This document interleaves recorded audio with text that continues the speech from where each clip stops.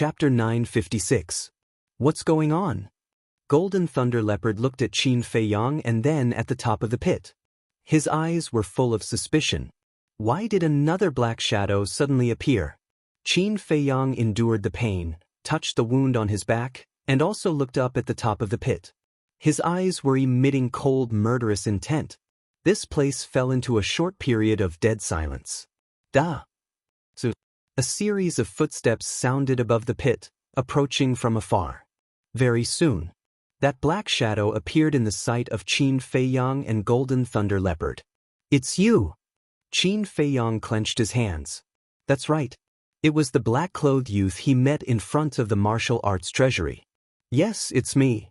The black-clothed youth stood above the pit, holding a dagger in his hand. The dagger was stained with purple-gold blood. Obviously, the black-clothed youth used this dagger to sneak attack Qin Feiyang. "Why did you sneak attack me?" Qin Feiyang said in a deep voice. "Because I don't accept it. You're just an ant in the 9th area. Why are you valued by the chief tower master?"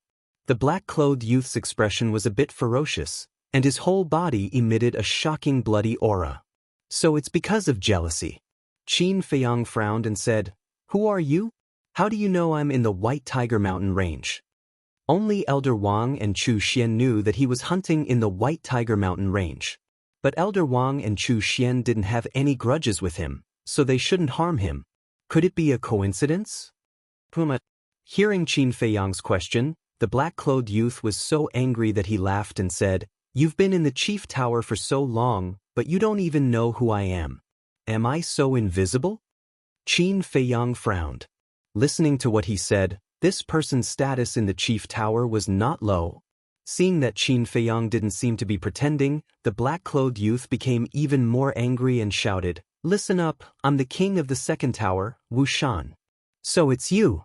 Qin Feiyang suddenly realized. Wuxia sneered, "Remember my name, because soon you will die in my hands." "So confident?" Qin Feiyang said with a smile. "Stop pretending. Although I did not see the entire process of your battle with the Golden Thunder Leopard, I can tell from your injuries that you are already at the end of your road. In addition to my sneak attack on you at the end, I'm afraid that even a 9-star war sect can easily take care of you now." Wuxia sneered. Qin Feiyang sighed helplessly. Why is it that in this world, there are always some people who like to act smart? Indeed, if it was an ordinary person, after a bloody battle with the Golden Lightning Leopard and then being ambushed, they would have been crippled. However, was he, Qin Feiyang, an ordinary person? He had the battle formula protecting him. It had purple-gold dragon blood. He had even fused with the flame of life. These seemingly serious injuries were not even worth mentioning to him. In just a short while, the wound on his back had already scabbed over. More than half of the injuries from the battle with the Golden Lightning Leopard had been healed. However, since Wuxia liked to act smart, then there was no harm in satisfying him.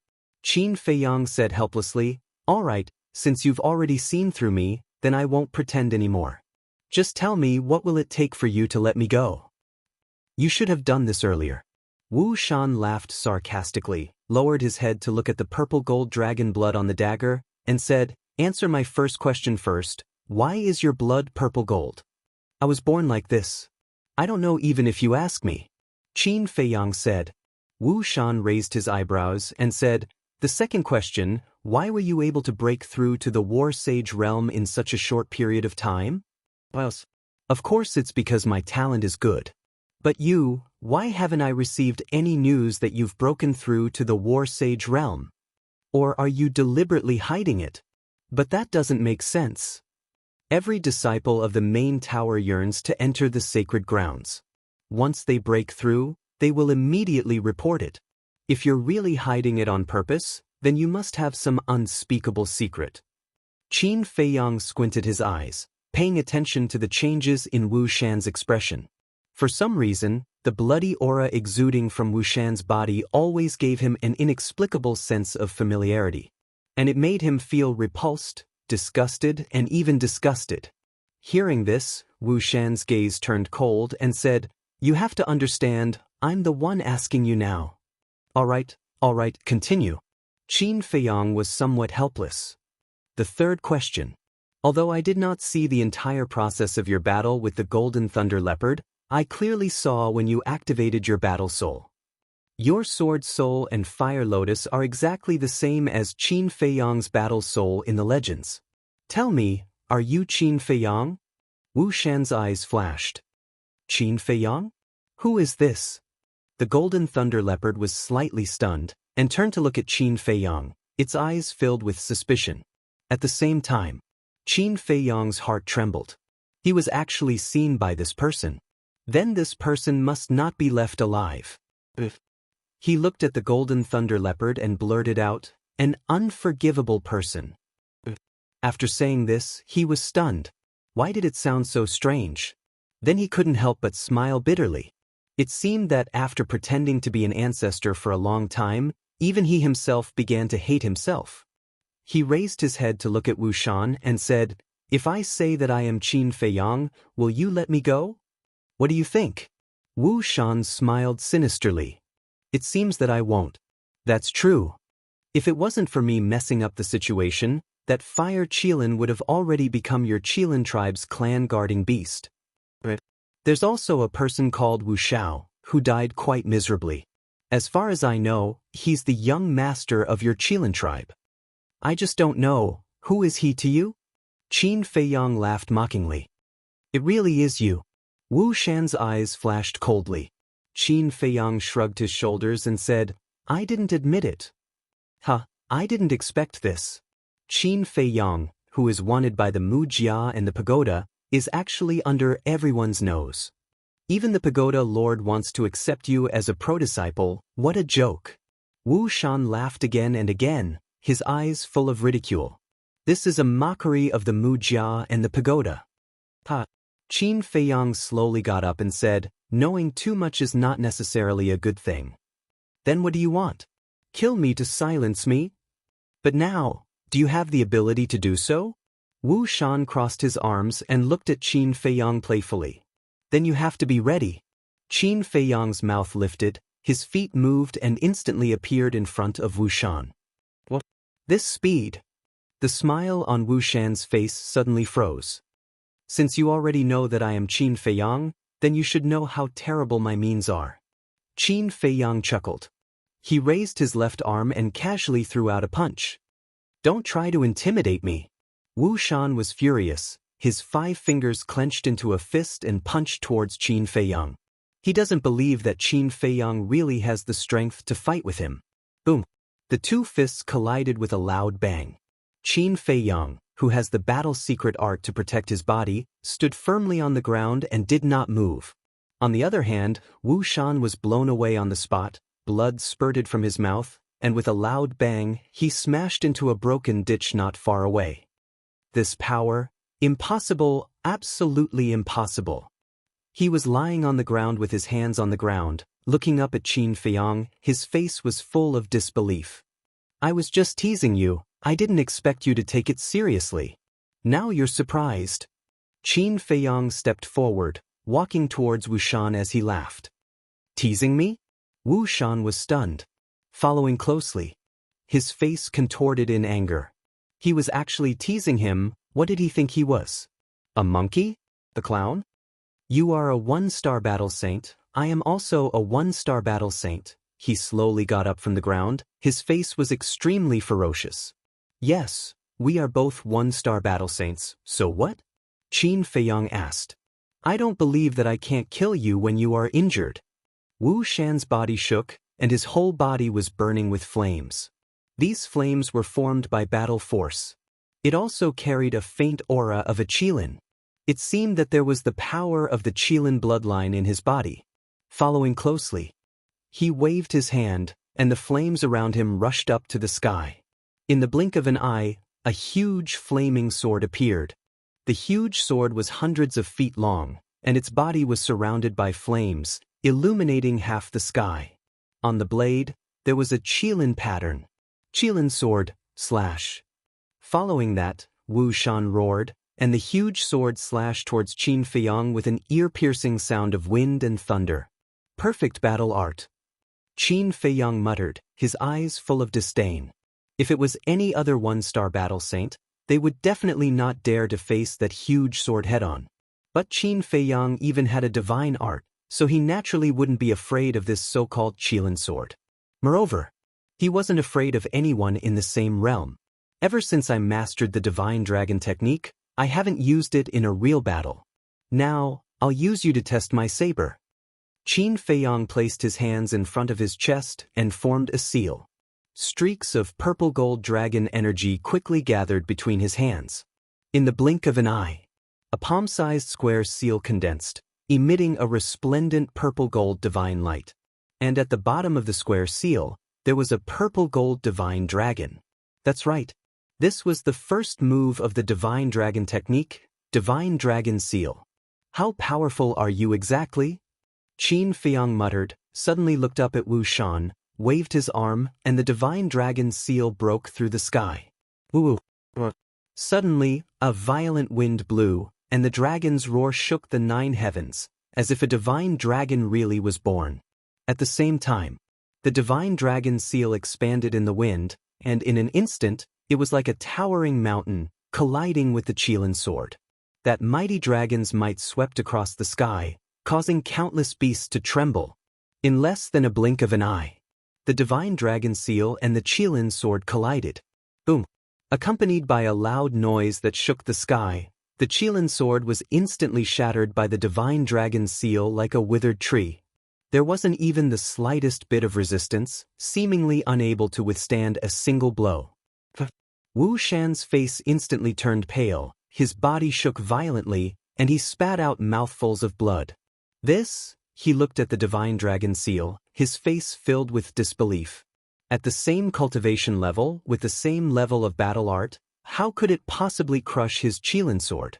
He didn't associate the divine dragon seal with a divine art at all, and thought that the divine dragon seal was a perfect battle art like the Qilin sword. In fact, he couldn't be blamed. No matter who it was, no one would think that the divine dragon seal was a divine art. Chapter 957. Crushing. Qin Feiyang was very satisfied with this. From now on, this divine dragon secret art would undoubtedly be his trump card. So strong. At the same time, the golden thunder leopard was also deeply shocked by Qin Feiyang's methods.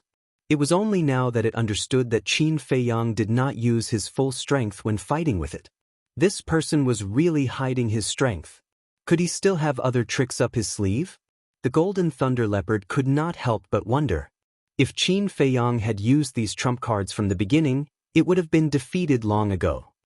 I am a dignified king, how can I be defeated by you? Wu Shan, who was stunned for a moment, suddenly roared and erupted with an aura that was even stronger than before. Accompanied by a loud beast roar, a Qilin rushed out from behind Wu Shan. That was not a real Qilin, but Wu Shan's battle soul. It was also not a fire Qilin, but a black Qilin. Its entire body was burning with pitch-black flames, like a demonic flame, filled with a gloomy aura. But even so, it was shocking enough. Because the black Qilin was the same as the fire Qilin, they were both divine beasts.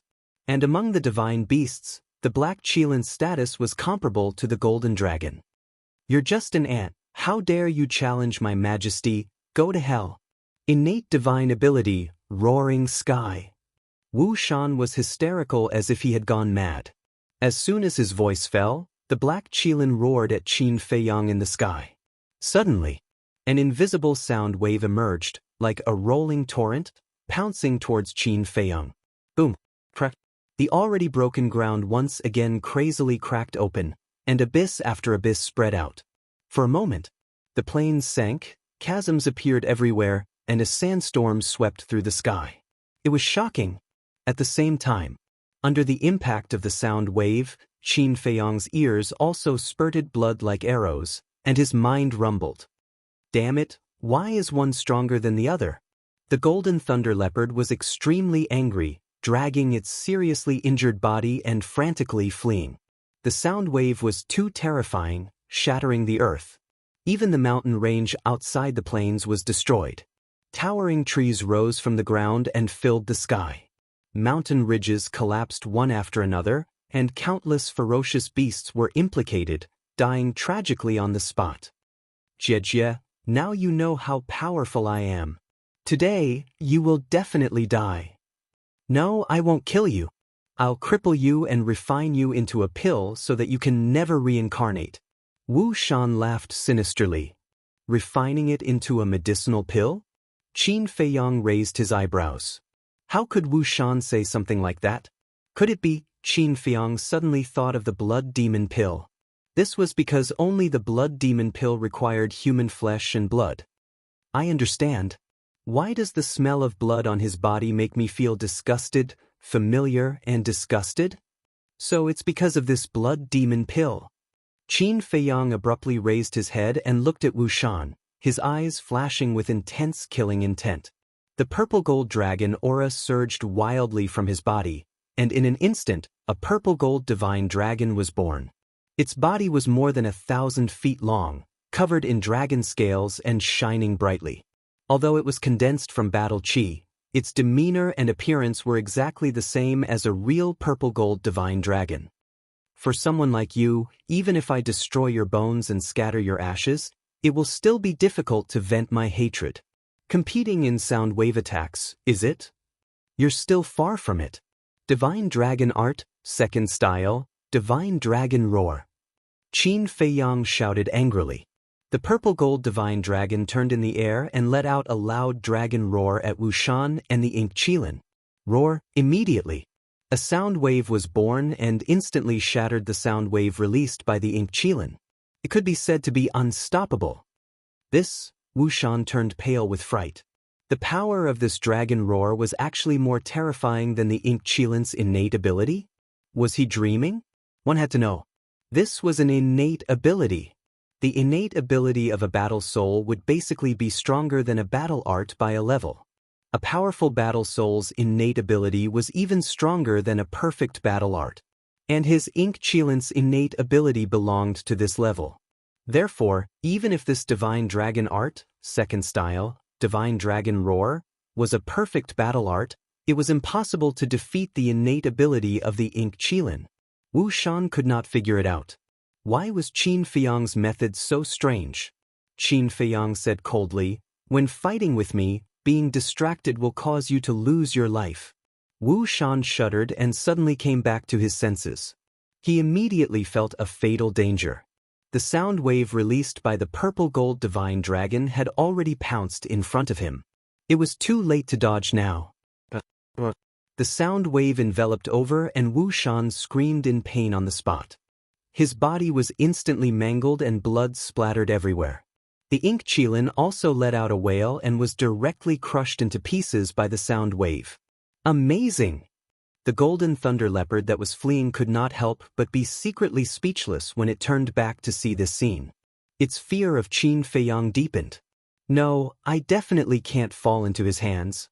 Otherwise, I'll definitely suffer. It muttered to itself and used its extreme speed to escape towards the mountain stream in the distance without looking back. You still want to run now? Qin Feiyang raised his eyebrows. With a thought, the double-winged snow eagle appeared out of thin air and said, I want it alive. Piece of cake. The double-winged snow eagle laughed and a pair of light wings appeared. It turned into a bright stream of light and chased after the golden thunder leopard. The light wings were the double-winged snow eagle's battle soul, comparable to a perfect auxiliary battle art. Although the golden thunder leopard's speed was comparable to a perfect auxiliary battle art, it was heavily injured and could not unleash its full potential. Therefore, the double-winged snow eagle's speed was now one level faster than it. What the hell? There's still a helper? At the same time, seeing the double-winged snow eagle appear, the golden thunder leopard's eyes widened and ran even faster. Seeing that you're running so hard, do you want me to give you a pair of wings? The double-winged snow eagle continued to approach with a playful look in its eyes. What are you so arrogant for? If you have the guts, wait until I've recovered from my injuries and then compete in speed? The golden thunder leopard snorted, feeling extremely sullen. It could tell at a glance that the double-winged snow eagle was a 2-star battle saint. If it was not injured with the double-winged snow eagle's speed, it would only be eating dust. The double-winged snow eagle was stunned and mocked. Why don't you say wait until you've broken through to the Battle Emperor realm? Don't you know that there's a saying, take advantage of your weakness? You're so stupid that it's cute. Damn, you're the stupid one. Not only are you stupid, your whole family is stupid. The Golden Thunder Leopard scolded continuously. Damn, say it again if you have the guts. The double-winged snow eagle roared. So what if I say it, bite me? The Golden Thunder Leopard was not to be outdone. It turned around and looked at the double-winged snow eagle provocatively. Looking at the two beasts chasing each other, Qin Feiyang could not help but feel weak both physically and mentally. This was supposed to be an exciting chase, but now it had been turned into a shouting match by these two beasts. Both of them were the best. Following closely, his eyes turned cold and he looked up at Wu Shan. He saw Wu Shan falling from the sky. Not only was his body covered in wounds, but his life force was also almost gone. Finally, with a loud bang, Wu Shan fell to the ground, creating a large crater. The little bit of life energy that remained immediately dissipated. He died just like that? Qin Feiyang's face twitched. Wasn't this too easy to beat up? But after thinking about it, he felt relieved. The second form of the divine dragon's roar was also a divine art, so it was not rare for it to kill Wu Shan in an instant. He walked up and grabbed Wu Shan's cosmos bag. He lowered his head and carefully searched. Found it. A moment later, his eyes lit up.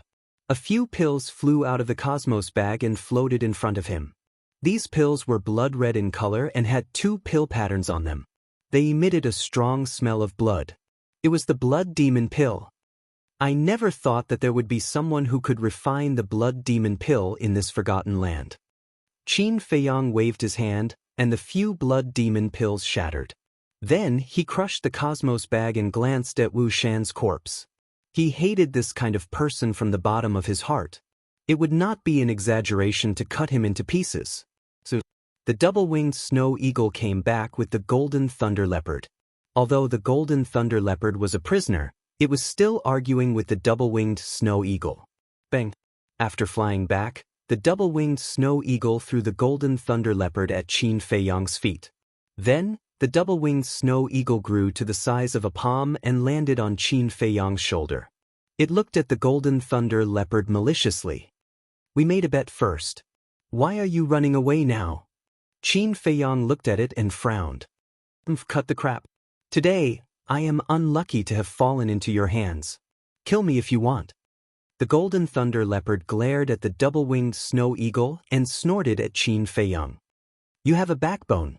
Qin Feiyang smiled faintly and said to the double-winged snow eagle, destroy its cultivation. But the double-winged snow eagle waved its claws and a ray of battle chi flew into the Golden Thunder Leopard's body. Ah, the Golden Thunder Leopard howled in pain. It glared at the man and the eagle and roared, I would rather die than be humiliated. Don't go too far. Yes, I am. So what? The double-winged snow eagle sneered. The Golden Thunder Leopard was furious. It roared, bastard, let's fight one-on-one if you dare. One-on-one. That's exactly what I want. The double-winged snow eagle laughed evilly and rushed up to the Golden Thunder Leopard to beat it up. Bastard, this is not fair. The Golden Thunder Leopard roared again and again. Its lungs were about to explode. The double-winged snow eagle slapped the Golden Thunder Leopard's mouth with its claws. It said disdainfully, you want to be fair? Ridiculous. The Golden Thunder Leopard lost its temper. It finally realized that the double-winged snow eagle was not a good bird. Qin Feiyang shook his head and laughed. This Golden Thunder Leopard was quite fun. He quickly formed a seal with his hands and a seal of slavery appeared. Then, it flew into the Golden Thunder Leopard's head like lightning. The Golden Thunder Leopard screamed and asked in surprise, what did you do to me? Kid, you're lucky. This is called the seal of slavery. If you dare to do anything stupid in the future, Qin Feiyang can erase your soul with just a thought, no matter where you hide. And Qin Feiyang can also peek into your inner thoughts. The double-winged snow eagle gloated. The Golden Thunder Leopard was stunned.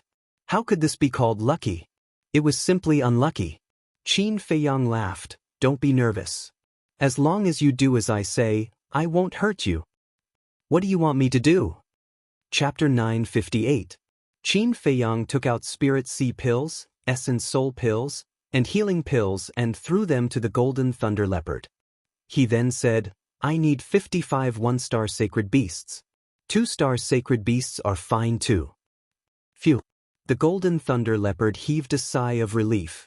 As long as it was not killed, it was fine. After taking the 3 pills, it asked doubtfully, why do you need so many sacred beasts? Of course, to exchange them for contribution points. Qin Feiyang said. I understand. You deliberately came to find me and then waited for me to help you gather the sacred beasts. The Golden Thunder Leopard said angrily. I didn't expect you to be so smart.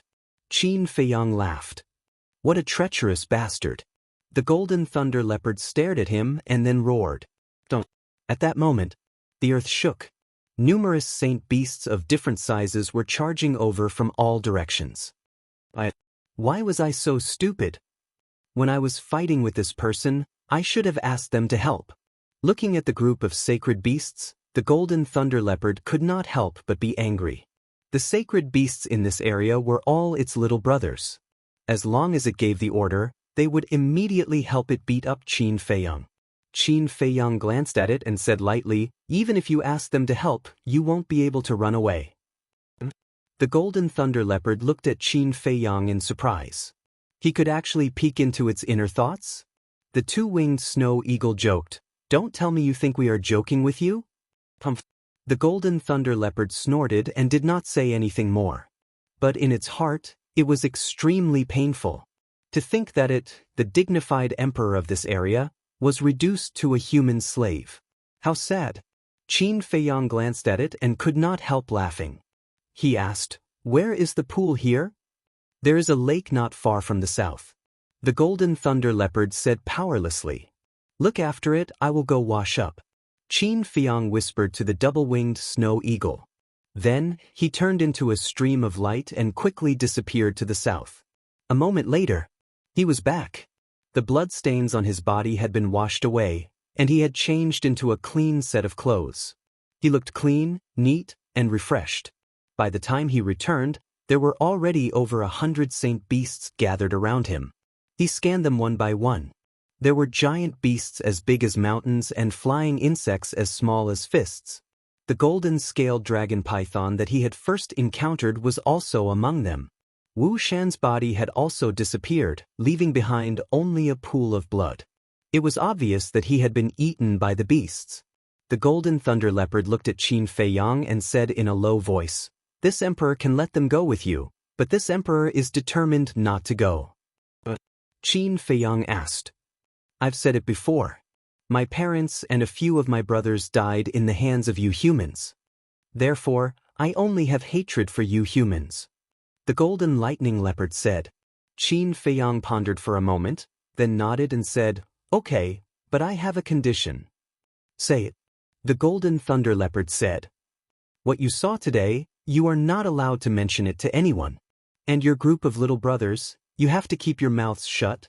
Otherwise, I will wash you with blood. Don't doubt whether I have the ability or not.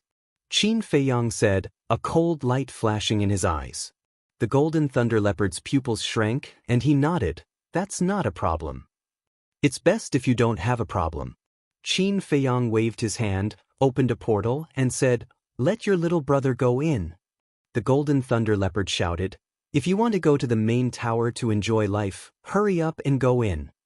Enjoy life? Qin Feiyang and the double-winged snow eagle looked at each other. However, thinking about it carefully, these beasts entering the main tower were indeed enjoying life. Because all the beasts that were captured alive would be released in the mountains deep in the main tower. Qin Feiyang had also been to the depths. There was no killing, no disputes, and it could be said to be carefree.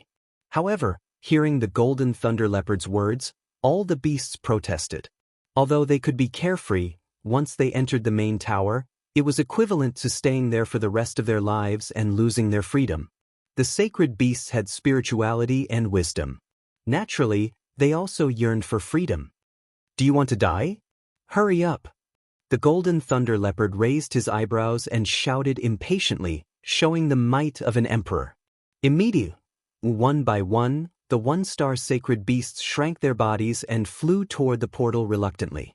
As for the two-star sacred beasts, they retreated to the side under the golden thunder leopard's signal. The golden thunder leopard did this because he wanted to preserve the strength of this area. Wait a minute. Qin Feiyang suddenly stretched out his hand. All the beasts stopped in the void and turned to look at him suspiciously. For the sake of safety, I think it's better to control all of you. Relax your body and mind, don't resist. Qin Feiyang said, and his hands quickly formed seals. 55 slavery seals appeared one after another, and then entered the skulls of 55 one-star sacred beasts. This included the golden-scaled dragon python. After the slavery seals were completed, Qin Feiyang put down his hands and said with a smile, "You can go in now." With the slavery seals, the 55 one-star sacred beasts had no choice but to enter the portal one after another. Qin Feiyang waved his hand and sent the double-winged snow eagle to the ancient castle. Then he looked at the golden thunder leopard and said with a smile, "Thank you, we'll meet again." Who the hell would meet you again? A row of black lines appeared on the golden thunder leopard's forehead. He waved his paws impatiently and said, get lost, and don't come back again." Qin Feiyang chuckled as he turned around and stepped into the portal. Wait a minute. However, the golden thunder leopard seemed to have thought of something and hurriedly shouted at Qin Feiyang. However, Qin Feiyang had already disappeared. Damn it. I actually didn't let him remove the slavery seal, I'm so stupid. Seeing the portal disappear, the golden thunder leopard was about to collapse.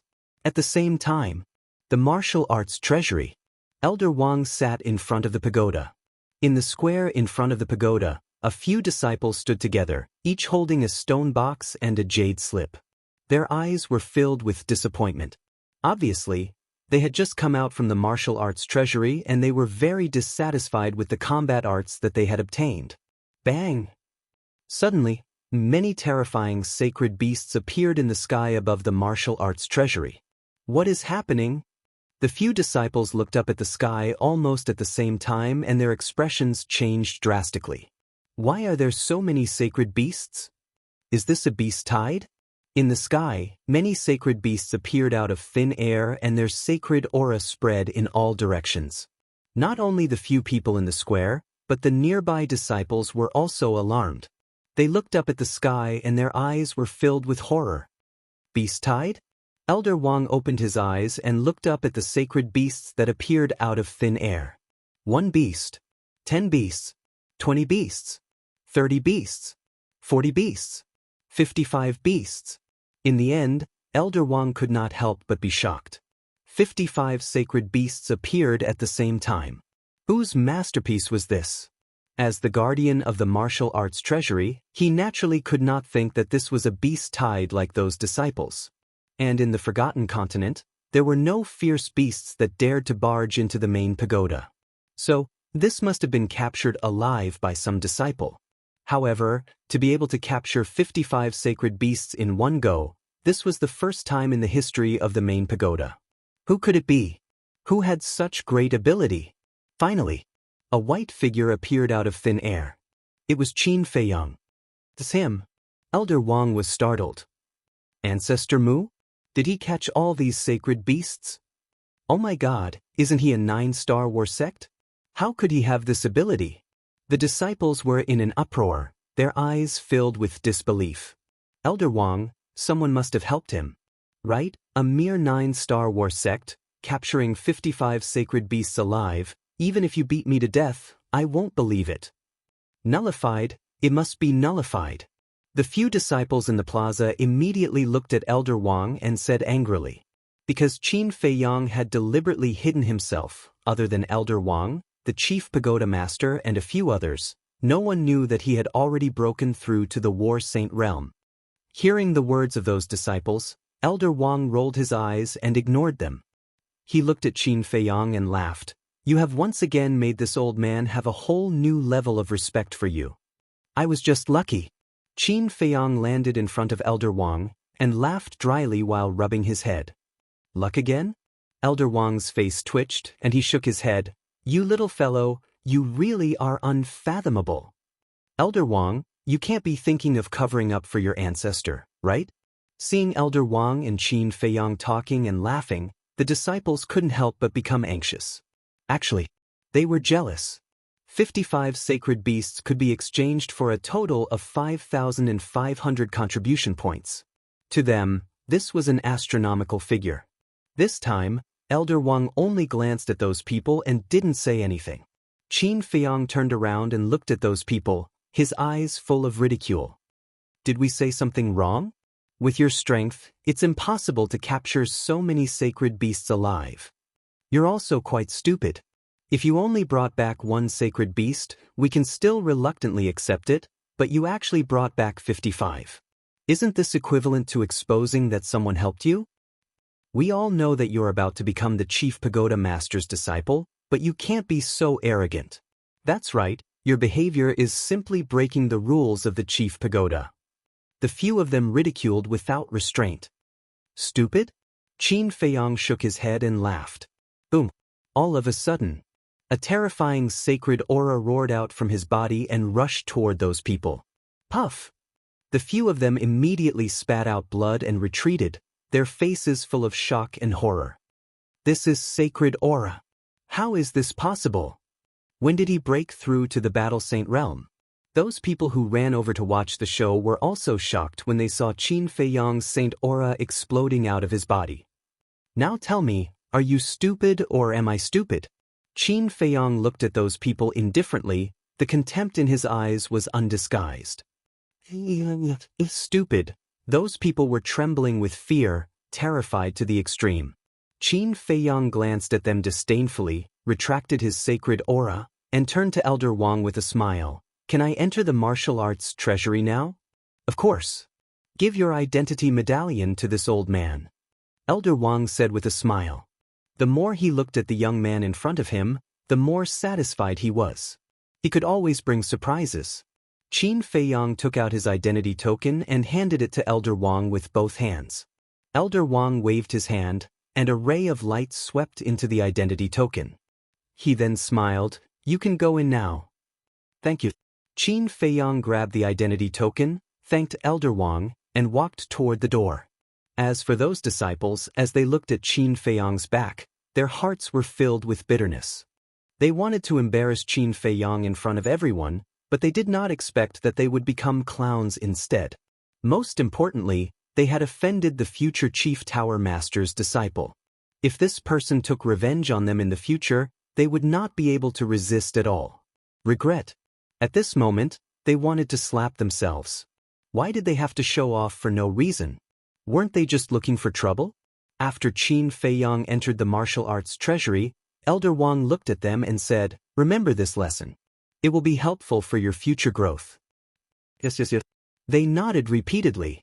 Elder Wang looked at the jade slips in their hands and said, "Do you want to take these jade slips with you? If not, return them to me."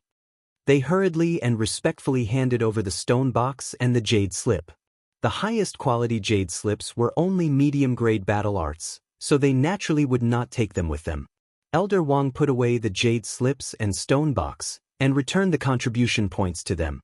He then soared into the sky and flew toward the mountain range deep in the chief tower with the 55 sacred beasts. Chapter 959. Inside the martial arts treasury, Qin Feiyang went straight to the second floor. On the second floor, there was a tightly shut stone door. In the middle of the stone door, there was a groove, the shape of which was exactly the same as the identity token. Qin Feiyang grabbed the identity token and pressed it into the groove. Buzz. Immediately, the identity token shone brightly. In the next moment, accompanied by a low rumbling sound, the stone door slowly opened. Qin Feiyang put away the identity token and walked in. The second floor was the same as the first floor, with shelves neatly arranged on the four walls, and countless stone boxes were placed on them. Next to him, there was a staircase. This was the entrance to the third floor, and there was also a tightly shut stone door. "You're back so soon?" Just as Qin Feiyang was about to take out the jade scroll, a familiar voice entered his ears. Qin Feiyang looked over and saw a beautiful figure standing in a corner, looking at him with a smile. Chu Xian. Qin Feiyang was stunned and said with a smile, I didn't expect to meet you again. It seems that I have to admit that we are really fated. Chu Xian smiled faintly and asked, how was your harvest in the White Tiger Mountain range? Not bad. Qin Feiyang smiled and said, what about you? Did you get the battle art you wanted? Since I came back from the White Tiger Mountain range, this is already my third time here, but the best battle art I got was only a mid-tier auxiliary battle art. Chu Xian said with a disappointed face. Don't be discouraged, you will meet again. Qin Feiyang comforted, and suddenly thought of something and said, by the way, did you tell anyone that I was in the White Tiger Mountain range? Why do you ask? Chu Xian was puzzled. Just asking casually, it's nothing. Qin Feiyang smiled and shook his head, then walked to the center of the second floor and scanned the stone boxes on the shelf.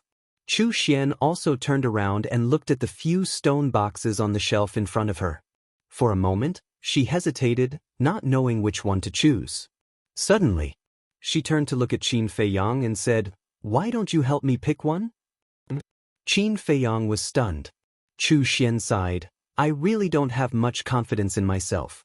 Don't worry, even if you help me pick out a low-tier battle art, I won't blame you. Qin Feiyang walked to Chu Xian's side and looked at the stone boxes.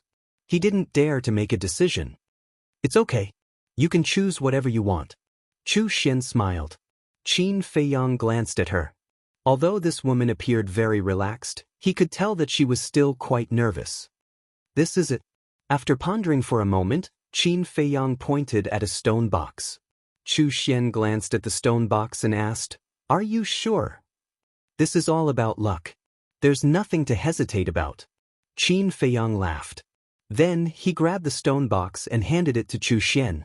Chu Xian gritted her teeth, took the stone box, and immediately opened the lid. As soon as the lid was opened, Chu Xian disappeared in front of Qin Feiyang. On the entire second floor, only Qin Feiyang was left. Qin Feiyang also immediately took out the soul refining technique jade slip, and then let go of his hand. The jade slip floated in the air. About 10 breaths passed. The jade slip suddenly moved on its own and flew to a shelf on the left. It really works? Qin Feiyang was stunned for a moment before he hurriedly followed him. In the end, the jade slip stopped above a stone box. Qin Feiyang glanced at the stone box, hesitated for a moment, and then reached out to grab the stone box and open the lid. Inside the stone box, there was a jade slip lying quietly. What's going on? However, Qin Feiyang's face was filled with shock. What surprised him was not the jade slip, but that after opening the stone box, he was not expelled from the martial arts treasure house. Could it be that Elder Wang opened a back door for him? After thinking about it carefully, it seemed that this was the only explanation that made sense. Then he threw this question aside, took out the jade slip, and immersed his mind into it. A moment later, a bright light burst out from his eyes. The battle art in the jade slip was indeed the second part of the soul refining technique. You're right. Qin Feiyang smiled, put away the jade slip, and walked to the third floor. Outside, Elder Wang had returned. The disciples who mocked Qin Feiyang were still standing in the square. Chu Xian was also there. At this moment, she was holding a jade slip, and her beautiful face was full of joy. Elder Wang looked at her suspiciously for a moment, then smiled and said, it seems that you finally got the battle art you wanted. Chu Xian did not answer. She went forward and handed the stone box to Elder Wang, and then put away the jade slip. Elder Wang shook his head and smiled, and did not ask further. At this moment, accompanied by the sound of something breaking through the air, a woman in red flew through the air and landed in front of Elder Wang. The woman was beautiful. Her dress was slightly transparent, and her skin was faintly visible. She looked very sexy and enchanting. She also had a nice body fragrance on her. Who is she? What an unfamiliar face. Her aura is also very strong. She should be a battle sage. Chu Xian and the other disciples looked at the woman in red in surprise. The woman in red glanced at Chu Xian and the others, and there was a trace of disdain in her eyes. She was also extremely arrogant. Then she looked at Elder Wang and bowed. Greetings, Elder Wang. What are you doing in the martial arts treasury? Elder Wang was stunned and asked. He obviously knew this woman. Look at what you're saying. Can't disciples of the sacred grounds enter the martial arts treasury? The woman said with a smile, and there was a trace of innate charm in her eyes. She's a disciple of the sacred grounds. Chu Xian and the others were stunned, and there was a trace of respect and envy on their faces. Elder Wang looked at the woman in red with a doting gaze, but it was not obvious. He smiled and said, "Of course, you can go in by yourself." The woman in red nodded and walked towards the door with a proud smile. After the woman in red entered the martial arts treasury, Elder Wang looked at Chu Xian and the others and said, "Don't be jealous. As long as you are willing to work hard, you will enter the sacred grounds sooner or later." The few of them immediately clenched their fists, and there was determination in their eyes. Back to Qin Feiyang. At this moment, he had already reached the 10th floor. In other words, the soul-tampering art was only missing the last part. He was very excited.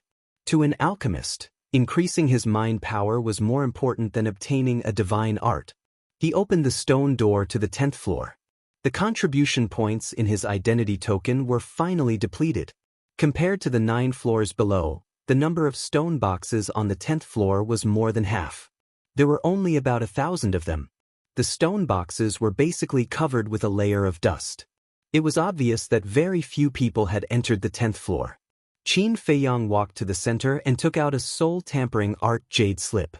Because the 10 jade slips were all connected to each other, there was no need to take out the jade slip on the first floor. Time passed breath by breath. This time, it took a little longer. About 20 breaths passed.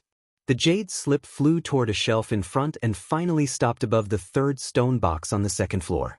Qin Feiyang quickly ran over, put away the jade slip, and was about to grab the stone box. Rumble. However, at this moment, the stone door to the 10th floor opened again. Qin Feiyang turned his head and looked suspiciously. He saw a woman in red walking in hurriedly. What a powerful aura! Qin Feiyang's pupils shrank. This woman's aura was actually comparable to Yan Wei's. One had to know. Yan Wei was now a 9-star battle saint, one step away from becoming a battle emperor. This also meant that this woman was also a 9-star battle saint. The woman in red naturally saw Qin Feiyang. She smiled charmingly at Qin Feiyang and walked straight toward Qin Feiyang. What's going on? Qin Feiyang was suspicious. Could it be that this woman was looking for him? But that was not the case. The woman in red walked to Qin Feiyang's side. Without saying a word, she glanced at the shelf in front of her and directly stretched out her slender hand to grab a stone box. Qin Feiyang was stunned and quickly said anxiously. Because the stone box that the woman in red grabbed was the 10th part of the soul refining technique. However, not only did the woman in red not let go of the stone box, but she also put it away. Then, she turned to Qin Feiyang and said with a smile, "You must be Ancestor Mu?"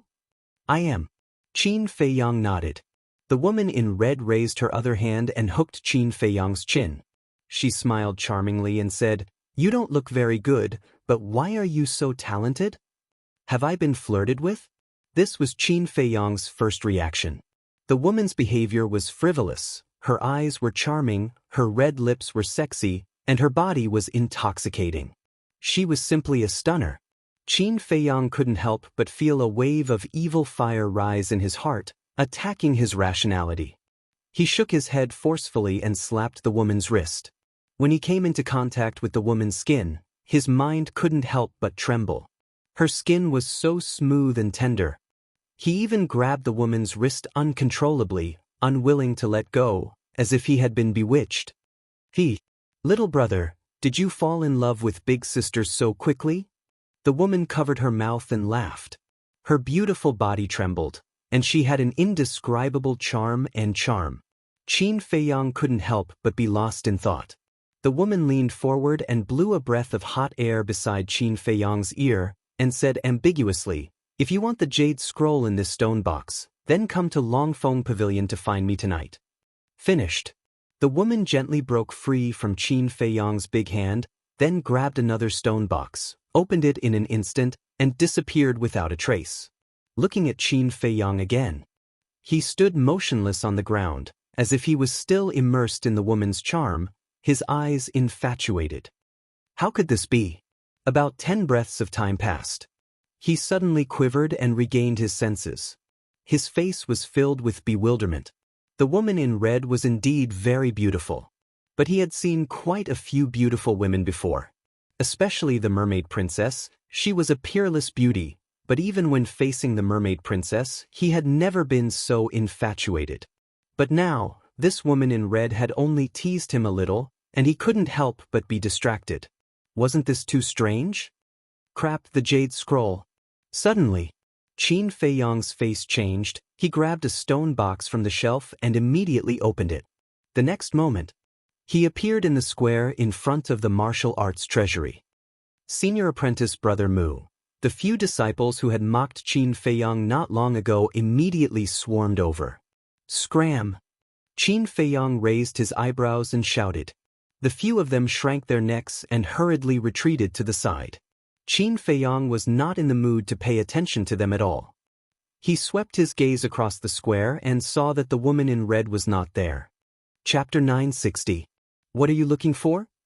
Chu Xian walked up and looked at Qin Feiyang suspiciously. Elder Wang was also puzzled. Qin Feiyang retracted his gaze and looked at Chu Xian. Did you see a woman in red? Woman in red? Chu Xian was slightly stunned and asked, Are you talking about the disciple from the sacred ground? From the sacred ground? This time, it was Qin Feiyang who was stunned. After reacting, he said, It should be her. Where is she now? She just opened the portal and left. Chu Xian said. Damn it. Qin Feiyang clenched his fists and his eyes were gloomy. Just a little bit more, just a little bit more. He didn't expect that someone would suddenly appear and snatch the last part. What's going on? Elder Wang stood up and looked at Qin Feiyang and asked. Qin Feiyang turned to look at Elder Wang and transmitted his voice. She snatched the last part of the soul-refining art on the 10th floor. Elder Wang raised his eyebrows. Elder Wang, do you know who she is? Qin Feiyang asked secretly. This? Elder Wang was a little hesitant and his expression was unnatural. It's really strange. Qin Feiyang didn't notice Elder Wang's expression and muttered with his head lowered. What's strange? Elder Wang asked. As soon as she entered the 10th floor, she went straight to the stone box. Obviously, she already knew that the 10th part of the soul-refining art was in the stone box. That's the problem. How did she know? Qin Feiyang raised his head and looked at Elder Wang with a questioning look in his eyes. I'm not sure either. I only know that she's a disciple of the sacred ground. Elder Wang shook his head, but his expression became more and more unnatural. Disciple of the sacred ground, Longfeng Pavilion. Qin Feiyang lowered his head and muttered to himself, his eyes flickering. At the same time, Chu Xian looked at him as if she had something to say. Seeing that Qin Feiyang had his head lowered and didn't move for a long time, she couldn't hold it in and transmitted her voice. Thank you. Qin Feiyang raised his head suspiciously and asked, Thank me for what? The stone box you picked just now contained a perfect battle art. Chu Xian smiled. Qin Feiyang was stunned. He had just casually picked a perfect battle art. Wasn't his luck a bit too good? Suddenly, he remembered that before he came out, he had also grabbed a stone box. He lowered his head and looked at the stone box in his hand. Could it also contain a perfect battle art? He opened the stone box, took out the jade slip inside, and immersed his consciousness into it. In the end, he was disappointed. This was only a superior battle art. Perhaps other disciples would still take away a high-tier battle art, but to him, it was completely worthless. Qin Feiyang stepped forward and handed over the jade slip and the stone box to Elder Wang. Then, he quietly asked, I wonder if you have mentioned to anyone that I was hunting in the White Tiger Mountain range? What happened? Elder Wang was doubtful. Nothing. Qin Feiyang shook his head. If it wasn't Chu Xian or Elder Wang, then who was it? Was it really a coincidence? Suddenly, Elder Wang said again, Oh right, I remember now. After you went to the White Tiger Mountain range, Wu Shan came out from the martial arts treasury and asked me about your whereabouts. I casually told him. So that's how it is. Qin Feiyang smiled bitterly. However, Elder Wang didn't do it on purpose. He couldn't blame him, and of course, he didn't dare to blame him. Then, he secretly thanked Elder Wang, took out the teleportation gate and prepared to leave. Senior Brother Mu wait. Seeing this, the disciples quickly surrounded him. What? You still want to humiliate yourself? Qin Feiyang raised his eyebrows. No. We're here waiting for you to come out. We want to apologize to you. We were wrong before. Senior Brother Mu, please be magnanimous and don't bother with us. The few of them lowered their heads. So you're afraid that I'll take revenge on you? Qin Feiyang came to a realization and a cold smile appeared on his face. The few of them trembled in fear. Qin Feiyang shook his head and smiled. Don't worry, I'm not the kind of person who likes to be calculative. Thank you, Senior Brother Mu. Hearing this, the few of them were overjoyed and thanked him profusely. Qin Feiyang glanced at them and didn't say anything else. He didn't take them seriously at all. In fact, if they hadn't mentioned it again, he would have forgotten about it. Therefore, there was no such thing as revenge. Besides, it was purely a waste of time to take revenge on them. Taking back the last part of the soul refinement technique was the most important thing. See you again. Then, Qin Feiyang nodded and smiled at Chu Xian. He opened the teleportation gate in his hand and walked in without looking back. After Qin Feiyang left, Chu Xian and the few disciples bowed to Elder Wang and left one after another. After everyone left, Elder Wang's face was immediately filled with anger. He took out the image crystal. Soon, the illusory image of the red-clothed woman appeared. Elder Wang said angrily, "Do you know what you're doing?" "What did I do?" The woman in red looked at him suspiciously. "Still pretending? Tell me, did you snatch the 10th part of the soul refinement technique?" Elder Wang broke the silence. "Yes, can I?" The woman in red nodded. She wasn't afraid of Elder Wang at all and had a cheeky smile on her face. "Nonsense. I shouldn't have told you the location of the soul refinement technique and that Ancestor Mu obtained the inheritance of the first Chief Pagoda Master." Elder Wang was so angry that he was fuming. The woman in red said, "Why are you angry?" "I'm just a little curious about Ancestor Mu and wanted to play with him." "Is that something to play with? Do you know that he's about to become the Chief Pagoda Master's personal disciple?" Elder Wang said angrily. "Of course I know about such a big matter. Don't worry, when I'm done playing, I promise to return the 10th part of the soul refinement technique to him." The woman in red giggled. "No, send it to him immediately. This is an order," Elder Wang said with a straight face. "No way. If you have the ability, come and snatch it." The woman in red made a face at Elder Wang and directly turned off the image crystal.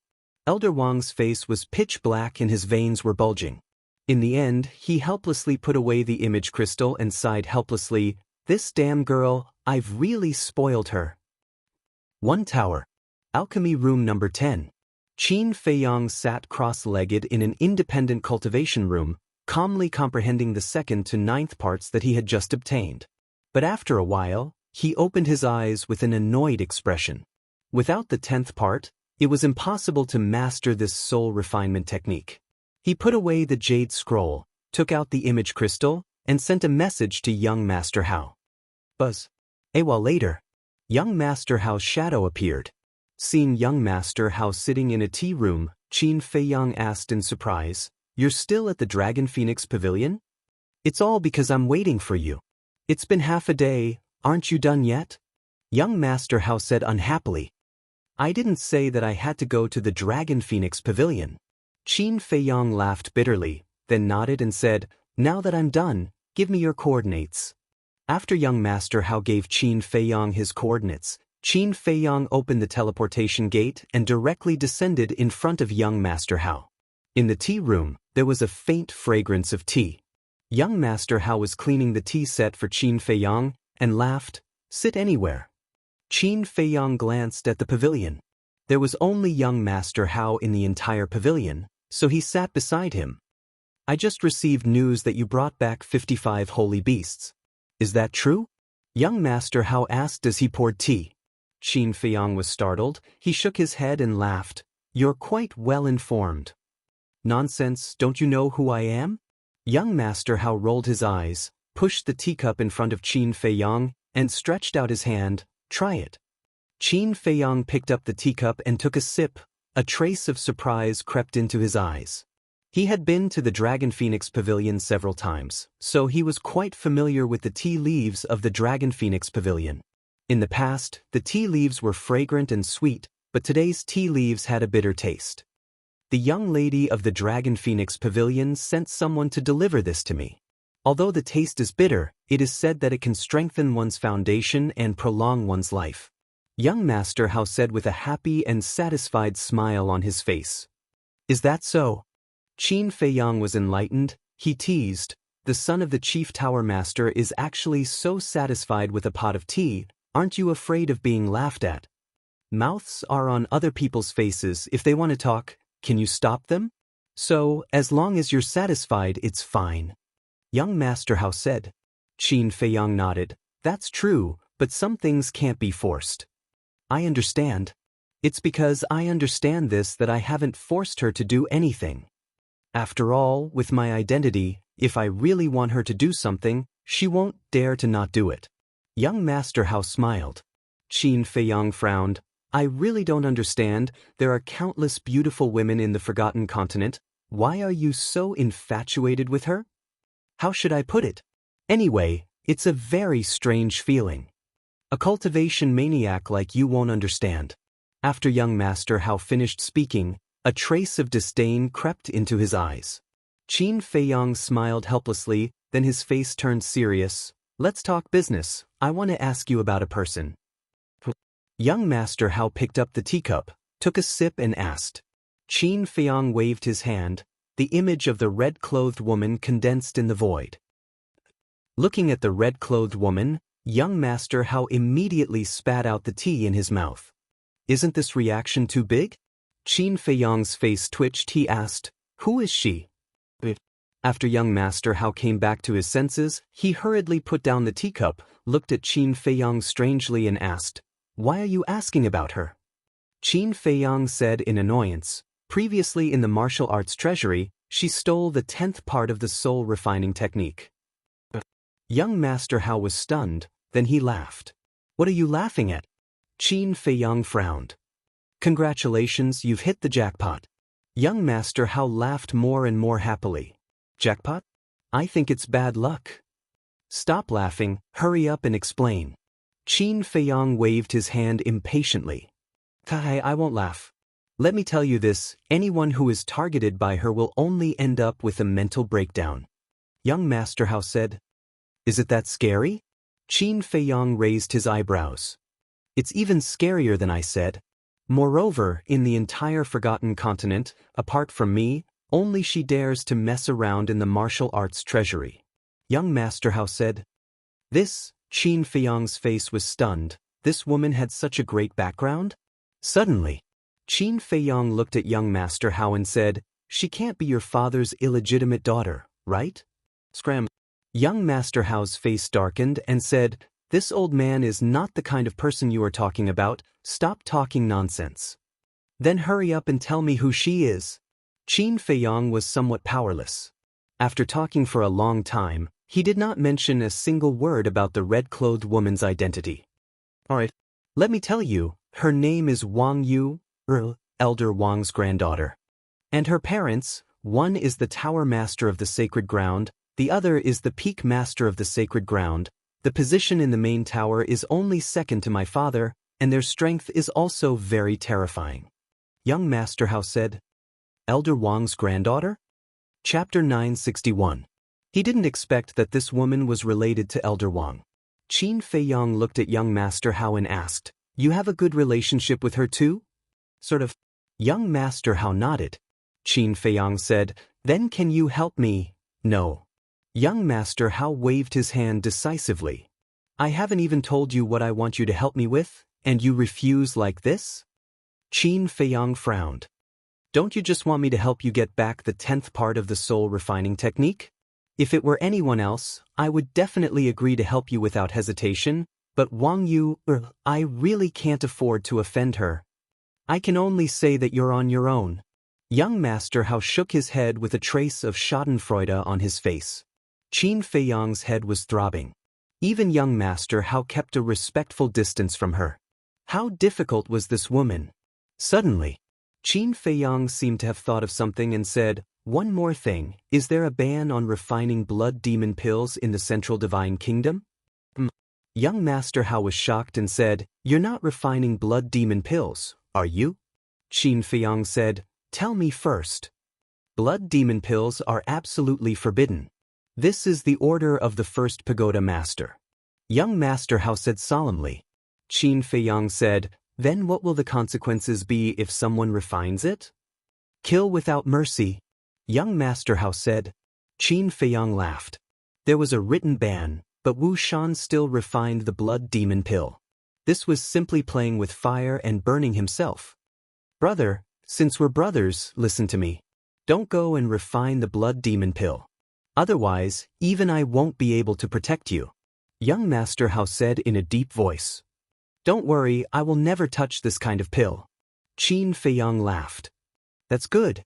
Young Master Hao breathed a sigh of relief. After being together for so long, he believed in Qin Feiyang's character. Qin Feiyang said again, "But there's something I think I should tell you." "What is it?" Young Master Hao asked with a smile. Qin Feiyang said, "Wu Shan is refining the blood demon pill." Young Master Hao was stunned. He shook his head and laughed. "Brother, don't joke around. Wu Shan is a member of the Qilin tribe. He doesn't dare to violate this taboo." "Do I look like I'm joking? I won't hide it from you. Before, in the White Tiger Mountain range, he ran over to sneak attack me. In the end, he was killed by me, and in his cosmos bag, I found a blood demon pill." Qin Feiyang said. "Really?" Young Master Hao raised his eyebrows. Qin Feiyang nodded. Young Master Hao said, "Show me his Jianghu bag." Qin Feiyang said, "I crushed the Jianghu bag and the blood demon pill in a fit of anger." "What a fool. These are all evidence. Why are you crushing them?" "There is no evidence now. Even if you were telling the truth, who would believe you?" Young Master Hao glared at Qin Feiyang angrily. Qin Feiyang smiled bitterly. He also hated the blood demon pill. So, he crushed the blood demon pill and the Qiankuan bag out of instinct. Young Master Hao pondered for a while and asked, "Does the Qilin tribe know that Wu Shan refined the blood demon pill?" "I don't know about that." Qin Feiyang shook his head. Young Master Hao said, "This is not a trivial matter. We must investigate it thoroughly. Try to find a way to inquire about it, especially those who are close to Wu Shan." Qin Feiyang nodded. At this moment, there was a knock on the door. Young Master Hao looked at the door and said, "Come in." The door was pushed open. A waiter walked in with a jar of Dragon Phoenix wine in his hand. "I didn't ask for wine." Young Master Hao looked at the waiter suspiciously. "Young Master Hao, the thing is, our young lady knew that young Master Mu was coming, so she asked me to bring you a jar of Dragon Phoenix wine."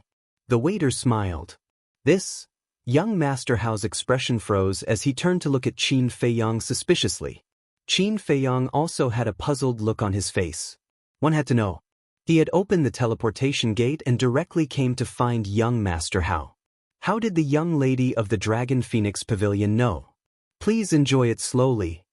After the waiter placed the wine jar on the tea table, he bowed and left. After the waiter left, young Master Hao suddenly stood up and glared at Qin Feiyang, saying, "Tell me honestly, when did you hook up with her?" "What?" Qin Feiyang was dumbfounded. "Still playing dumb? When I came to the Dragon Phoenix Pavilion, she gave me a pot of tea, but when you came, she actually gave you a jar of Dragon Phoenix wine. Doesn't this mean that your position in her heart is higher than mine?" Young Master Hao said angrily. Qin Feiyang was stunned, so this guy was jealous. However, he couldn't figure out what this lady meant. "You bastard, don't you know that you can't bully your friend's wife? I treated you as a brother in vain." Young Master Hao was about to lose his mind. Seeing that he was about to go berserk, Qin Feiyang hurriedly stood up and said, Calm down, calm down. I can't calm down.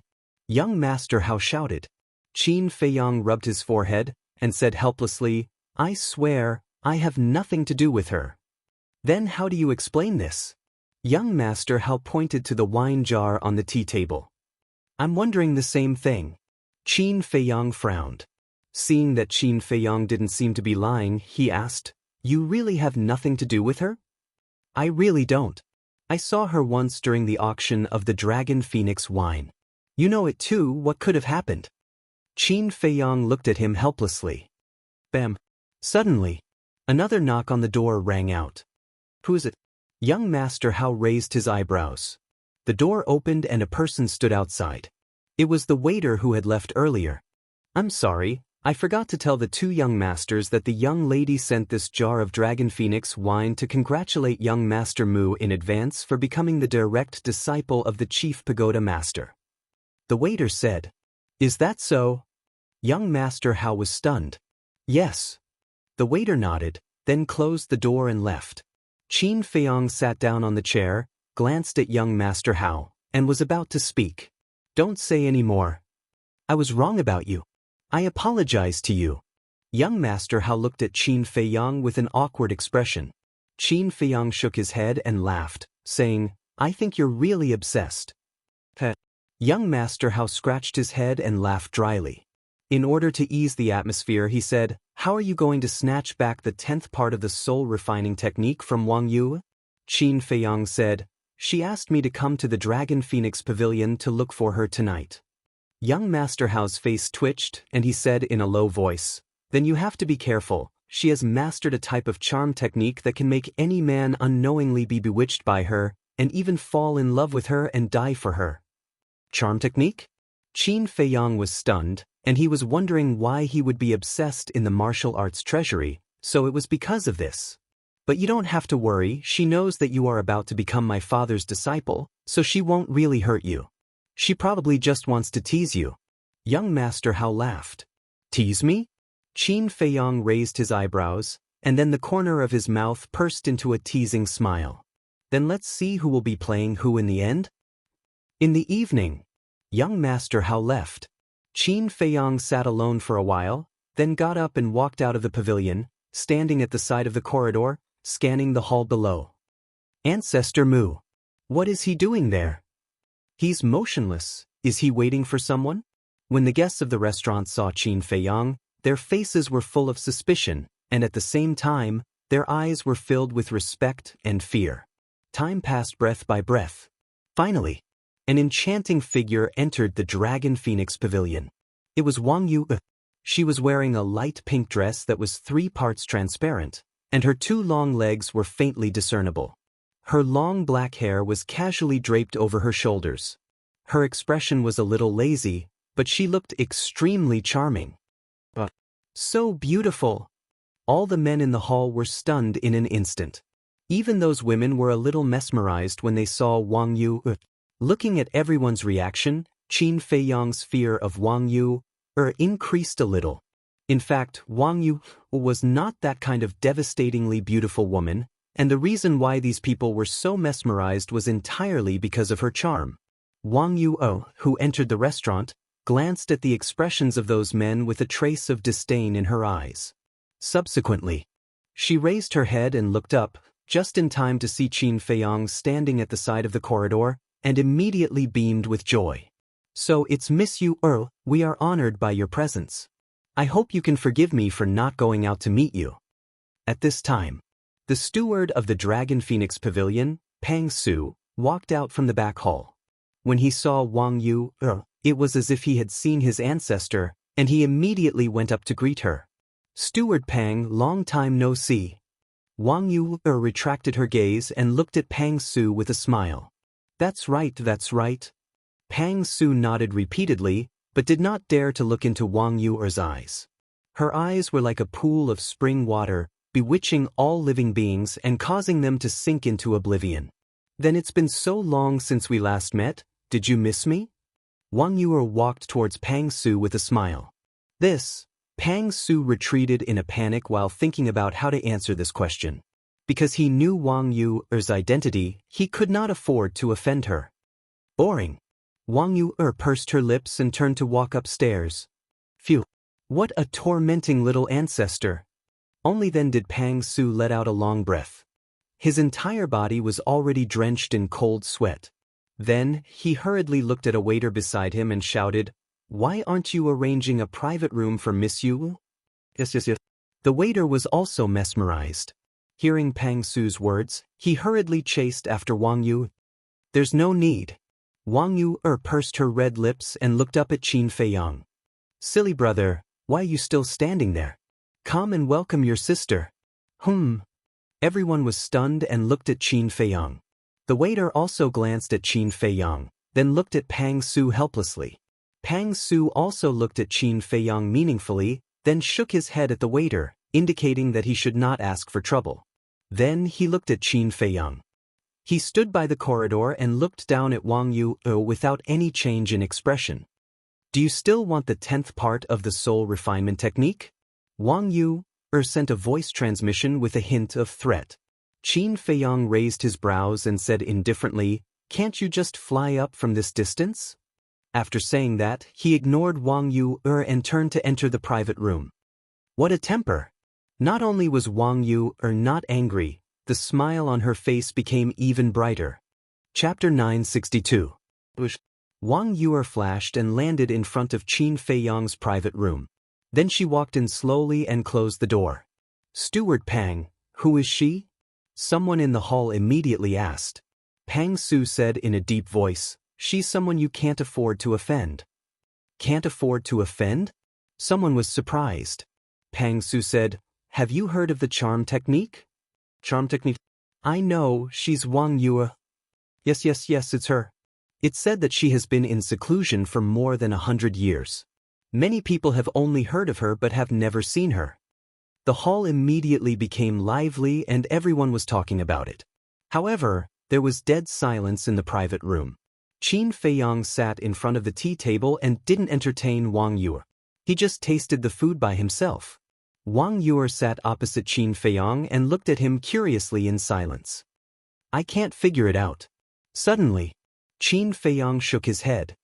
"What can't you figure out?" Wang Yu was stunned and asked. Qin Feiyang looked up at her and said lightly, "Elder Wang is such a good person. How can he have a granddaughter like you?" Wang Yu's red lips curled up. She actually got up and sat directly on Qin Feiyang's thighs. Her two lotus-like arms hooked around Qin Feiyang's shoulders. She smiled and said, "Then tell me, how am I?" Qin Feiyang didn't expect Wang Yu's behavior to be so bold. Her charming body fragrance rushed to his face. The majestic twin peaks were right in front of him. Qin Feiyang only felt that the blood in his body was spurting and his mouth was dry. At this time, Wang Yu leaned forward and clung to Qin Feiyang's chest. Her red lips moved to Qin Feiyang's ear and she whispered, "Tell me quickly." This posture was like a bunch of couples in love, leaning on each other and being as intimate as possible. If it were other men, they would have lost control long ago. Qin Feiyang was also feeling very uncomfortable at this moment. He was desperately suppressing the evil fire in his heart. It was not because his willpower was not good enough, but because Wang Yu's charm technique was too terrifying. It could not penetrate his body at all. "Don't you want to be intimate with Big Sister now? Don't be shy. If you want to, just say it. The bedroom is just next door. I can satisfy you at any time." Wang Yu got up from Qin Feiyang's body. As she spoke, she stretched out her jade-like hands and gently rubbed Qin Feiyang's chest. Qin Feiyang was about to collapse. This woman was simply a little vixen who wanted people's lives. He finally understood why young Master Hao was so afraid of Wang Yu. In the face of such teasing, no matter how strong a person's willpower was, they would still collapse. "Be rational, you must be rational." Qin Feiyang fiercely bit his tongue. The sharp pain finally woke him up. He immediately pushed Wang Yu away and said with a frown, "As a woman, you should know how to respect yourself." However, before he finished speaking, Wang Yu sat on his lap again.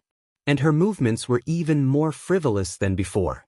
She directly grabbed Qin Feiyang's hand and pressed it against her chest. Qin Feiyang was so shocked that he broke out in a cold sweat.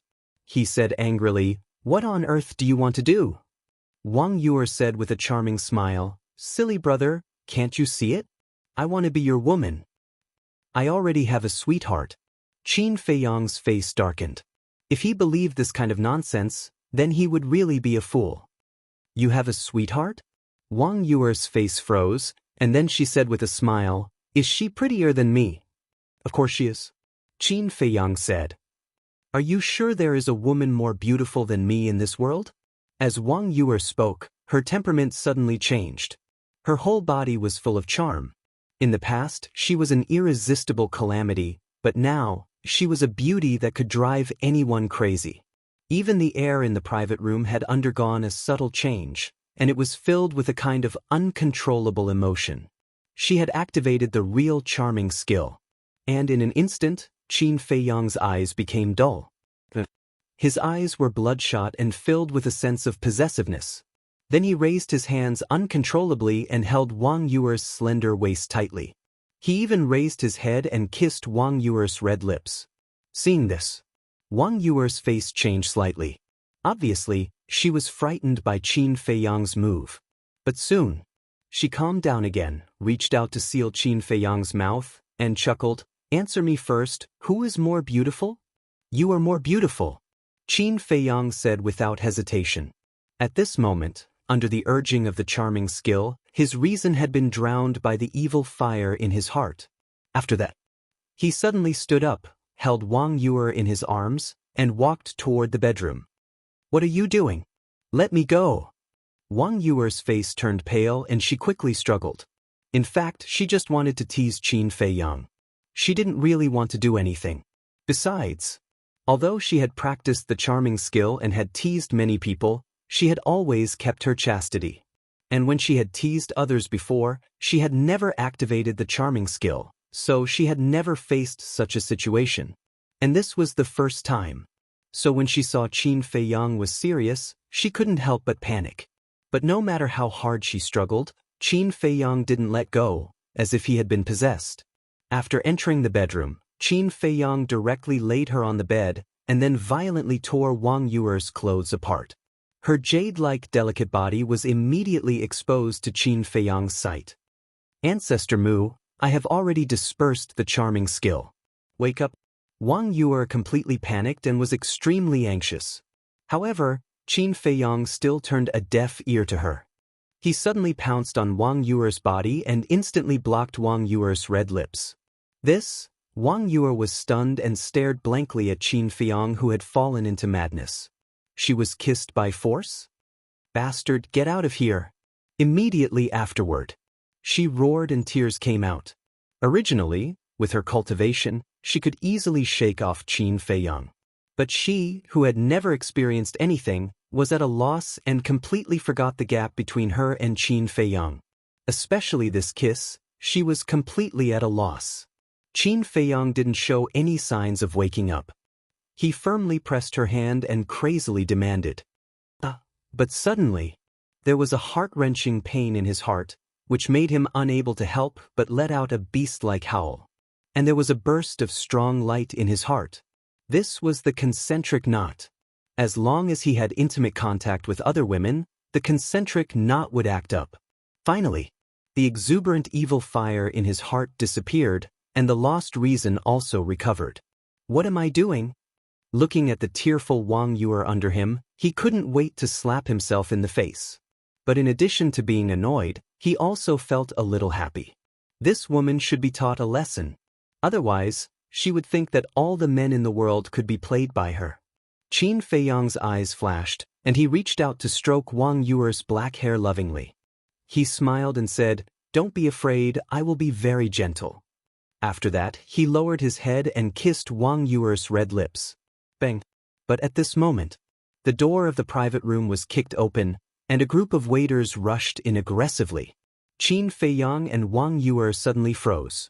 Looking at the messy bed and the ambiguous scene, the group of waiters also froze. They heard Qin Feiyang's miserable howl and thought that something bad had happened, so they ran in. However, they never expected that it would be such a situation. Young Master Mu, Miss Yue, Pang Su also ran into the private room in a hurry, his face full of worry. But when he saw Qin Feiyang and Wang Yue sticking together intimately, he was dumbfounded on the spot. There was dead silence in the private room. Get out.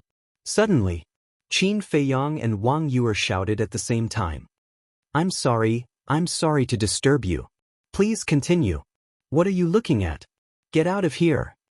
Pang Su shivered and hurriedly apologized to the two of them. Then he roared at the waiters, turned around, and ran out in a hurry. Bang!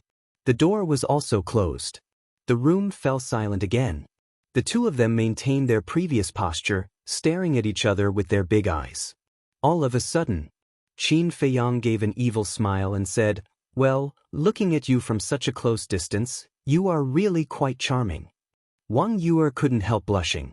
Qin Feiyang asked again with a smile, Tell me honestly, do you really want to be my woman? Wang Yue shook her head hard. Don't lie. If you don't want to be my woman, why don't you blow me away?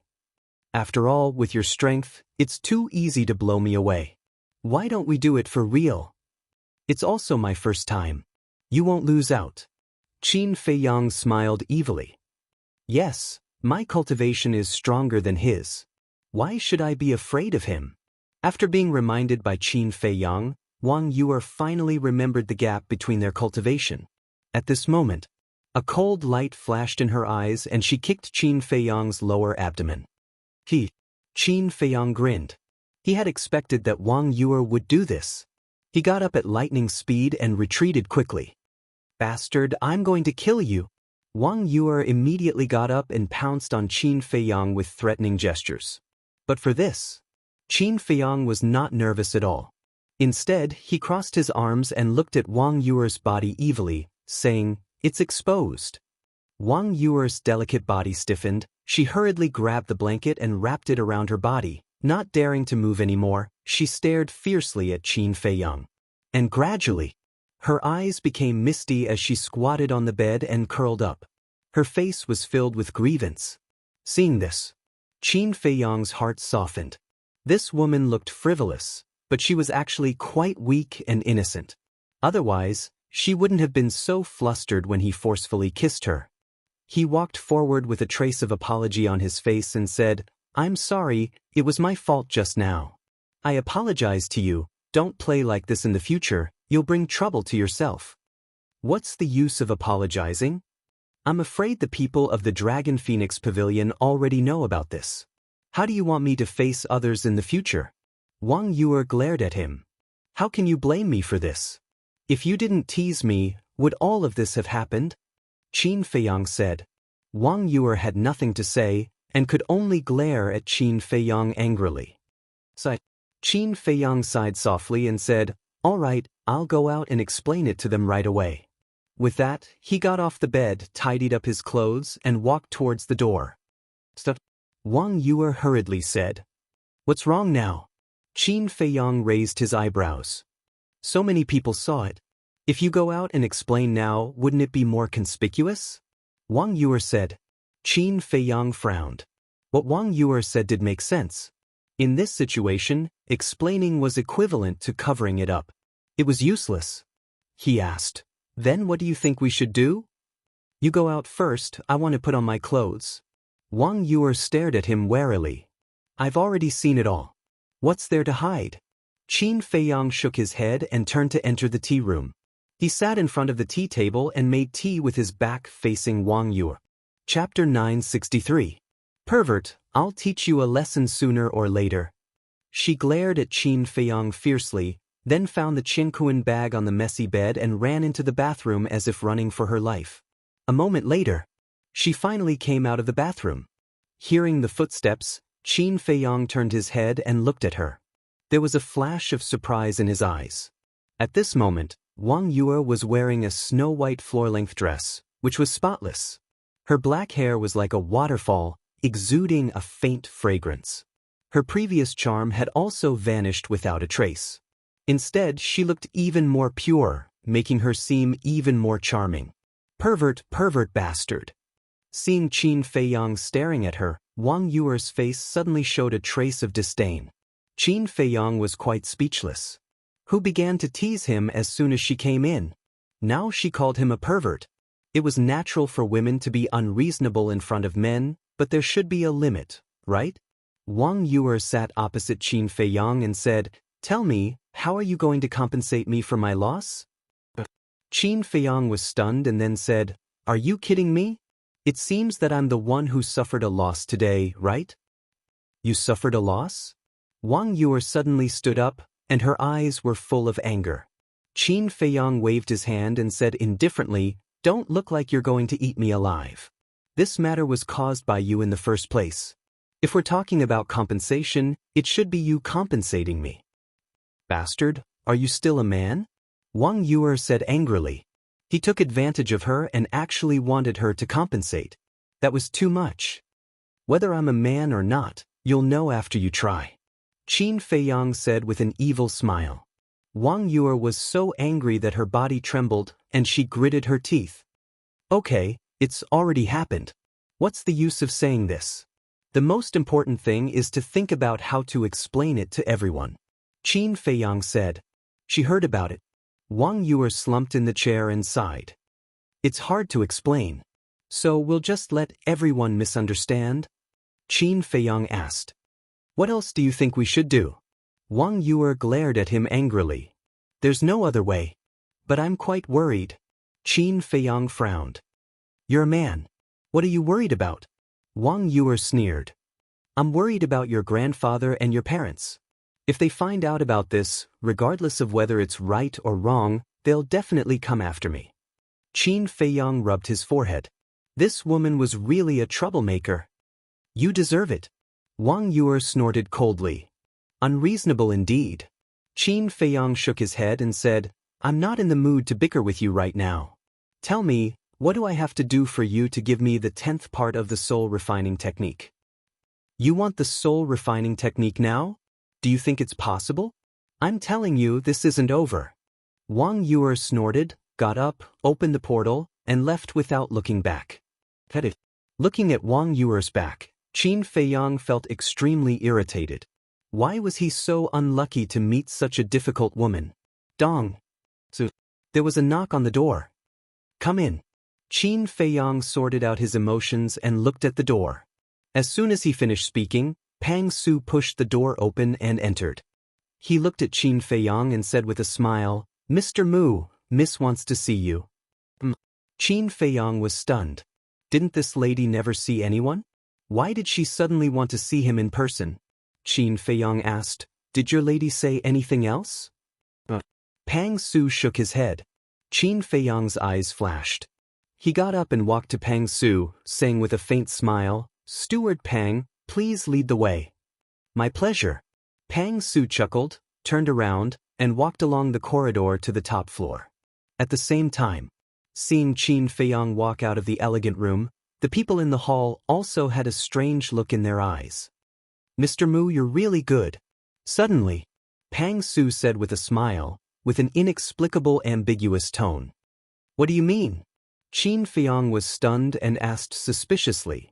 "Others might not be familiar with Miss Yu, but I know her very well. Not only is she beautiful, her talent is also good, and her family background is unparalleled. In the past, who knows how many young elites pursued her, but she never looked at them in the eye." Pang Su said with a smile. Qin Feiyang frowned.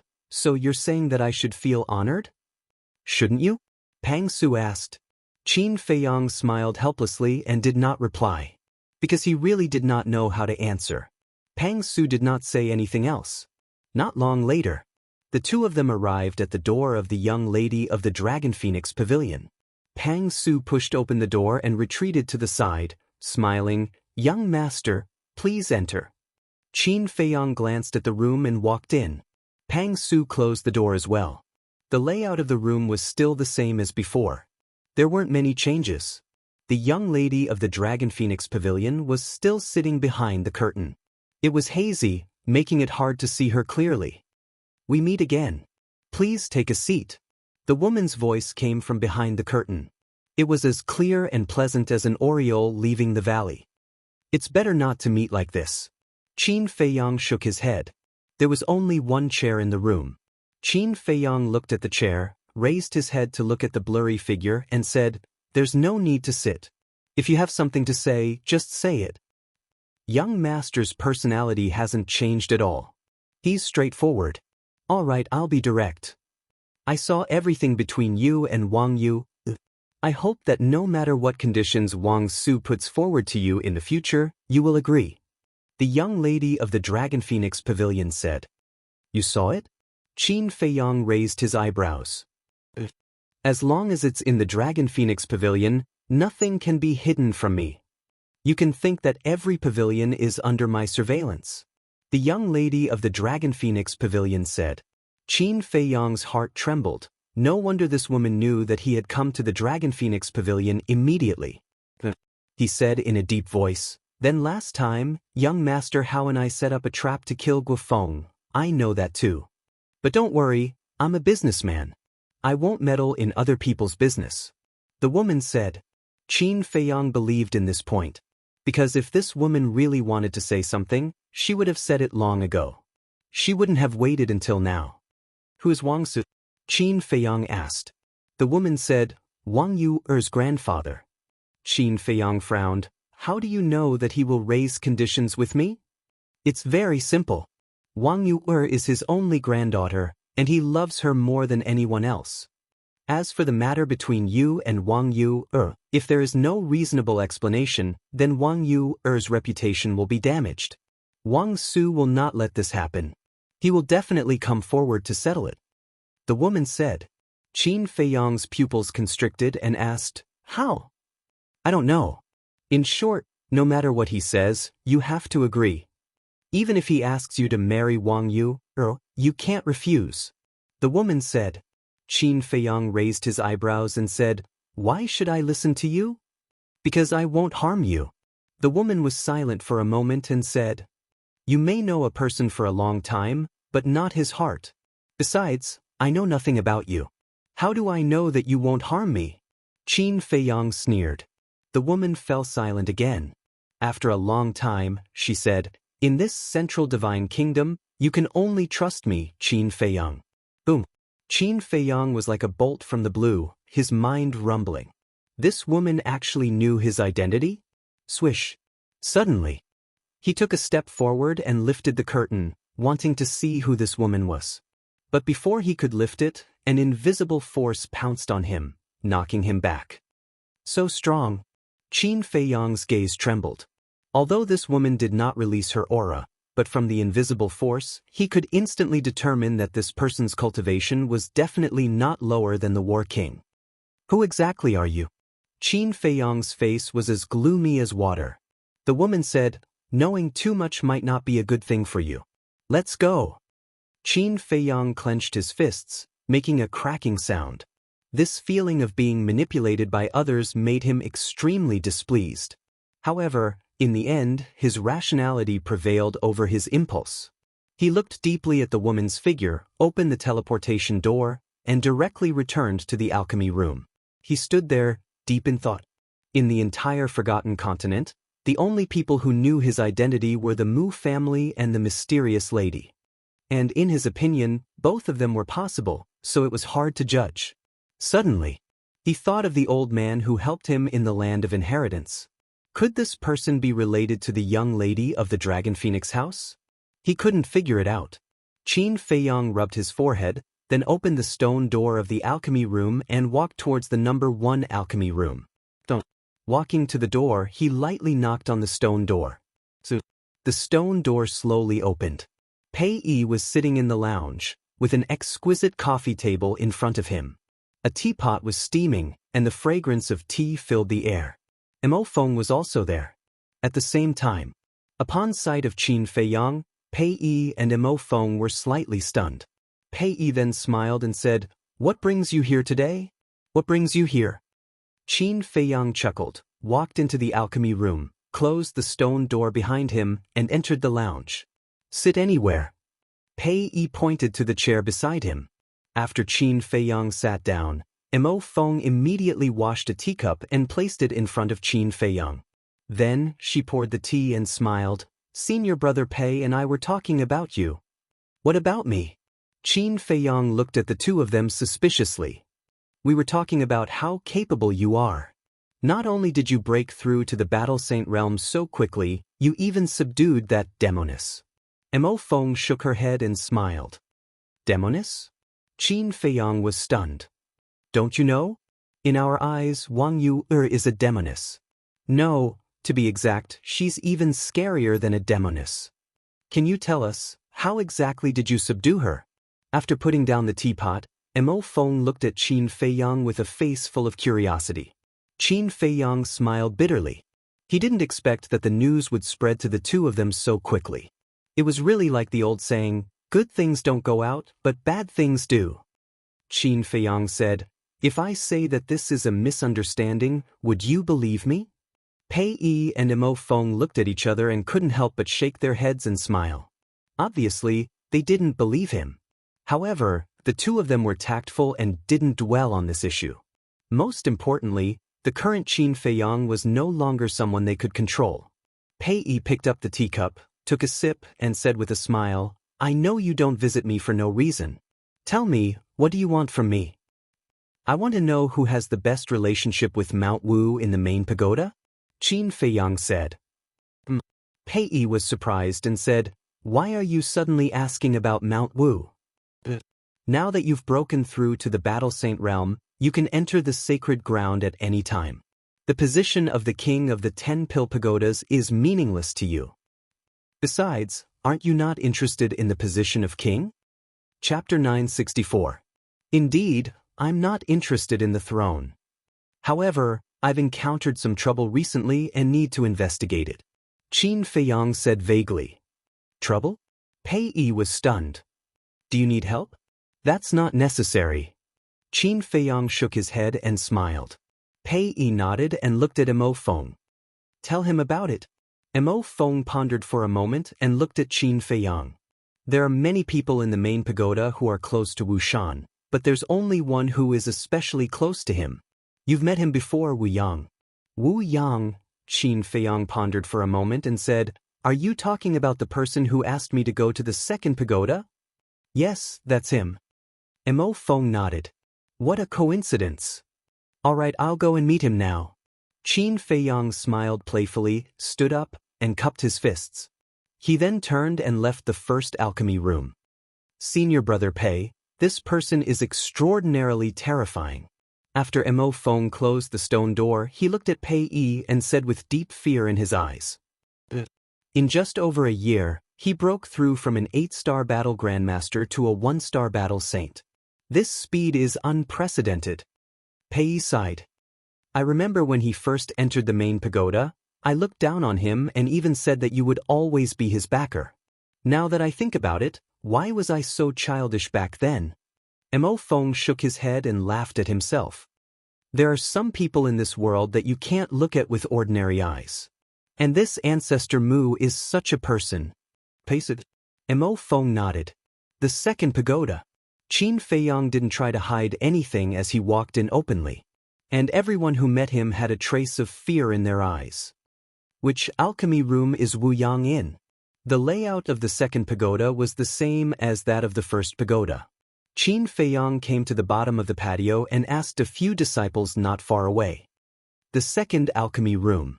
One of them pointed up and said timidly, Am I that scary? Qin Feiyang raised his eyebrows, leaped into the air, and landed on the top floor like a bolt of lightning. The disciples below also began to discuss in low voices. The topics of discussion were none other than Qin Feiyang's cultivation, the fact that he had become the chief pagoda master's disciple, and the relationship between Qin Feiyang and Wang Yu.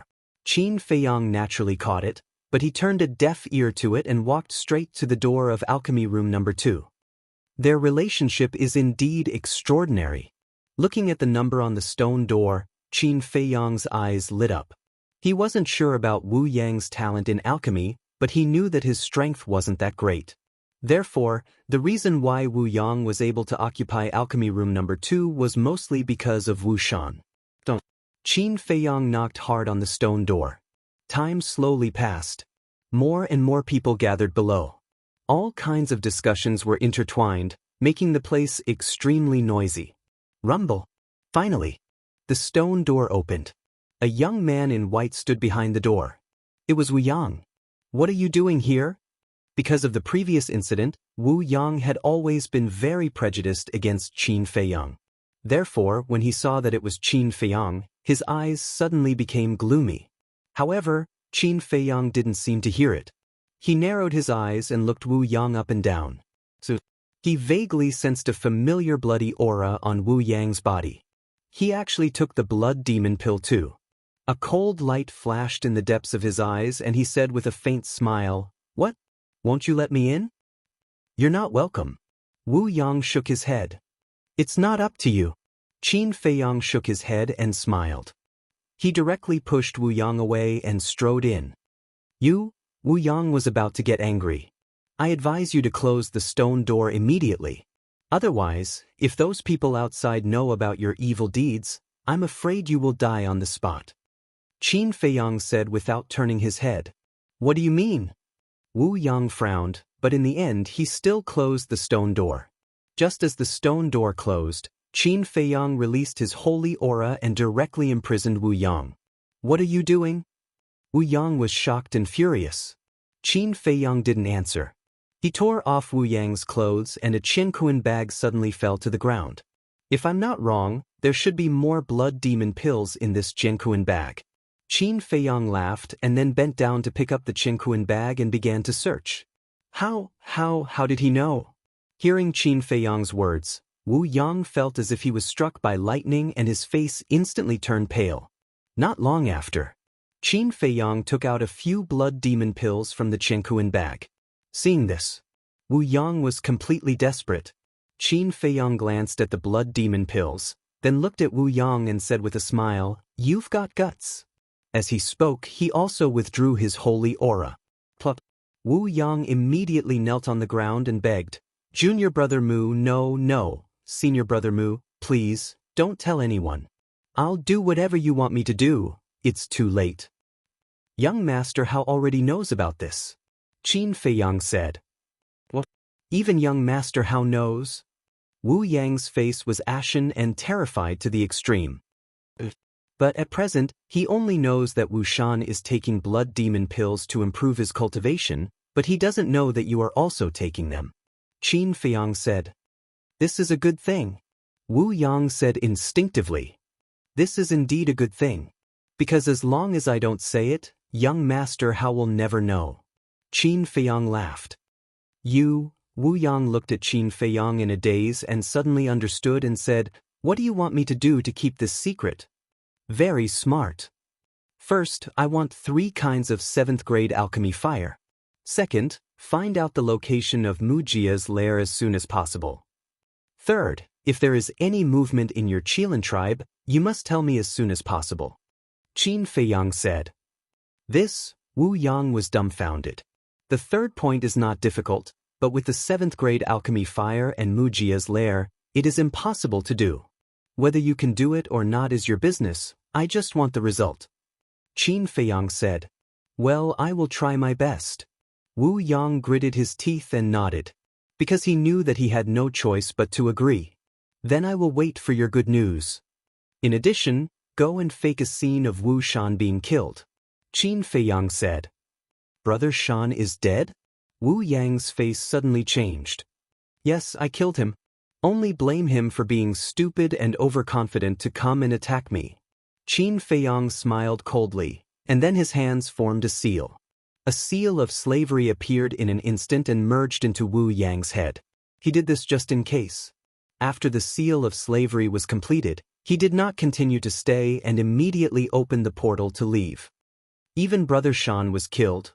Wu Yang took a long time to recover and sadly said, "Brother Shan, why are you so stupid? Of all people to mess with, you had to provoke this evil star. Now you drag me down with you." In addition to the sadness, he also began to resent Wu Shan. If it weren't for Wu Shan's repeated instigation, he wouldn't have touched this blood pill. "It's you who put me in this situation, I can only let you down." After a while, Wu Yang muttered to himself as he opened a teleportation gate and walked in. Late that night, Wu Yang returned to the main tower with blood all over his body, Both of his arms were broken. And he also brought back a piece of news that shocked countless people. Wu Shan was dead. The specific situation was that he and Wu Shan went to the mountains to hunt in the afternoon, and when they were about to return in the evening, they were suddenly attacked by a saint beast. Wu Shan was killed on the spot. And even his body was swallowed by the saint beast. He himself had only managed to escape with great difficulty. And because of the relationship between Wu Yang and Wu Shan, after hearing this news, whether it was the people of the main tower or the people of the Qilin tribe, they didn't have any doubts. Of course.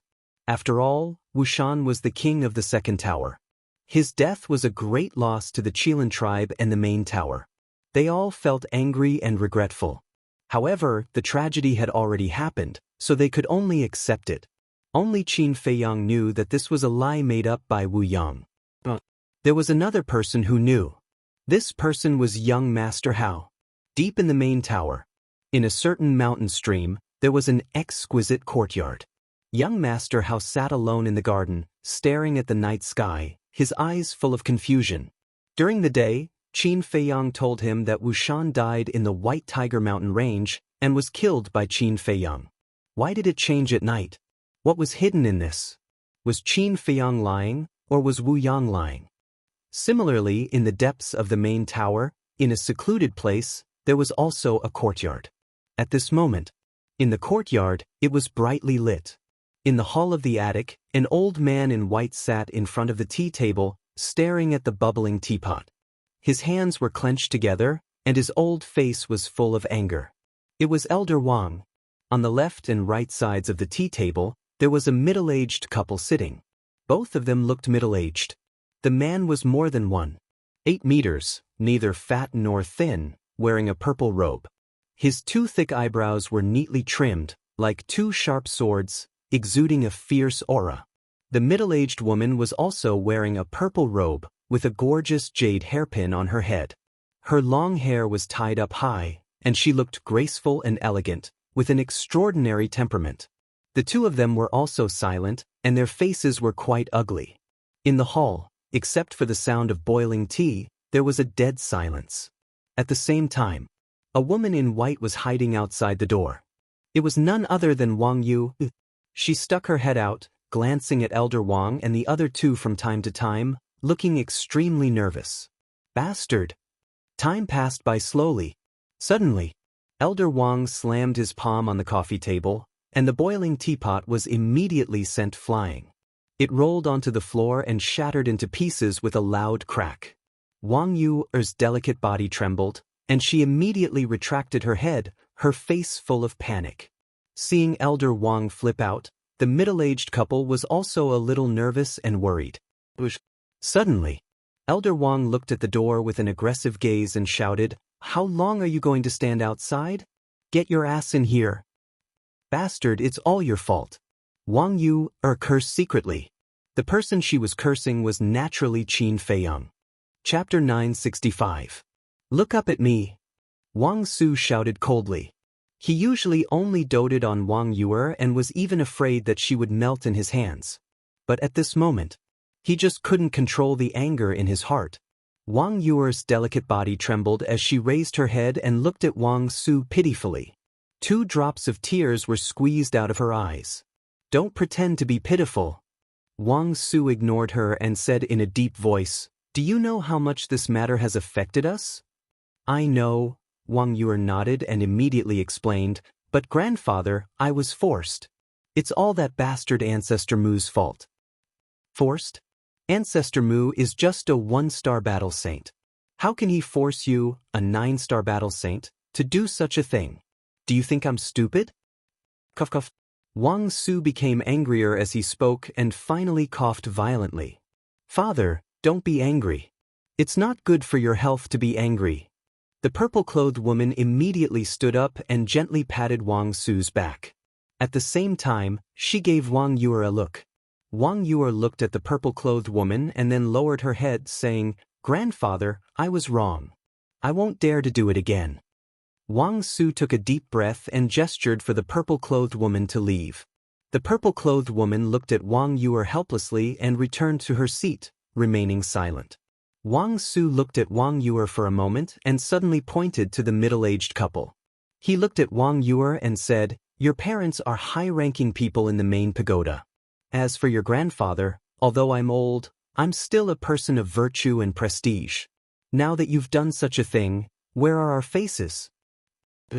We've always warned you not to use charm unless it's a last resort. Why didn't you listen?"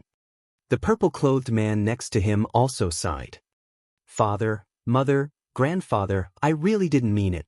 Please forgive me." Wang Yuer looked at the three of them and lowered her head. In fact, she also felt wronged.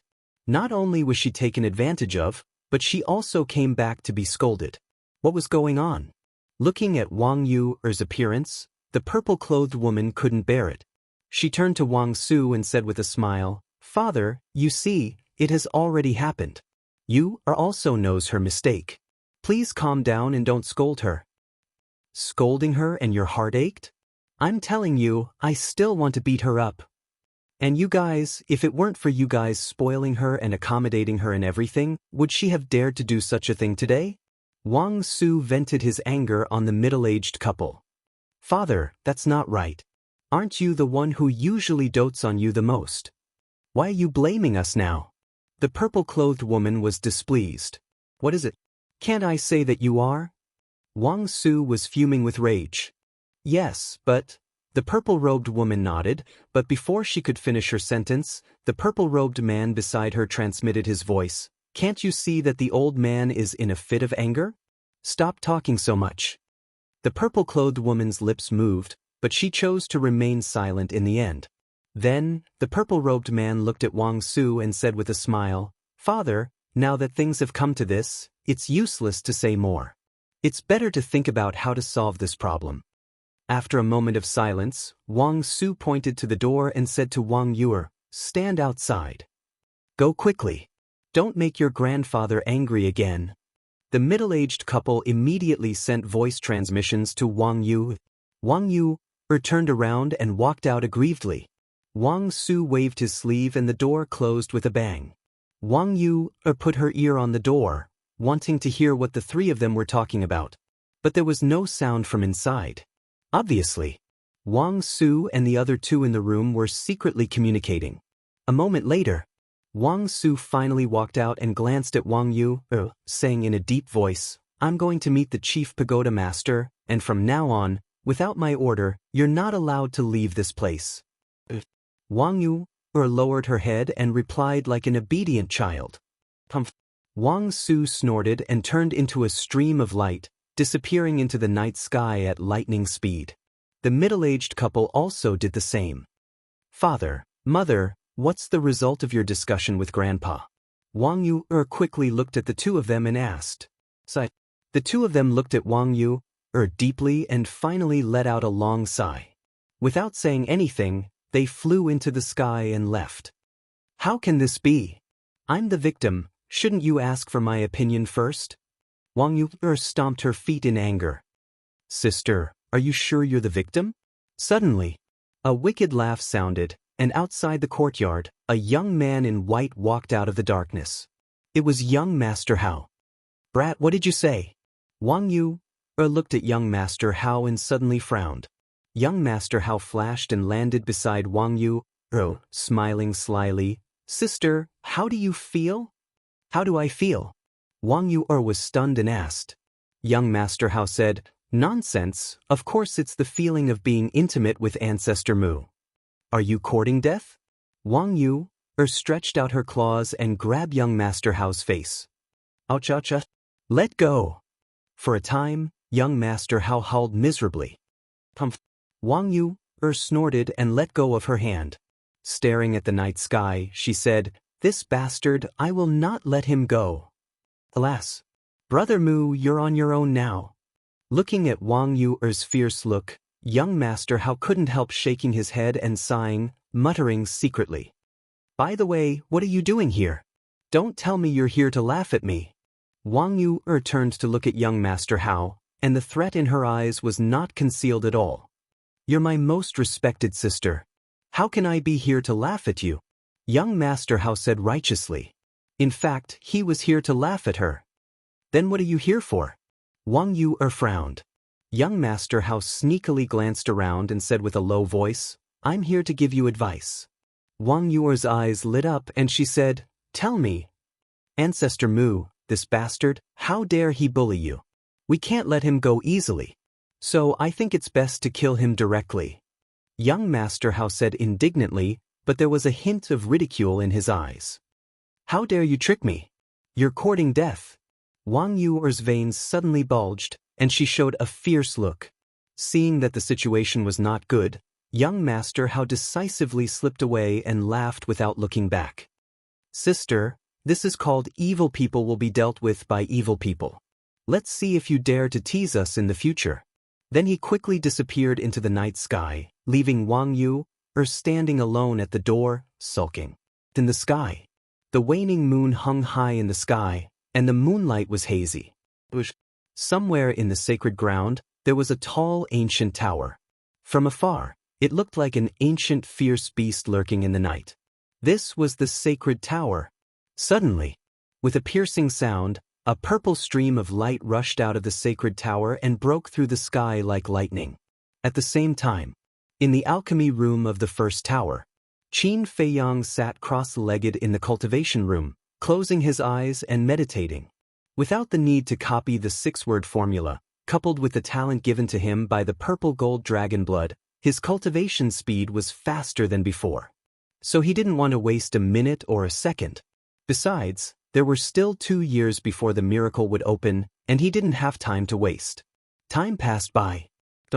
Suddenly, there was a knock on the door. Qin Feiyang opened his eyes, and there was a trace of suspicion in his eyes. Who would come to find him in the middle of the night? He got up and walked to the door. When he opened the stone door, a young man in purple suddenly entered his sight. Qin Feiyang's pupils shrank. This person was tall, and his face was like jade. His eyes were like stars, and his thick black hair was like a sharp sword. He exuded an astonishing aura. The most important thing was that this person's aura was very strong, and Qin Feiyang couldn't see through it at all. Without waiting for Qin Feiyang to speak, the young man in purple walked into the alchemy room uninvited. "You are?" Qin Feiyang frowned. "Close the door." The young man in purple didn't answer, nor did he look back at Qin Feiyang. Whether it was his tone or his posture, he was incomparably cold and arrogant. "This is my alchemy room."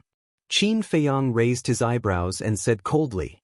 As long as this person was a little polite, he would welcome him with a smile, but this person was too rude.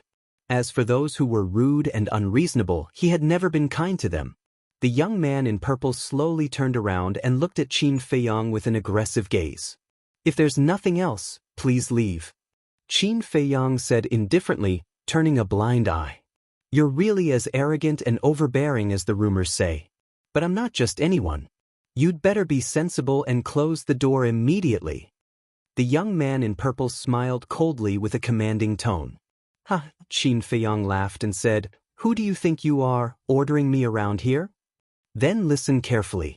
I'm one of the 3 kings of the Holy Tower, the direct disciple of the Holy Tower Master, and the son of the Qilin tribe's leader, Wuxia. And your alchemy room number 10 is the leftover one. Now tell me, do I have the right to order you around?" Wuxia said proudly. Qin Feiyang was extremely surprised. He didn't expect this person to have so many identities. The key was that each identity was scary enough. The king of the Holy Tower, the disciple of the Holy Tower Master, the son of the Qilin tribe's leader, this person was truly loved and doted on by everyone. Wait a minute. The son of the Qilin tribe? Qin Feiyang's heart trembled and said, "Who is Wu Xiao to you?"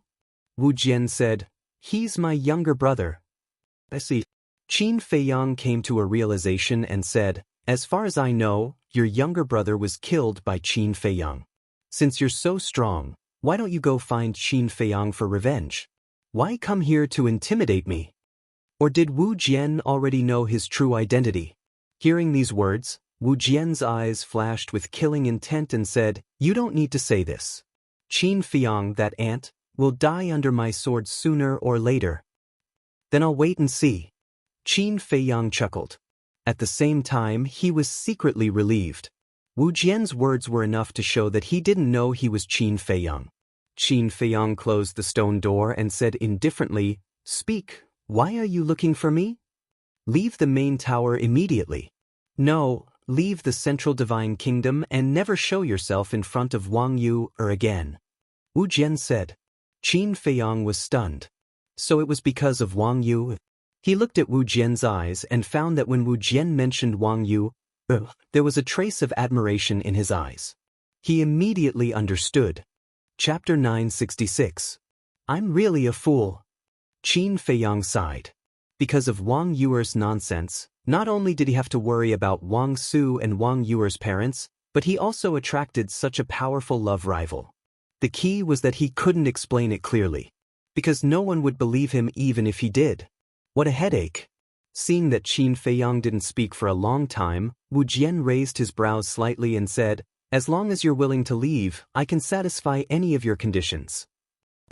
Qin Feiyang looked up at Wu Yan and frowned. "Who do you think I am? Stop pretending. Didn't you take a fancy to Wang Yuer because of her family background?" Wu Jian sneered. Qin Feiyang shook his head and laughed. It seemed that this person was not only arrogant but also self-righteous. "I don't want to waste too much time on you. Tell me, what do you want?" Wu Jian said. That gaze was as if he was looking at an insignificant and pitiful worm. "What do I want?" Qin Feiyang smiled coldly and said, "I want to ask you, Wang Yuer is already my woman now. Don't you dislike her?" "Damn it. You and her have really..." Wu Jian was furious. He took a step forward and grabbed Qin Feiyang's clothes on his chest. His eyes were as sharp as a blade. "We are already in the Longfeng house. What's done can't be undone. Maybe soon she will be pregnant with my child." Qin Feiyang didn't resist and nodded with a smile. "I'm going to kill you." Wu Jian's face was ferocious and murderous. "Do you dare? We are now in the main tower. Moreover, I will soon become the direct disciple of the main tower master. Killing me is destroying your own future." Qin Feiyang sneered. Wu Jian's pupils constricted as he looked coldly at Qin Feiyang, but in the end, he let go and shook his head. "As long as I can get her, I don't care about anything." Qin Feiyang was surprised. He had already said so, but this person actually accepted it. Wasn't this person too magnanimous? Qin Feiyang's eyes flashed, and he teased, "What if you really has my child? Who do you think you are? What right do you have to call her so intimately?" Wu Jian roared angrily, his hands tightly clenched together. It was obvious that his patience had been ground to the limit. "First of all, I'm yours man. Naturally, I can call her that. Secondly, I'm not interested in the things you mentioned. In the end, you really are a hypocrite.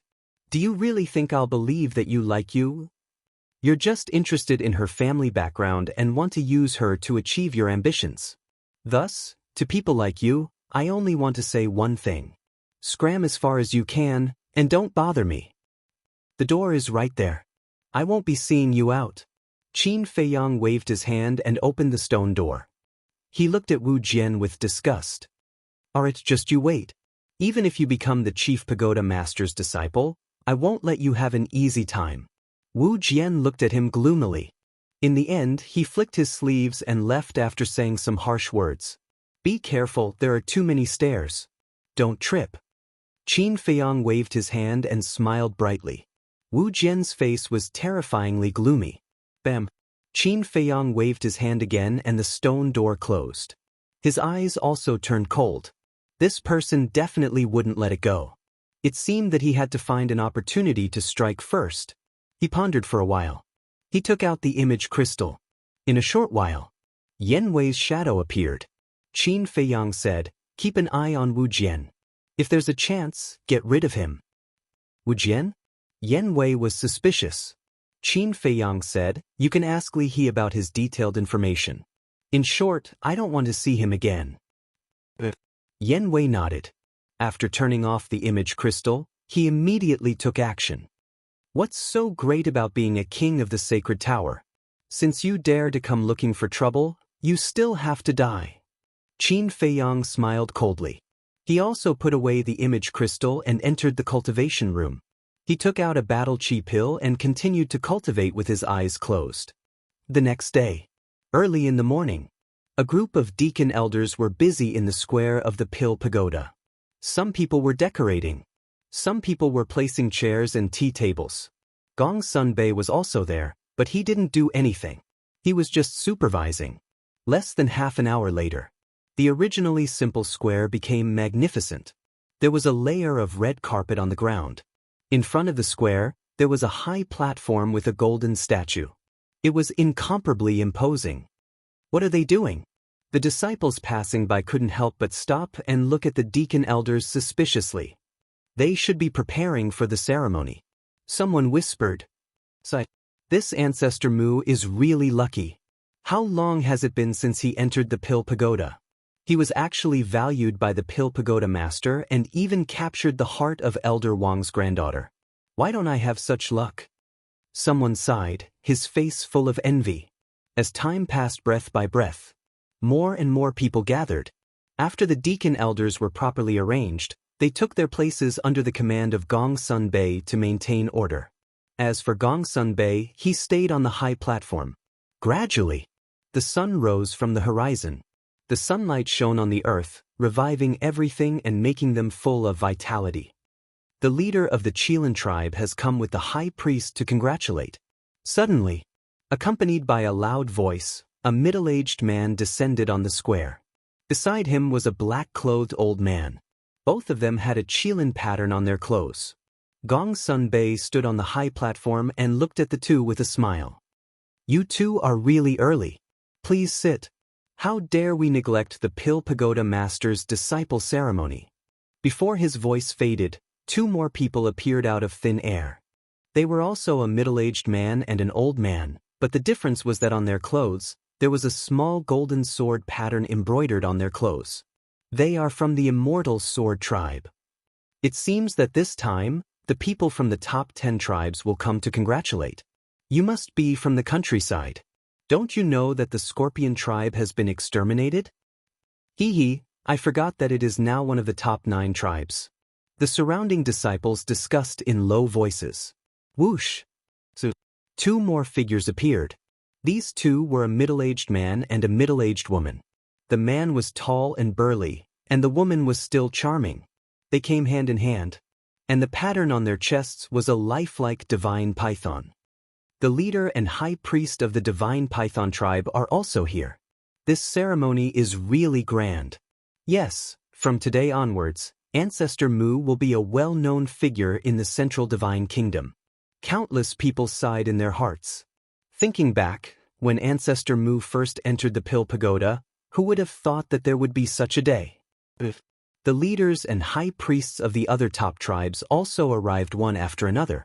Everyone's cultivation was unfathomable. And in addition to the top 9 tribes, the pavilion master of the trading pavilion also came. In short, although there were not many people who came this time, they were all existences standing at the top of the pyramid of the Forgotten Continent. I believe that the master of the head pagoda will be very pleased that everyone is able to come as promised. On behalf of the master of the head pagoda, I would also like to sincerely thank everyone who came from afar. Gong Sun Bei smiled and then bowed to everyone. Brother Gong Sun is too polite. Although we are not from the head pagoda, we have always been grateful to the head pagoda. If the Forgotten Continent did not have the protection of the head pagoda, there would not be tribes like us, and we would not be able to live such a comfortable life. The big shot stood up and smiled. However, as long as one was not a fool, one could tell that these were just polite words. Of course, Gong Sun Bei also could not break this layer of membrane. He smiled and said, "Everyone, please take a seat. Come, serve tea to the lords." So, more than a dozen deacon elders came out, carrying teapots and teacups, and sent them to the big shots. The big shots also drank tea while chatting in private. Another half an hour passed. Whoosh! Suddenly, a burst of ear-piercing sound broke through the air. Following closely, one figure after another landed on the square. There were men and women, old and young, and their auras were all extremely powerful. Hanging from their waists was a pure gold medallion. That's right. They were all divine envoys, and there were hundreds of them. As soon as these divine envoys arrived, the square immediately fell silent. Because they all knew that the master of the head pagoda was about to arrive. Sure enough, in less than 10 breaths, the master of the head pagoda appeared on the high platform in front of them out of thin air. And behind the master of the head pagoda, there were dozens of people. Young Master Hao, Wang Yu, Wang Su, and Wang Yu's parents. The rest were the 10 tower masters of the Pill Pagoda, the 10 peak masters of the Warrior Mountain Range, and the law enforcement elders. Greetings, Master of the Head Pagoda. Everyone below all stood up and bowed. The disciples around even knelt down to worship. Tisk, what's there to worship? But in the crowd, there was a person with a trace of disdain in his eyes. It was Fatso. And Chu Xian was also next to him. In fact, Fatso was not interested in this so-called grand ceremony at all. It was because Chu Xian was coming that he followed to take a look. Today is a very special day. Everyone, don't be so polite, please sit down. The master of the head pagoda said with a smile. The disciples around got up one after another. The big shots also returned to their seats one after another. And the people on the high platform also took their seats one by one. The master of the head pagoda sat in the center, under the golden statue. Next was Elder Wang, Wang Yu's parents. Next were the peak masters, tower masters, and law enforcement elders. As for young Master Hao and Wang Yu, they stood behind the master of the head pagoda and Elder Wang respectively. The master of the head pagoda glanced at the crowd and was slightly stunned. He turned to look at Gong Sun Bei and asked, "Where is Ancestor Mu? Why don't I see him?" Today's main character was Qin Feiyang. Without the main character, the ceremony would definitely not be able to proceed. Faced with the master of the head pagoda's question, Gong Sun Bei also had a suspicious look on his face. Young Master Hao frowned and asked Gong Sun Bei, "Didn't you send someone to inform him? It's such a big matter that the entire city knows about it. There's no need to specially inform him." Gong Sun Bei said, "I say you're muddle-headed. Don't you know what kind of person he is? He's simply a cultivation maniac.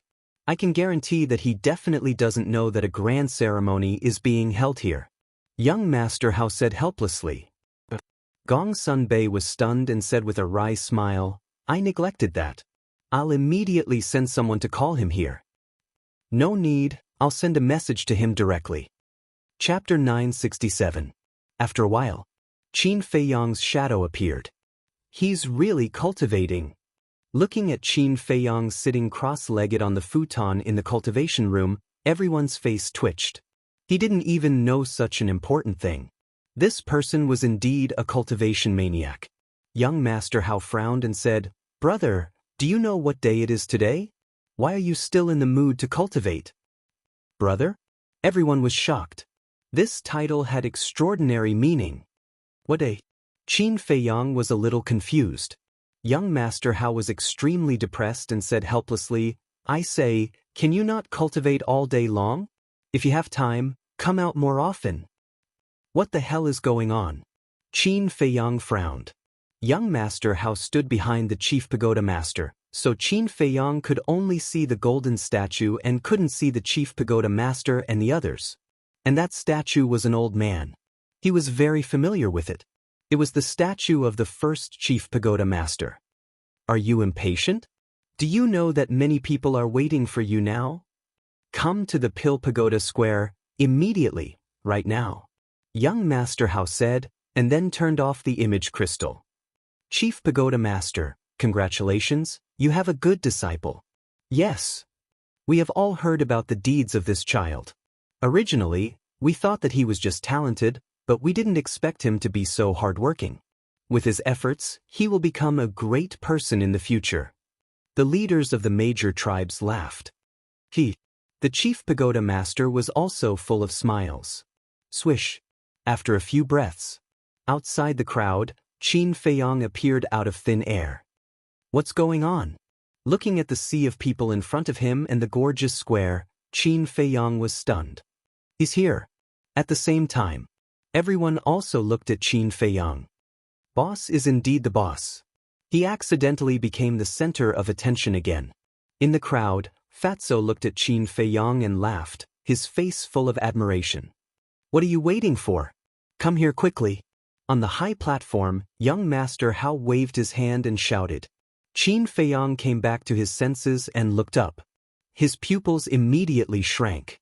The Chief Tower Master is also here?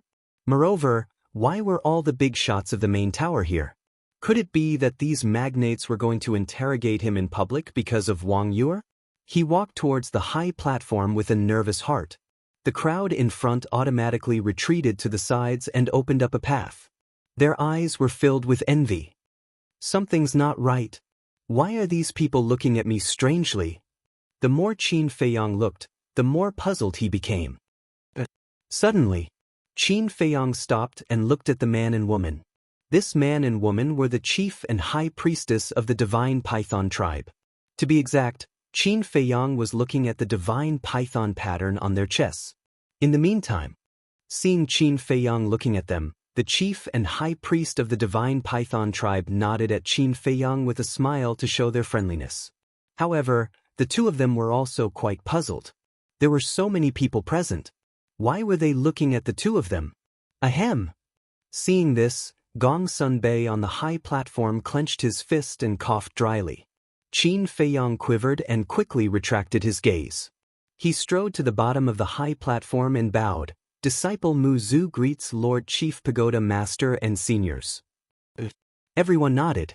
Gong Sunbei smiled and asked, Do you know what day it is today? Please tell me. Qin Feiyang said.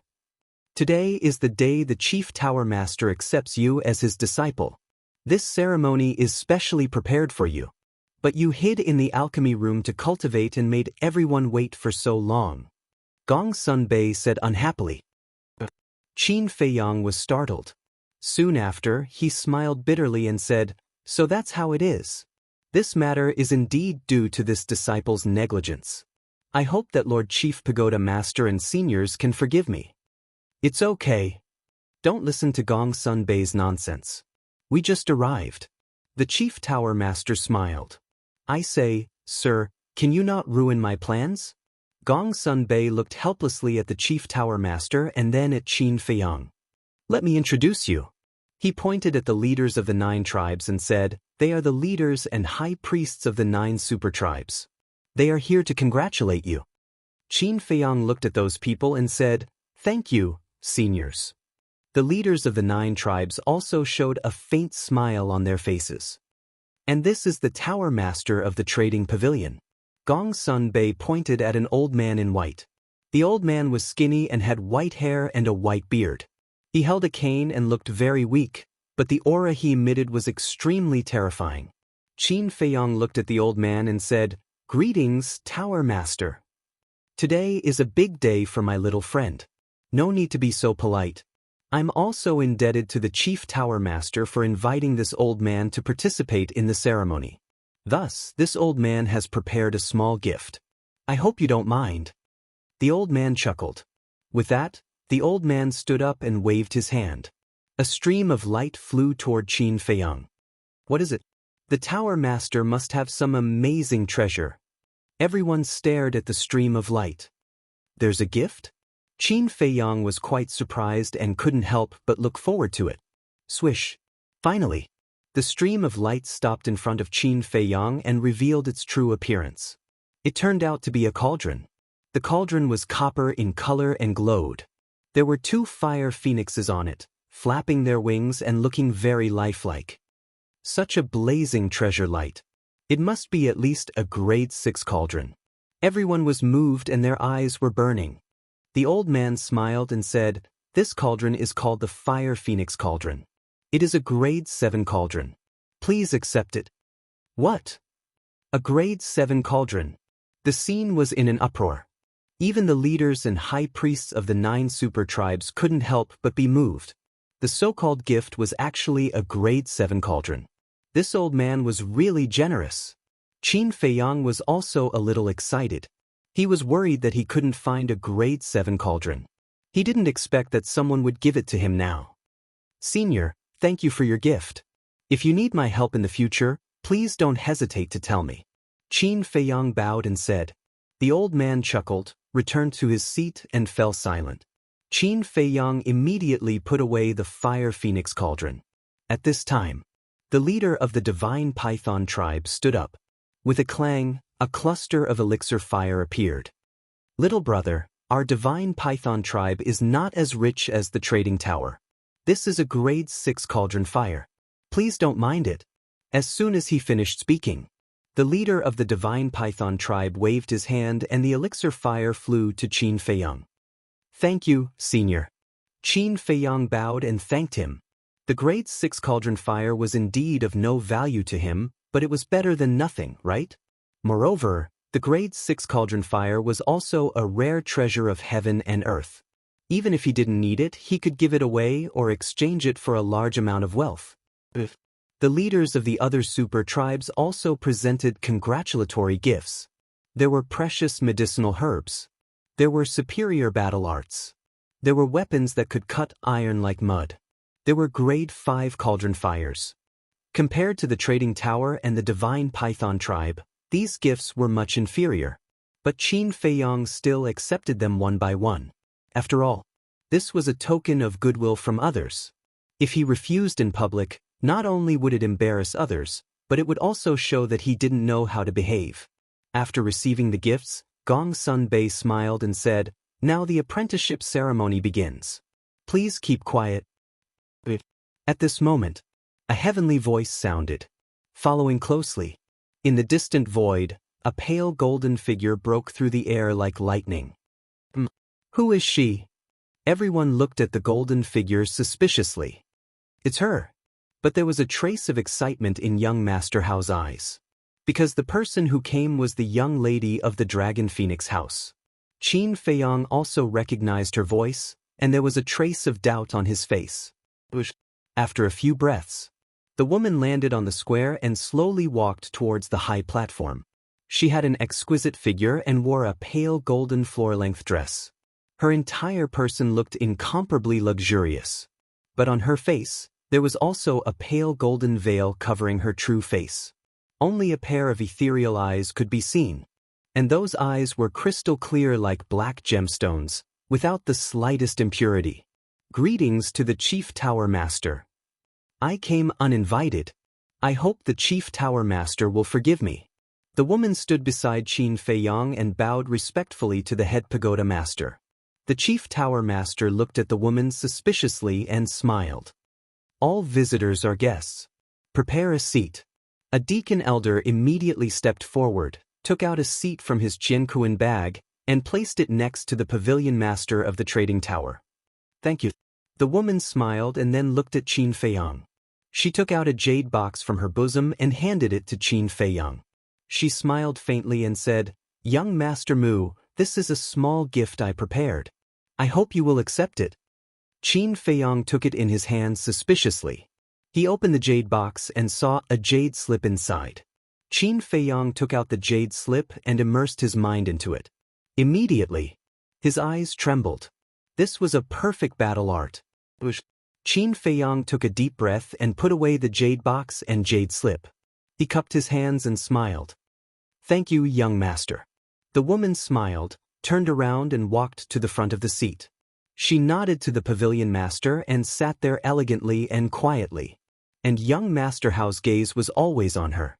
The Chief Tower Master frowned and said, "How? Behave yourself." Got it. Young Master Hao glanced at him impatiently and then looked at the woman again. The adoration on his face was not concealed at all. Gong Sunbei also looked at the woman and then smiled. Then let the ceremony begin. As soon as he finished speaking, a deacon elder walked out with an exquisite tray with a cup of tea on it. The fragrance of the tea spread as he walked to Qin Feiyang. Ancestor Mu, there are 3 steps to the apprenticeship ceremony. The first step is to bow. The second step is to serve tea. The third step is to accept the Chief Tower Master's test. After completing these 3 steps, you will officially become the Chief Tower Master's personal disciple. Gong Sunbei smiled. Qin Feiyang nodded and bowed 3 times to the Chief Tower Master. Then he walked to the high platform with the teacup. "I won't let you do as you wish." At the same time, Somewhere in the crowd stood a young man in purple. He looked at Qin Feiang with eyes full of killing intent. It was Wu Jian. Chapter 968. In an instant, everyone looked at Wu Jian. Qin Feiang also raised his eyebrows, stopped, and turned to look at Wu Jian, his eyes flashing with a fierce light. It was not easy to get to this point. If he failed because of this person, he would never let this person go. Wu Jian, what are you doing? On the high platform, a purple-clothed woman frowned. She was Wang Yu's mother, the Holy Tower Master, and Wu Jian's master. Wu Jian bowed and said, "Master, disciple has something to say." The purple-clothed woman said angrily, "Can't you wait until the ceremony is over?" As an existence second only to the Chief Tower Master, she naturally knew Qin Feiyang's situation very well. Not only was he highly valued by her father, Wang Su, but he also had a very good relationship with young Master Hao. The most important thing was that the Chief Tower Master also liked this child very much. So Wu Jian suddenly jumped out to stop them, which would definitely cause these people to be dissatisfied. Sure enough, whether it was Wang Su or young Master Hao, they all frowned. Wu Jian said, "Master, it's too late to say these words now."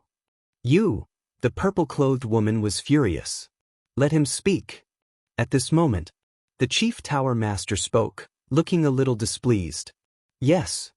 The purple-clothed woman respectfully responded, looked at Wu Jian, and said, "Hurry up and say it, then leave." Wu Jian glanced at Qin Feiyang, then looked at the Chief Tower Master and the others, and said, "Disciple thinks that Ancestor Mu is not worthy to be the Chief Tower Master's disciple. Nonsense. Go back to the Holy Land." The purple-clothed woman suddenly stood up and shouted angrily. Others might not know, but she knew that Qin Feiyang had obtained the inheritance of the first Chief Tower Master and was the next Chief Tower Master candidate. And he had an appointment with the Chief Tower Master. If he was not worthy, who was? But in the face of the purple-clothed woman's rebuke, Wu Jian was not afraid and said, "Master, lords, disciple admits that Ancestor Mu's talent is indeed amazing, but what about his strength?" The Chief Tower Master and the others looked at each other, then looked at Wu Jian again, waiting for him to continue. Wu Jian said, "Disciple went to see him last night, and felt that his strength was not very good." "Are you strong?" A disdainful voice sounded from the crowd. It was Fatso. But as soon as Fatso spoke, a portion of the surrounding disciples immediately looked at him strangely. "What is it? Am I wrong?" Fatso frowned. "Of course you're wrong. And it's a grave mistake. Do you know who he is? His name is Wu Jian, one of the 3 kings of the Holy Tower. It is said that he is about to break through to the Combat Emperor realm. Do you think he's strong?" A few disciples said disdainfully. "I'll go." Fatso was dumbfounded. Wasn't this too terrifying? In the meantime, Wu Jian looked at Fatso with disdain, then looked at Qin Feiyang and said, "If you don't agree with what I said, you can have a one-on-one duel with me." Everyone was stunned. This was a little too much. One was a 1-star battle saint while the other was a 9-star battle saint. There was simply no comparison. "Have you had enough? If you're done, then go back." The purple-clothed woman was on the verge of exploding in anger. Wu Jian's current actions were undoubtedly embarrassing her, and Wu Jian seemed to have long expected that everyone would have such a reaction. He looked at Qin Feiyang with contempt and said, "Of course, I won't bully you. I will suppress my cultivation to the same level as yours. If you still don't dare to accept my challenge, then I can only say that you are really a piece of trash." Seeing that Wu Jian was becoming more and more unscrupulous, the purple-clothed woman clenched her fists and was about to flip out. "Actually, I feel that this battle needs to continue. After all, to become the Chief Pagoda Master's disciple, one must have extraordinary means." Suddenly, a faint laughter sounded in the square. The person who spoke was the leader of the Qilin tribe. He was also Wu Jian's father. Although he didn't know why Wu Jian did this, as a father, he had to fully support his son. Seriously thinking about it, what Brother Wu said does make sense. Talent is important, but if you don't have powerful strength, it's useless. Another leader of a super tribe chimed in. Gong Sun Bei looked at the Chief Pagoda Master. The Chief Pagoda Master pondered for a while, glanced at Wu Jian, then looked at Qin Feiyang and said, "Since someone doubts your ability, then you might as well prove it to them." Qin Feiyang bowed and replied, "Give me the teacup." Gong Sun Bei stepped forward and said with a smile. Qin Feiyang handed it over. Gong Sun Bei took the teacup and retreated to the side. At the same time, Fatso anxiously transmitted his voice, "Boss, you can't just casually attack. What if he got injured and exposed the purple gold dragon blood?" "I know. I won't give him a chance to fight back." Qin Feiyang secretly replied, and a trace of murderous intent flashed in the depths of his eyes. Wu Jian also sneered. Whoosh! The two rushed into the sky almost at the same time, standing in the air. At the same time, Mu Qing stood at the back of the crowd in a low-key manner. She raised her head and looked at Qin Feiyang, her eyes sparkling. Suddenly, he lowered his head and glanced at the chief pagoda master and others on the high platform, then opened the portal and appeared over a mountain outside the city, and immediately took out the image crystal. Buzz. The next moment, a middle-aged man materialized. Mu Qing said, "Father, let's act immediately." Mu Jia's lord was stunned, his face was full of puzzlement. Mu Qing said, "Grab the scorching star flame." When Mu Jia's lord heard this, his face was full of surprise. He asked, "Aren't we going to wait for Qin Feiyang?" "We're not waiting.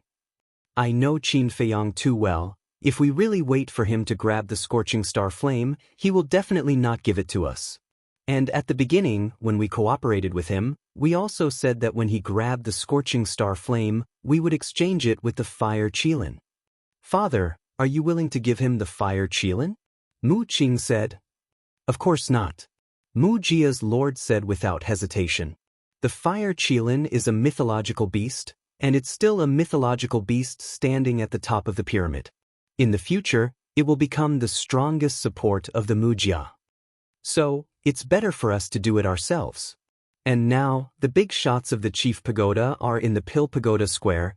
This is undoubtedly an excellent opportunity." Mu Qing said. Mu Jia's lord hesitated, because he has already figured out the background of the Chief Pagoda. In addition to the Chief Pagoda, there are 3 terrifying existences in the land of inheritance. "Father, we can't hesitate anymore. As long as we do it quickly, no one will find out it's us. And when we do it, let someone disguise themselves as Qin Feiyang and go to the Chief Pagoda. At that time, the Chief Pagoda will naturally think that it's Qin Feiyang who took the scorching star flame." Mu Qing said, "Okay, I'll arrange it right away." Hearing this, Mu Jia's lord nodded fiercely, and the shadow dissipated. "Qin Feiyang, this time you finally lost to me." Mu Qing sneered, opened the portal again, and returned to the Pill Pagoda Square. Everyone's attention is now on Qin Feiyang and Wu Jian, so no one noticed that he had left. In the blink of an eye, Gong Sun Bei glanced at Qin Feiyang and Wu Jian, and said, "Let's begin." Boom! Wu Jian's aura suddenly erupted, and the holy aura swept in all directions. Following closely, his aura continued to fall.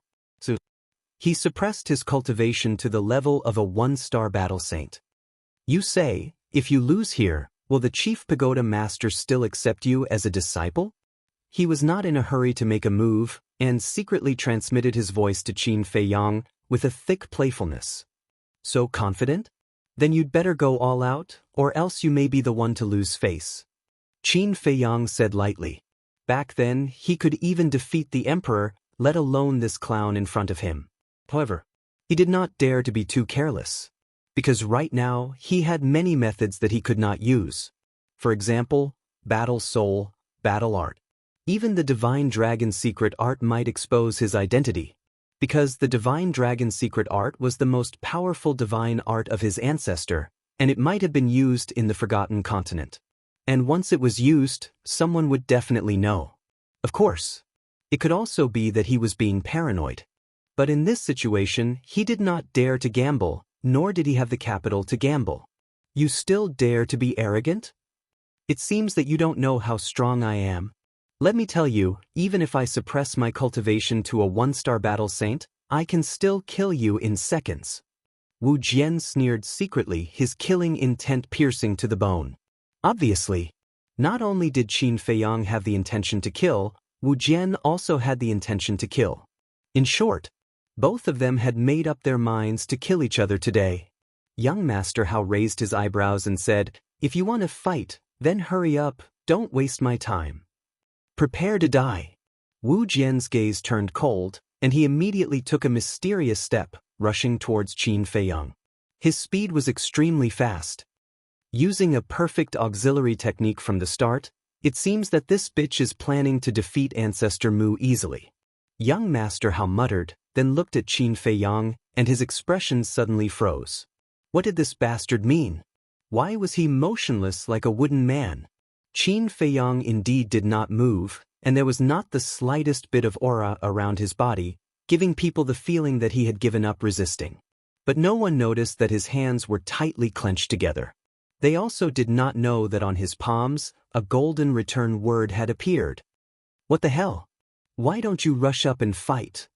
Could it be like what Wu Jian said, that this person only has talent, but no strength? Looking at Qin Feiyang standing motionlessly in the air, the eyes of the crowd below were filled with suspicion. "Leader, who do you think will win?" The high priest of the Qilin tribe secretly asked the leader of the Qilin tribe. "Is there a need to ask? Jian is the most outstanding genius of my Qilin tribe. Usually, he often goes outside the city to fight with beasts to cultivate his combat awareness. As for this Ancestor Mu, according to my inquiry, ever since he entered the main tower, he has been squatting in the alchemy room to cultivate in seclusion every day. It can be seen that he must be a pampered master with no combat experience. So there is no suspense at all. The final winner will definitely be Jian." The leader of the Qilin tribe smiled confidently. "Makes sense." The high priest of the Qilin tribe nodded. If these words were heard by Qin Feiyang, he would definitely laugh from ear to ear. Pampered? In his dictionary, there had never been these words. Chapter 969. Boom. Finally, Wu Jian flew in front of Qin Feiyang. "Are you afraid? If not, why aren't you moving?" "But it's too late to be afraid now. This is the consequence of going against me." Qilin Battle Fist. He sneered inwardly as he threw a punch at Qin Feiyang. The shadow of a fire Qilin roared out from Wu Jian's fist, exuding an aura that could destroy the world. This was also a perfect battle technique. "The consequence of going against you," Qin Feiyang was silent, but his eyes were full of mockery. He really didn't know where this person found the confidence to say such words. The Qilin Battle Fist whistled. That powerful aura was earth-shattering, and even the void was trembling and distorting violently. It was also at this moment that Qin Feiyang moved. He suddenly raised his clenched hands, and two dazzling golden lights bloomed. Puff! Boom! Wu Jian was blasted away on the spot, spitting out blood, and his face was full of disbelief. Everything happened too suddenly, too quickly, and the people below did not know what was going on. But Wu Jian felt it deeply. Just as Qin Feiyang raised his hand, his Qilin Battle Fist actually changed sides and pounced back at him. Giving oneself a taste of their own medicine, what kind of battle art was this? Qin Feiyang's attack succeeded, and he instantly caught up and stood behind Wu Jian. "Your biggest mistake is to suppress your cultivation to challenge me. Now, I'll send you to the afterlife." Qin Feiyang's eyes flashed with killing intent, and before Wu Jian could react, his right hand was like a blade, sinking into Wu Jian's back and grabbing Wu Jian's heart. "No!" That fatal crisis made Wu Jian tremble, and he hurriedly yelled. At the same time, the suppressed cultivation base also burst out. However, just before his aura erupted, Qin Feiyang smiled coldly, and his 5 fingers suddenly contracted, crushing Wu Jian's heart on the spot. A shrill scream resounded through the sky. At the same time, these screams also impacted everyone's eardrums and shocked everyone's hearts. Wu Jian is dead? He was insta-killed. When everyone saw this scene, they were dumbfounded. The shock in their hearts could not be calmed down for a long time. The chief pagoda master and the others were also extremely shocked. The entire process of Qin Feiyang's attack happened in the blink of an eye. They couldn't stop it even if they wanted to. It was too fast. None of them had expected Qin Feiyang's methods to be so swift and terrifying. Furthermore, he did not expect that he would kill Wu Jian directly. Alright. The fatty in the crowd was also shocked. However, when he came back to his senses, it was as if he had been injected with chicken blood. He roared excitedly in his heart.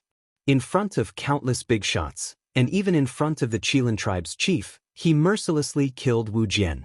Only someone with such courage and means is worthy of being Fatso's boss, worthy of being Fatso's idol. The square of the Pill Pagoda fell into a dead silence. Qin Feiyang pulled back his arm. His hand was dripping with blood, while Wu Jian fell down powerlessly. The fluctuations of life had already disappeared. Gentle. An angry roar broke the dead silence. The chief of the Qilin tribe suddenly stood up and rushed into the sky, holding Wu Jian in his arms. Seeing that Wu Jian was already dead, a substantial murderous aura suddenly rose from his body. He suddenly raised his head and stared at Qin Feiyang. He was like an enraged beast with bloodshot eyes. Qin Feiyang's expression was indifferent. He took out a white robe from his Jianghu bag and wiped the bloodstains on his hands. He said indifferently, "I don't easily accept other people's challenges. However, as long as I accept, only one person can survive." Domineering. Everyone's heart trembled. In their eyes, that frail-looking figure was like a towering mountain, incomparably majestic. "I admit that this matter is my son's fault. However, aren't you a bit too ruthless?" The chief of the Qilin tribe was furious. Not only did he kill his son, but he also dared to be so arrogant? This was simply unforgivable. Ruthless? Don't be naive. I have no obligation to let go of someone who repeatedly provoked me. He can only blame himself for overestimating himself. At the same time, this is also a warning to some people who have bad intentions and are arrogant. Not everyone in the world will spoil you like your parents. This world is very cruel. Qin Feiyang smiled coldly. He threw away the robe that was used to wipe the bloodstains and landed on the high platform in front of Gong Sun Bei. Gong Sun Bei looked at the chief of the Qilin tribe and then looked at Qin Feiyang. He frowned and said, "You've made a big deal out of this." Qin Feiyang said indifferently, "Before the duel, you didn't say that you couldn't kill." Gong Sun Bei was dazed. He smiled bitterly and said, "So it's still my fault." "You're not wrong. I'm not wrong. He's the one who's wrong. He shouldn't have jumped out to cause trouble at such an important ceremony. He has to pay the price for doing wrong," Qin Feiyang said. Hearing this, Gong Sun Bei couldn't refute. He couldn't help but look at the Chief Tower Master. "Lord Chief Pagoda Master, please uphold justice for my son. Also, Holy Pagoda Master, my son is your personal disciple. Can you just stand by and watch him die?" The chief of the Qilin tribe looked at the Chief Tower Master and the purple-clothed woman and cried out. The purple-clothed woman frowned. To be honest, she was also very dissatisfied with Qin Feiyang's approach. However, for some reason, she couldn't blame Qin Feiyang. As for the Chief Tower Master, he lowered his head and remained silent. No one knew what he was thinking at this moment. Suddenly, Wang Su said, "This old man thinks that Ancestor Mu didn't do anything wrong. If it were this old man would have done the same." "Father." The purple-clothed woman turned to look at Wang Su. Her expression was full of displeasure. Wang Su turned a blind eye and said indifferently, "Although Wu Jian is talented, he doesn't see the big picture." "What's going on now?" "The Chief Tower Master is accepting a disciple. We old fellows don't dare to talk nonsense. He, a mere disciple, actually dares to jump out and cause trouble? This old man would like to ask, who lent him this courage? Actually, we all know that he is jealous of Ancestor Mu. It can also be seen how narrow-minded he is. Speaking of which, Wang Su couldn't help but sneer and said, "It's difficult for such a person to become a great person." The chief of the Qilin tribe said angrily, "Elder Wang, how can you speak for an outsider?" Wu Jian was the disciple of the purple-clothed woman. The purple-clothed woman was Wang Su's daughter-in-law. So in the eyes of the Qilin tribe leader, they were all family, and Qin Feiyang was just an outsider. Outsider? I'm sorry, but in this old man's eyes, whether it is Ancestor Mu or Wu Jian, they are all disciples of the Chief Tower. There is no distinction between inside and outside. Wang Su said expressionlessly, not giving the Qilin tribe leader any face. You! The chief of the Qilin tribe was furious. Enough! But at this moment, the silent Chief Tower Master raised his eyebrows slightly, looked up at the crowd, and said, "This matter is indeed Wu Jian's fault. You can't blame Ancestor Mu."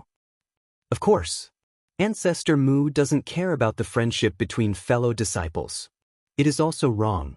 When the ceremony is over, this lord will punish him to face the wall and reflect on his mistakes. And this matter will end here. After the Chief Tower Master finished speaking, he nodded to Gong Sun Bei. Gong Sun Bei understood and handed the teacup in his hand to Qin Feiang, secretly saying, "See, the Chief Tower Master is obviously biased towards you. Don't let him down in the future." Qin Feiang nodded, took the teacup, turned and walked in front of the Chief Tower Master, bowed and said, "Lord, please have some tea." "Still calling me Lord? Why are you so stupid?" Gong Sun Bei secretly scolded. Qin Feiang was stunned, then bowed again and said, "Master, please have some tea." The Chief Tower Master smiled, took the teacup, and gently took a sip, then put it on the tea table next to him. Gong Sun Bei smiled and said, "Now, the third step is to accept the Chief Tower Master's test." The Chief Tower Master waved his hand and said, "Forget about the test, because this lord has already tested him a long time ago." Already tested him? When? How come we didn't know? When everyone heard this, they were all extremely shocked. The Chief Tower Master looked at Gong Sun Bei and said, "Explain to them." Gong Sun Bei nodded.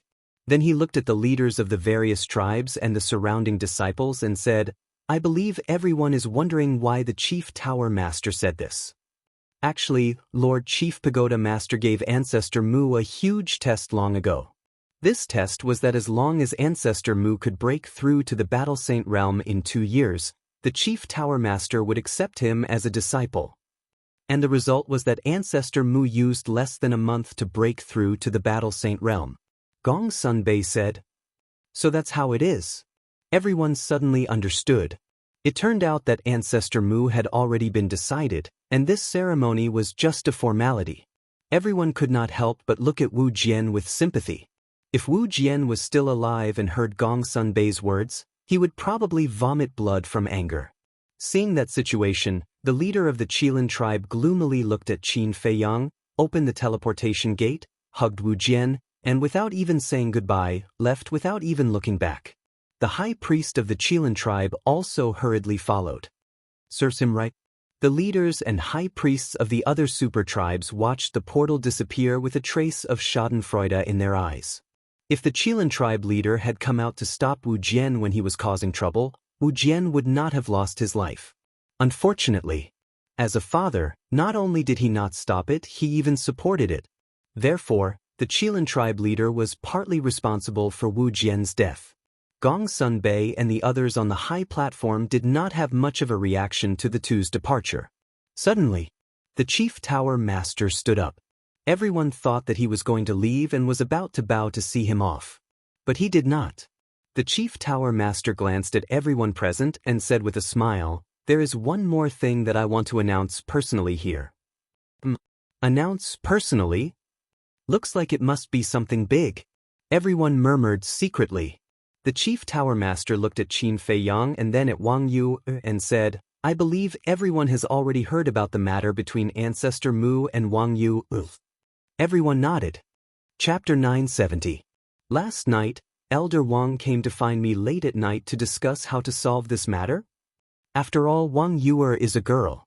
If such a thing happens, if it is not solved in time, it will definitely affect her reputation. And after our discussion, we finally thought of a way to have the best of both worlds. The Chief Pagoda Master laughed. Best of both worlds? Qin Feiang was taken aback, his eyes full of expectation. This was the problem that he had the most headache about now. If there was really a way to have the best of both worlds, it would undoubtedly be a great help to him. "Sister, do you know what the way is?" Young Master Hao secretly asked. "I was just about to ask you." Wang Yue whispered. Young Master Hao was stunned. Wang Yue didn't know either. He looked at the Chief Pagoda Master and Wang Su. What method did these two old guys come up with? At the same time, the Chief Pagoda Master turned to look at Wang Su and transmitted his voice. Elder Wang, before I say it, think about it again. It's not too late to regret now. Elder Wang said, at this point, there's nothing to think about, say it. The Chief Pagoda Master nodded and faced the crowd again, saying, after my discussion with Elder Wang, we finally decided that since the two of them are in love with each other, it's better to fulfill their wish. Now, I will personally grant them a marriage. What the hell? Qin Feiyang was stunned. He never thought that the two of them would come up with such a method. Grant a marriage? Wasn't this too ridiculous? Young Master Hao was also stunned. Wang Yue looked at the Chief Pagoda Master and Wang Su dumbfounded. The crowd around also became restless. Everyone's eyes were filled with envy and jealousy. He had just become the Chief Pagoda Master's personal disciple, and he was immediately granted a marriage. And it was Elder Wang's granddaughter. This guy was way too lucky. In the future, who would dare to offend him in the Chief Pagoda? The Chief Pagoda Master looked at Qin Feiyang and Wang Yue and said with a smile, you two have no objections, right? Yes. The two spoke almost at the same time. The Chief Pagoda Master frowned. Wang Su, the purple-clothed woman, and the purple-clothed man also raised their eyebrows without a trace. At the same time, Wang Yue looked at Qin Feiyang and said angrily, it's a blessing that I can marry you. What can you say? Thank you. But I can't afford to enjoy this blessing.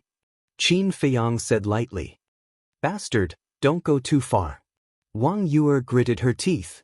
I'm going too far? Let me tell you, I don't want to argue with you. Otherwise, you'll be even more embarrassed. Qin Feiyang said. Wang Yue was so angry that her body trembled. She looked at Chief Pagoda Master and Wang Su and said, I don't agree. Don't mess around. Wang Su shouted. Grandpa, this is my personal matter. What right do you have to decide for me?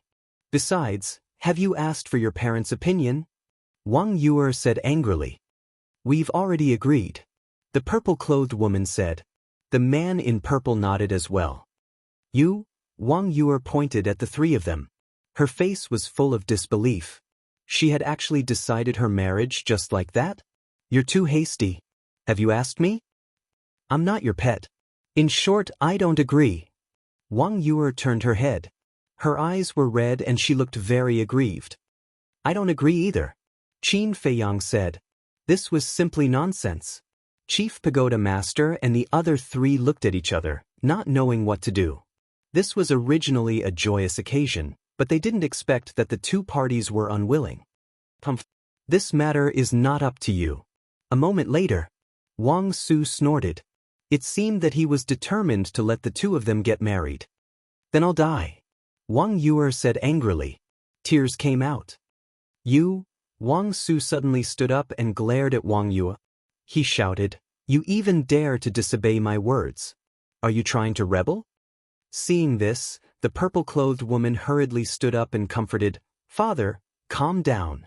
I'll talk to her. Talk about what? This matter is settled. There's no room for discussion. Wang Su said. Qin Feiyang frowned and said, Elder Wang, I know your intention, but this is too childish. Shut up. Wang Su glared at him. Qin Feiyang frowned, but in the end, he chose to remain silent. At the same time, the purple-clothed woman walked to Wang Yue's side and whispered, Yue, in fact, your father and I are reluctant to hand you over to Ancestor Mu, but there's no other way now. Yes, if you and Ancestor Mu don't get married, you will definitely be laughed at in the future. In fact, in the end, this is all caused by you. You have to accept our arrangement. The purple-clothed man also came over to persuade her. Wang Yue said anxiously, but I don't have any feelings for him at all, and he's not worthy of me. Feelings can be cultivated slowly. When I married your mother, didn't we also have no feelings for each other? But look how well we're doing now. As for whether he's worthy of you or not, as your father, I also admit that he is indeed not worthy of you right now. But as long as he is willing to work hard, with his ability and talent, he will definitely achieve something in the future. The purple-clothed man laughed. Seeing that his father and mother had already made up their minds, Wang Yuer couldn't help but feel despair. What's going on? Chief Pagoda Master's marriage, and he actually rejected it. Everyone looked at Qin Feiyang in confusion. It was understandable that Wang Yuer didn't agree. After all, her family background was there, but what right did this ancestor Mu have to refuse? Was he stupid? Such a good thing, others couldn't even ask for it. Qin Feiyang, have you forgotten what I said to you? Suddenly, a familiar voice sounded in Qin Feiyang's mind. He raised his eyebrows, glanced at the young lady of the Dragon Phoenix house, and sent a sound transmission. You came uninvited today, could it be because of this? What else? I don't have that much free time. The young lady of the Dragon Phoenix house said. Why is that? Qin Feiyang's face was rather gloomy. The young lady of the Dragon Phoenix house said, the reason is very simple. If you marry Wang Yuer, you will be able to obtain a higher status, better resources, and more trust. Qin Feiyang said angrily, you want me to use her? You are just a passerby in the Forgotten Continent. What's wrong with using her? The young lady of the Dragon Phoenix house said indifferently. Can a passerby take advantage of other people's feelings? I really didn't expect you to be such a person. Let me tell you, it's impossible for me to do that. Although I can do anything to achieve my goal, I can't deceive other people's feelings. Because this will ruin Wang Yuer's life. She is just a simple woman, I don't want to drag her into this mess. Qin Feiyang said resolutely, without any room for discussion. The young lady of the Dragon Phoenix house couldn't help but frown. For a moment, the Pill Pagoda Square once again fell into dead silence. Suddenly, the young lady of the Dragon Phoenix house looked at the four of them and smiled. Although I am an outsider and do not have the qualifications to express my opinion, I still can't help but want to say a few words. Speak. The four of them looked at her. This kind of thing can't be forced, otherwise both sides won't be happy in the future. I think we should think of a compromise. Let's get engaged first. After they develop feelings for each other, we'll talk about marriage. The young lady of the Dragon Phoenix house said. The four of them looked at each other and fell into deep thought. After a while, the Chief Tower Master looked at Qin Feiyang and Wang Yuer and asked, what do you think? Do I have a choice? Qin Feiyang laughed bitterly. Unless he didn't want to obtain the Tiangang flames and the 5 colors crystal, he would have to nod his head in agreement. Wang Yuer had no choice. Because she was afraid that if she continued to resist, her grandfather and parents might let her marry Qin Feiyang right now. And if it was just an engagement, there would still be a chance in the future. The Chief Tower Master laughed. Since there are no objections, then Gong Sun Bei, immediately prepare 2 marriage contracts. Gong Sun Bei respectfully responded, turned around, walked to a tea table, and took out a brush, ink, and paper. After a while, 2 marriage contracts were out. Then Gong Sun Bei took the 2 marriage contracts and handed them to the Chief Tower Master, Wang Su, and Wang Yuer's parents to check them one by one. No problem.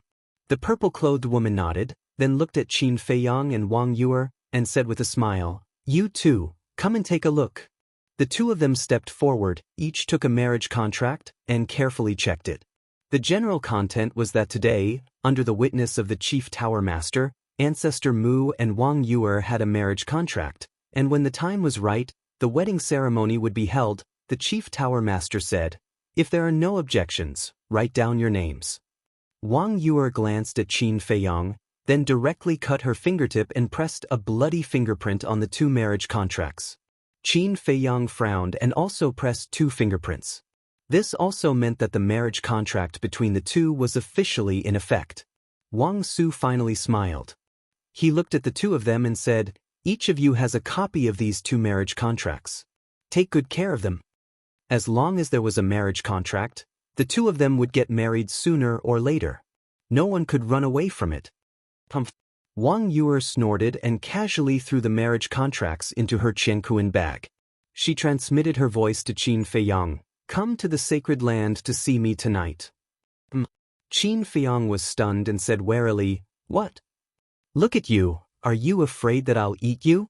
Let me tell you, I'm not interested in you. Wang Yuer glanced at him disdainfully and took out a portal. That's good, because I'm not interested in you either. Qin Feiyang breathed a sigh of relief. Hearing this, Wang Yuer did not feel the slightest joy of relief. Instead, she was so angry that she almost went berserk. Just you wait and see, she said ruthlessly and was about to open the portal to leave. However, at this moment, the purple-clothed woman sitting on the chair suddenly trembled, and then she spat out a mouthful of blood. Everyone looked at her in bewilderment. Mother, what's wrong? Wang Yuer immediately ran up and asked anxiously. However, the purple-clothed woman did not answer, nor did she pay attention to the chief tower master and the others.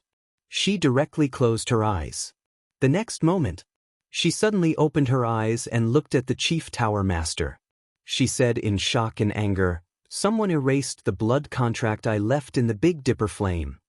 What? The chief tower master's expression changed drastically. He immediately opened the portal and rushed in like lightning. Chapter 971. At the same time, Gong Sun Bei's face darkened, and he shouted, "Seal the main tower immediately, don't let anyone suspicious go." Whoosh!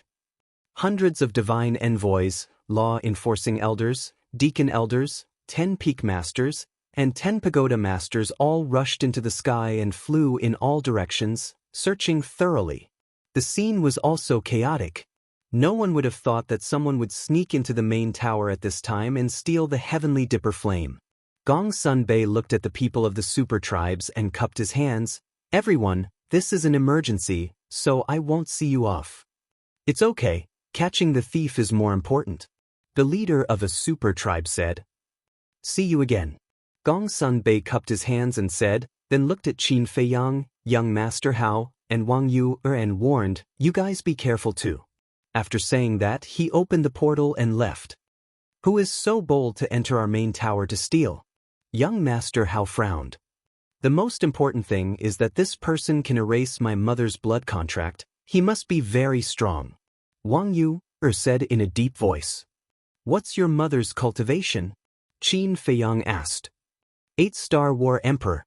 Wang Yuer said. "So strong." Qin Feiyang was stunned, and then immediately scanned the crowd around him. When he first came to the Pill Pagoda Square, he had already noticed Mu Qing in the crowd. And only the Mu family would steal the heavenly dipper flame. The crowd around him was very chaotic. Everyone was talking at once, and the noise was earth-shattering. So, Qin Feiyang found Mu Qing in the crowd. At the same time, Mu Qing was also looking at Qin Feiyang. "It's you?" Qin Feiyang transmitted his voice. "What is me?" Mu Qing responded suspiciously. Qin Feiyang sneered, "Stop pretending, other than your Mu family, who else dares to enter the main tower?" Mu Qing smiled secretly and said, "I knew I couldn't hide it from you. That's right, I asked someone to steal it." Qin Feiyang clenched his fists, and his gloomy eyes were extremely frightening. As soon as Mu Qing admitted it, he had a rough idea. They must have taken advantage of the fact that no one was guarding the sacred ground to let a powerhouse of the Mu clan sneak into the main tower and steal the heavenly star flame. In other words, Mu Qing had used him as bait to attract the attention of all the tycoons. In fact, this was a good thing for him, because from now on he could focus on seizing the 5-colored crystal and wouldn't have to waste his energy on seizing the heavenly star flame. But this was also bad news. That was the fire Qilin. If the heavenly star flame falls into the hands of the Mu Jia, it means that he has lost his bargaining chip to exchange for the fire Qilin. The most important thing is that now that his value is gone, the Mu family is likely to announce his true identity. At that time, he would definitely be consigned to eternal damnation. Mu Qing smiled and said, "You don't have to be nervous because I won't reveal your identity for now." Qin Feiyang was secretly shocked. Could it be that, as he thought before, he still has other value? Mu Qing said again, "As for the fire Qilin, you can also use the heavenly thunder flame, heavenly star flame, and ice flame to exchange for it." "Are you dreaming?" Qin Feiyang sneered. If he really gave these 3 flames to Mu Qing, then he really had no bargaining chips in his hand. not to mention he must go to the miracle. I knew you wouldn't agree, but it doesn't matter. After all, we are still partners. And now that the heavenly star flame is in our hands, we don't need to stay in the main tower anymore. Why don't you come with me to visit the Mu clan? Mu Qing said with a smile. Not interested. Qin Feiyang responded faintly. To be honest, he really wanted to go to the Mu clan. Because in this way, he would know where the Mu clan's nest was. But he knew that the Mu clan was a dragon's pool and tiger's den. Once he went in, he was afraid that he wouldn't be able to come out. That's a pity. But I won't force you. When you want to go, just send me a message. In addition, you have to be careful. If one day your identity is exposed, no one will come to help you. Mu Qing jokingly smiled, took out a portal, and said with a hint of threat. Qin Feiyang's eyes darkened. But then, he seemed to think of something and a smile appeared on his face. He said, I will be careful and you, Mu clan, better be careful. What should we be careful of? Mu Qing looked at him playfully. Don't be so confident. I have something in your hands, and you also have something in my hands. For example, if the people in the main tower know that Lu Xingfeng is your second grandpa, how will the main tower respond? Qin Feiyang said. Mu Qing's eyes narrowed slightly, took a deep look at Qin Feiyang, and then opened the portal and left. Qin Feiyang also secretly breathed a sigh of relief. No matter what, at least now it was not completely out of control. At this time, young Master Hao said, let's go, let's also go to the Holy Land to have a look. Wang Yuer nodded. Qin Feiyang said, you guys go first. What are you doing? Young Master Hao looked at him in confusion. Qin Feiyang said, I have something to deal with. Mysterious, it must be something that can't be exposed. Wang Yuer snorted coldly. Young Master Hao's face twitched and he teased, Sister, now he is your fiancé. Isn't it inappropriate to say that? Brat, I think you are asking for a beating. Wang Yuer's face darkened, and she immediately pounced on young Master Hao fiercely. What? You still want to go back on your word? Impossible, the marriage contract is already here. Just accept your fate. Ha! A young Master Hao fled while laughing heartily. Wang Yuer, who was behind him, was furious. Fiancé, Qin Feiyang muttered, feeling bitter in his heart. He never thought that he would have a fiancé just because of a farce. If it were someone else, they would be overjoyed to encounter such a thing. But he really couldn't feel happy. Phew! Qin Feiyang took a deep breath and looked up at the chief and high priest of the divine python tribe. Brother Mu, congratulations. Brother Mu, please take care of us in the future. The people of the major tribes didn't leave, and they went up to Qin Feiyang to flatter him. Seniors, you are too polite. The one who needs to take care of in the future is me. Qin Feiyang smiled politely. You are neither arrogant nor rash. You are a talent. Everyone nodded. Qin Feiyang jumped off the high platform, walked to the chief and high priest of the divine python tribe, and said with a smile, Seniors, I would like to have a private chat with you. Can you do me the honor? Private chat? All the leaders were dumbfounded. The chief and high priest of the divine python tribe were also suspicious. Of course. The chief of the divine python tribe nodded. Please come with me. Qin Feiyang opened the portal and walked in first. The chief and high priest of the divine python tribe looked at each other and followed one after another. The other chiefs and high priests of the major tribes looked at each other. What was going on? At first, they wanted to curry favor with Qin Feiyang. After all, his status was not ordinary now. But they didn't expect that Qin Feiyang would leave with the two people of the divine python tribe. Do you think that Ancestor Mu and the divine python tribe have some relationship? One of the chiefs of the major tribes asked secretly. But when they heard this question, no one answered. They all fell into deep thought. Because if that was the case, the divine python tribe would undoubtedly have a strong and powerful backer. And the other tribes would be in a bad situation. First tower, Alchemy Room 10.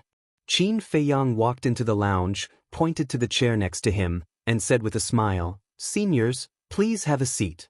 The two of them sat down one after another. The chief of the divine python tribe said with a smile, Little brother, If you have something to say, just say it. Qin Feiyang looked at the pattern of the divine python on their chests again and said, "Is there a man called Pei Zhangfeng in your tribe?" The two of them hadn't sat down for long. Hearing this, they both stood up and looked at Qin Feiyang with surprise and doubt. Qin Feiyang had an answer in his heart. When he entered the square of the Pill Pagoda, he found that the pattern of the divine python on their chests was exactly the same as the pattern on Pei Zhangfeng's identity token. At that time, he thought that Pei Zhangfeng might be a member of the divine python tribe. But there were too many people at that time, so it was inconvenient to ask. But now, the reaction of the two of them undoubtedly confirmed his guess. Qin Feiyang took out Pei Zhangfeng's identity token and handed it to the two of them. The chief of the divine python tribe took back his hand with trembling hands and took the token. When he saw the name Pei Zhangfeng, his eyes became misty. The high priest glanced at the chief, then looked at Qin Feiyang and asked, "Little brother, why do you have this token?" Qin Feiyang said, "I found it in Pei Zhangfeng's Jianghu bag." "What? Where is he now?" The high priest trembled and asked hurriedly. The chief of the divine python tribe also looked at him anxiously. Qin Feiyang hesitated and sighed. "He's already dead." "Dead?" The high priest was dumbfounded. The chief of the divine python tribe collapsed in an instant, his face full of grief. "Who is Pei Zhangfeng to you?" Qin Feiyang looked at the two of them suspiciously. The chief of the divine python tribe looked at the token silently and was extremely sad. Alas! The high priest sighed deeply and looked at Qin Feiyang. "Little brother, to be honest, Pei Zhangfeng is our biological brother and Pei Yi's biological father." "What?" Qin Feiyang was dumbfounded. He did not expect that the person he was looking for was Pei Yi's biological father. A moment later, the chief of the divine python tribe looked up and asked, "Little brother, do you know how my brother died? Where is his body now?" "I don't know how he died either. All these years, I've been trying to find out more about him, but to no avail. As for his body, I buried him in the third region," Qin Feiyang said. "It's been so many years and I finally got news of him. However, I only got news of his death." The chief of the mysterious tribe lamented and felt as if a knife was being twisted in his heart. Qin Feiyang asked, "You don't know the cause of his death either?" "My brother was born with a simple heart and never chased after fame and fortune. He only liked to cultivate quietly. Back then, our father wanted him to inherit the position of the chief of the divine python tribe, but he refused. Because of this, he even quarreled with our father. In the end, he ran away from home in a fit of anger. Since then, there has been no news of him. All these years, we've been looking for him too. But we all thought that he was hiding somewhere in the central divine kingdom to cultivate in seclusion. Hence, we only looked for him in the central divine kingdom. Unexpectedly, he actually went to the 9 regions. Chapter 972. He left home just because of this? Qin Feiyang was surprised and asked, "Was Pei Yi born when he left?" "Not long ago," the chief of the divine python tribe said. Qin Feiyang immediately shook his head, his eyes full of disappointment. He thought that Pei Zhangfeng was a great figure, but it turned out that he was just SOSO. Because, to put it nicely, he was indifferent to fame and fortune. To put it bluntly, he was childish. Besides, Pei Yi was already born at that time. It was irresponsible of him to leave just like that. In other words, he was selfish. After a long time, the chief of the divine python tribe looked at Qin Feiyang and said, "Little brother, I hope you won't tell Pei Yi about this for now. Loves and hates his father. If he suddenly knows about his father's death, I'm afraid he will have a mental breakdown." The high priest nodded and agreed. "I understand." Qin Feiyang nodded and said, "But Pei Zhangfeng is his father after all. He should know." The chief of the divine python tribe pondered for a while and said, "I'll find a suitable opportunity to tell him. By the way, did my brother leave behind any other relics?" Qin Feiyang was a little hesitant. Of course, there were relics. Sacred weapon ice blade, 6th grade alchemy fire, 6th grade alchemy furnace, and a large number of medicinal herbs. But he had already forgotten what medicinal herbs there were and how many there were. The sixth-grade alchemy fire had long been devoured by the netherworld demonic flame. In other words, the only things he could return to the divine python tribe were the ice blade and the alchemy furnace. The alchemy furnace did not matter. Anyway, it was broken and useless. But frankly speaking, he could not bear to return the ice blade to the divine python tribe. Seeing Qin Feiyang hesitate, the chief of the divine python tribe smiled and said, "Little brother, don't get me wrong. I'm not asking for these relics. After all, you got them with your own ability. We have no right to ask them back. I just want to see if I can find out the cause of his death from these relics. You can rest assured. I've already checked and found no clues about the cause of his death." Qin Feiyang said. The two of them looked at each other with a trace of disappointment in their eyes. Suddenly, the chief of the divine python tribe clenched his fists and said in a deep voice, "No matter what, we must find out the cause of his death and avenge him. Yes, whoever dares to hurt the people of the divine python tribe will have to pay the price." The high priest nodded, his eyes filled with killing intent.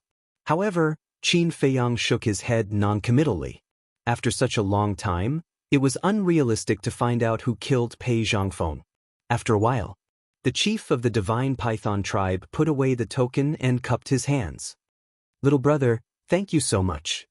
If you have time in the future, remember to visit my divine python tribe." "I will."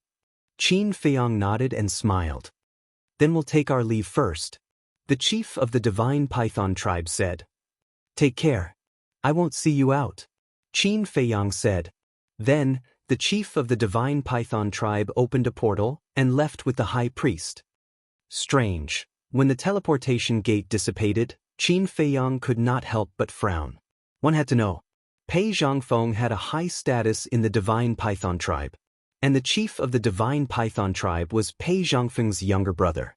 If it were him, he would definitely ask for the exact location of Pei Zhangfeng's burial and then immediately bring Pei Zhangfeng's body back and bury it in the tribe. However, the chief of the divine python tribe did not even ask. Was this the attitude of a younger brother? After a while, Qin Feiyang whispered, "He must be too sad and hasn't reacted yet." This was the only explanation that made sense. He stood there and pondered for a while. Then he entered the alchemy room and put away the alchemy furnace. Then he walked out of the alchemy room and flew toward the Holy Land. Everywhere he passed, the disciples he met were extremely respectful. About half an hour passed. Finally, a huge object entered Qin Feiyang's sight. It was a stone tower, dark and towering, exuding an ancient aura. Opposite the ancient tower, there was a steep giant peak, like a giant sword, towering into the clouds. That was the place where the disciples of the Holy Land cultivated, the Holy Tower and the Holy Peak. Qin Feiyang flew straight to the Holy Tower. In front of the Holy Tower, there was a square of about 1,000 feet, paved with a layer of green stone slabs. At this moment, the square was full of people.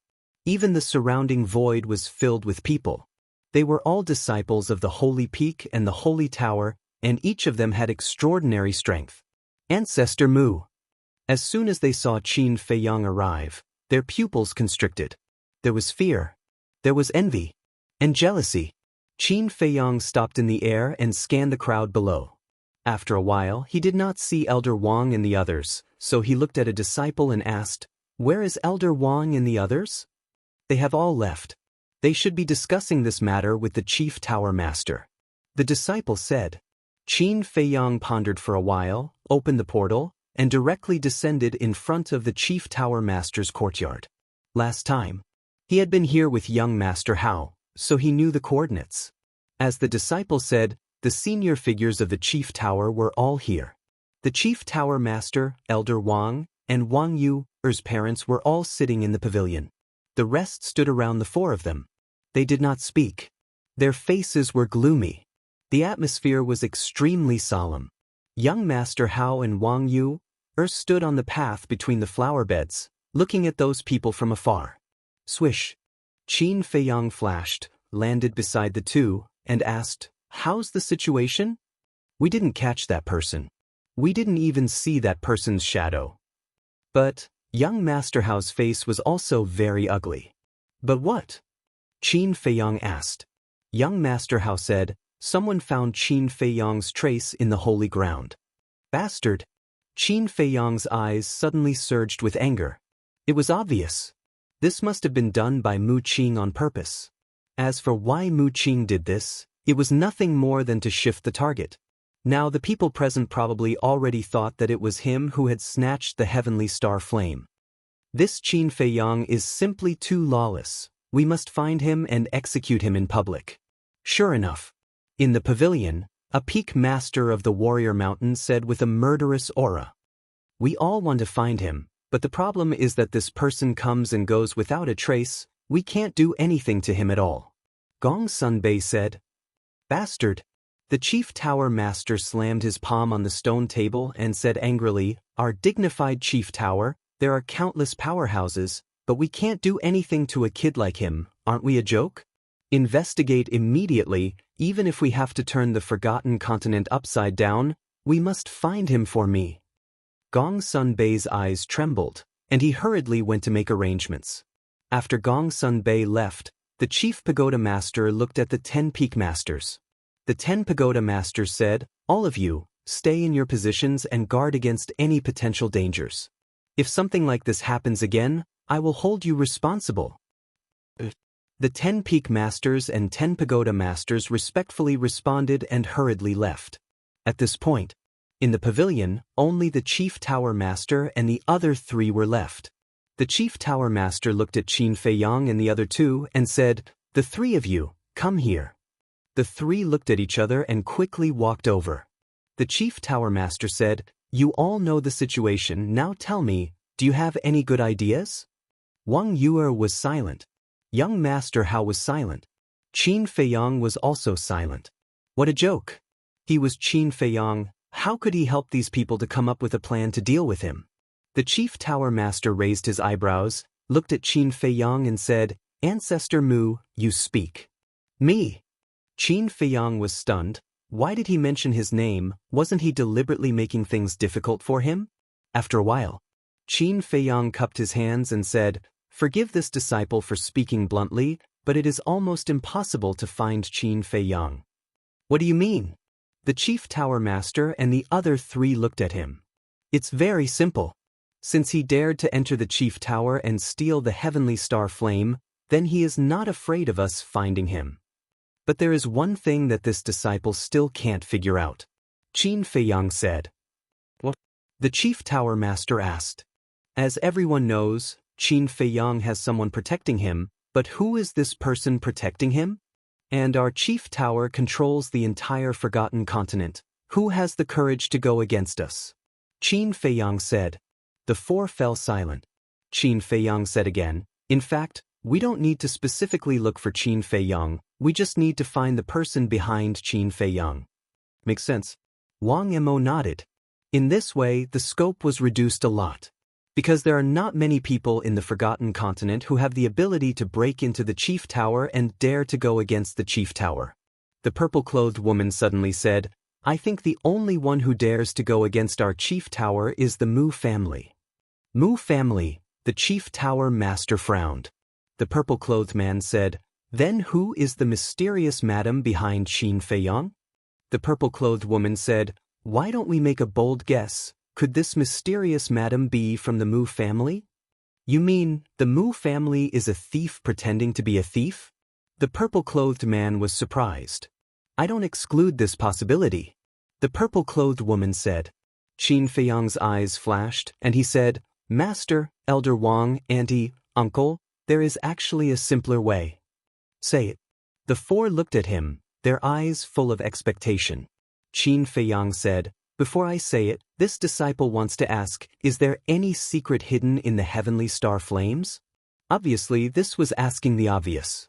When the 4 heard this question, they all fell silent. There really is a secret? Young Master Hao and Wang Yu looked at each other, their eyes flashing with a touch of surprise. After a while, the Chief Tower Master looked up at Qin Feiyang and the other 2 and nodded. There is indeed a secret, but this secret can't be told to you yet. Then how many people know this secret? Qin Feiyang asked. Not many. The Chief Tower Master shook his head. Then it's simple. Let's start from this point. Anyone who knows this secret, go and investigate it. I think it must be one of them behind the scenes. Qin Feiyang said. Such a simple reason, why didn't we think of it before? The four looked at each other. Qin Feiyang did this because he wanted to turn the tables on the Mu family and put some pressure on the Mu family. Moreover, he can't always be the scapegoat, right? Chapter 973. Inside the pavilion. The pagoda master and the other three were lost in thought. Qin Feiyang was also silent. After a while, the pagoda master looked up at the three and said, "You should be thinking the same thing as me." The three nodded. The pagoda master said, "Well, from now on, pay close attention to the Mu Jia's movements. Old man, since you all suspect that it's the Mu Jia, just send someone to ask. Why do you still want to spy on them?" Young Master Hao frowned. "I say, what are you thinking about all day long? Do we have any evidence now? We're just guessing. In this case, we can't directly question them." The pagoda master said angrily. "There's one more thing, the Mu Jia doesn't know yet.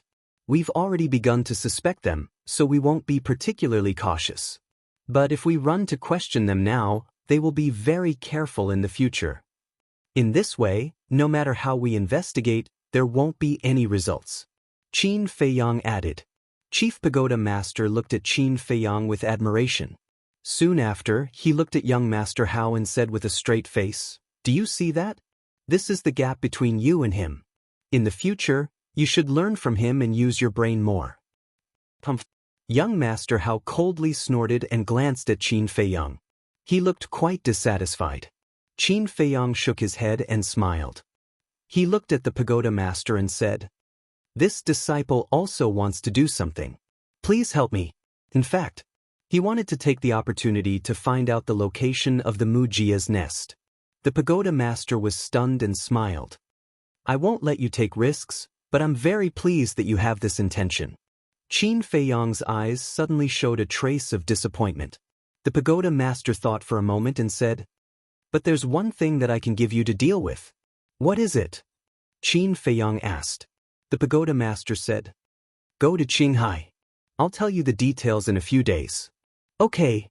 Qin Feiyang nodded. The pagoda master smiled. "Then you go to your work.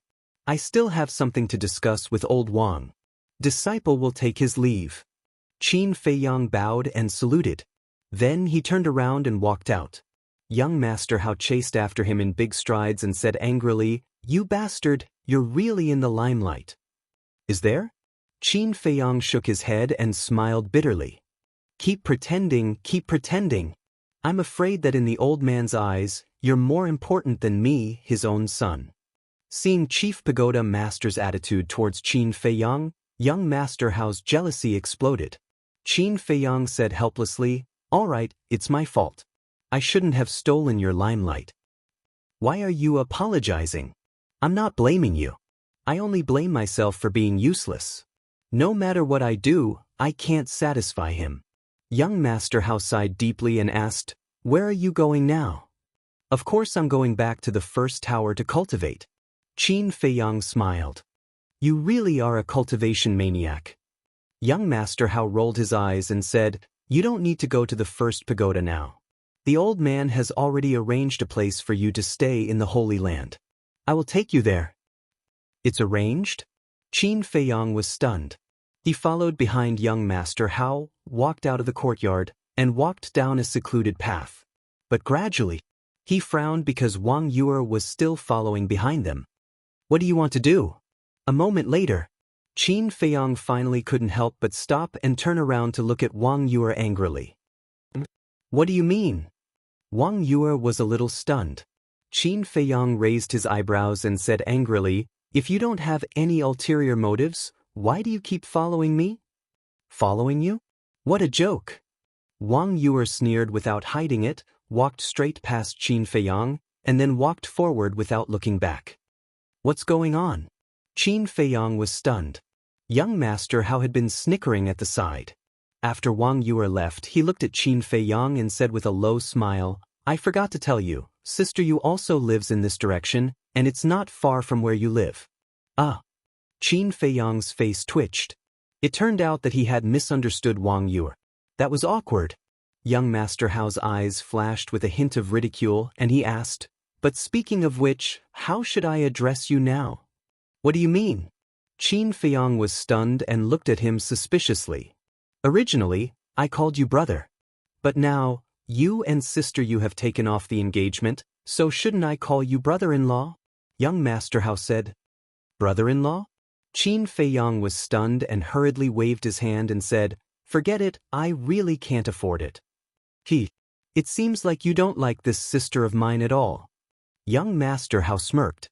Qin Feiyang shook his head and said, "It's not that I'm resistant." "What?" Young Master Hao was slightly stunned and asked curiously.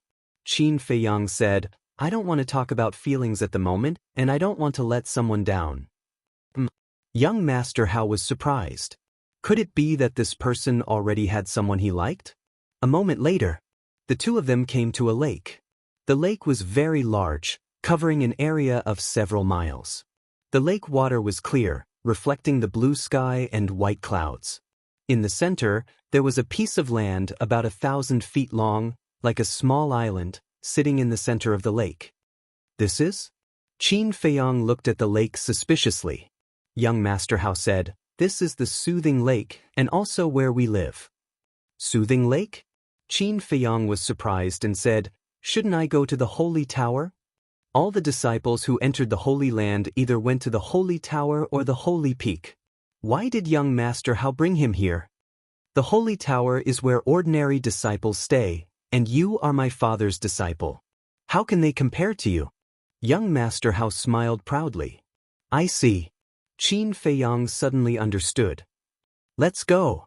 Young Master Hao smiled and soared into the sky, flying toward the small island in the center of the lake. Qin Feiyang followed closely behind young Master Hao, scanning the lake below. The surface of the lake was very calm, but there were turbulent waves below. He could even feel the aura of the emperor beasts under the lake. Young Master Hao explained, "There are thousands of beasts hiding in this soothing lake. Among them, there are 10 war emperor-level beasts responsible for protecting us." "So many?" Qin Feiyang was shocked and asked, "What about the other beasts?" Young Master Hao said, "Sacred beasts." "All of them?" Qin Feiyang was surprised. "Yes, all of them." Young Master Hao nodded. Qin Feiyang was speechless. For someone of his cultivation level, this place was simply a dragon's lair and a tiger's den. A dozen breaths later, the two of them landed on the small island. On the small island, the fragrance of flowers was everywhere, and the scenery was pleasant.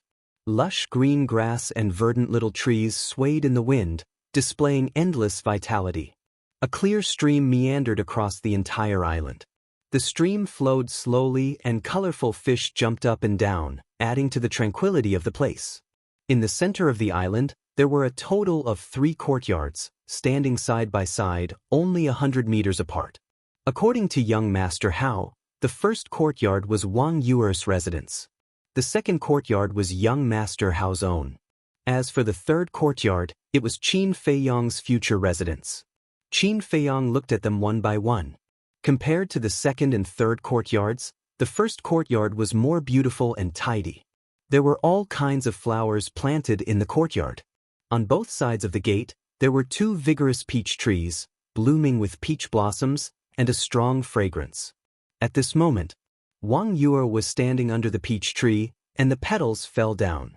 Her hair and dress danced in the wind, making her look like a flower fairy, especially charming. "Let me tell you, everything on this small island was basically arranged by Sister Yu, so you'd better not destroy it, or she will definitely come and find trouble with you." Young Master Hao warned in a low voice. Qin Feiyang's head suddenly swelled a little. He did not expect to live in the same place as Wang Yue. However, he was very satisfied with this place. Not only was the environment good, but it was also very quiet, very suitable for meditation. The two of them walked along a winding path and arrived in front of the third courtyard. This was originally Gong Sun Bei's residence, but later he moved to the Divine Envoy Hall because he had to take charge of the Divine Envoys. As young Master Hao spoke, he pushed open the gate of the courtyard and walked in. There was a pavilion in the courtyard, surrounded by a flower bed. Most of the flowers had withered. Many petals had fallen on the ground, and they were already rotten, emitting a rotten smell. On one side of the pavilion, there was a 2-story pavilion with carved beams and painted rafters, and it was quite charming. Young Master Hao smiled and said, "No one has lived here for a long time, and some places are a little messy. Clean it up yourself."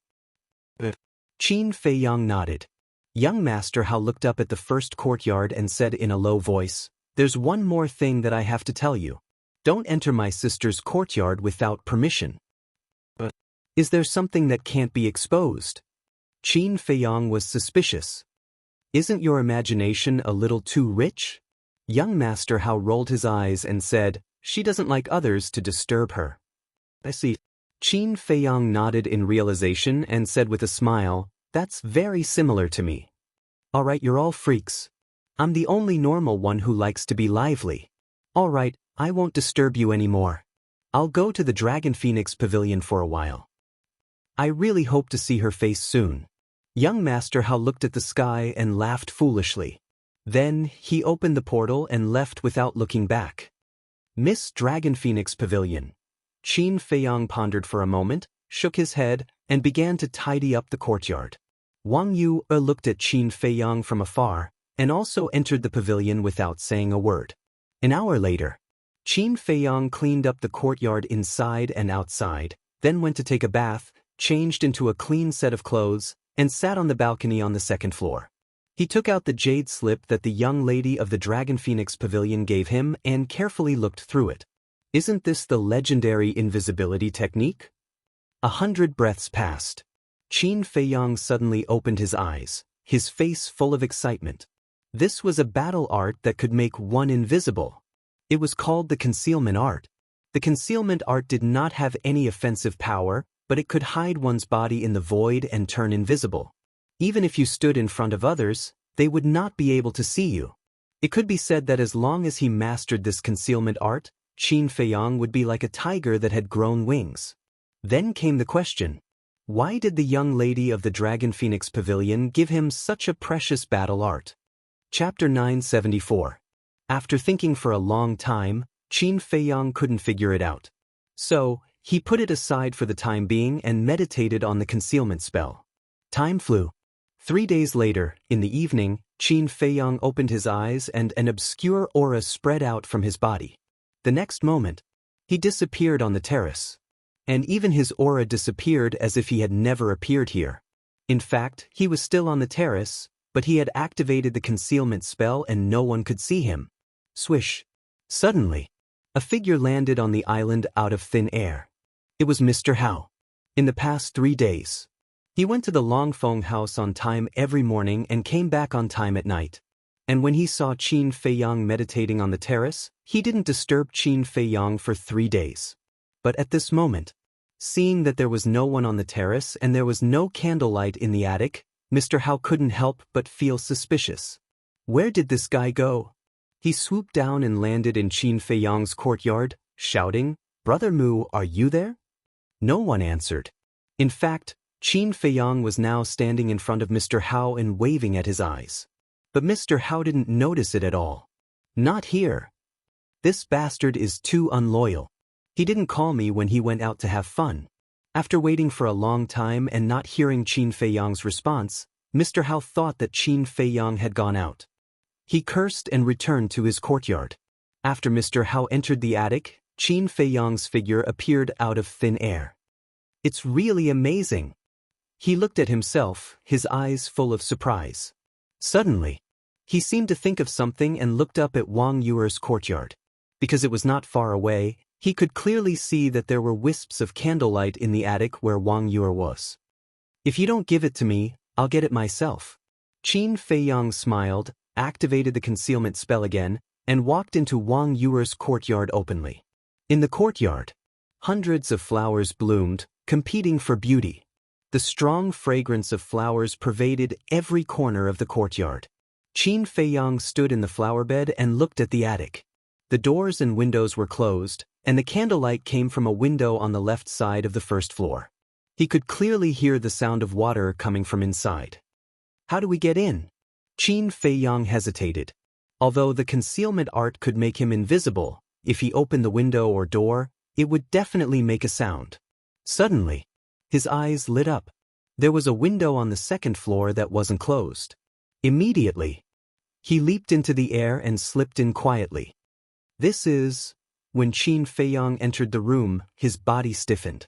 The room was not big, but the decorations were very cozy.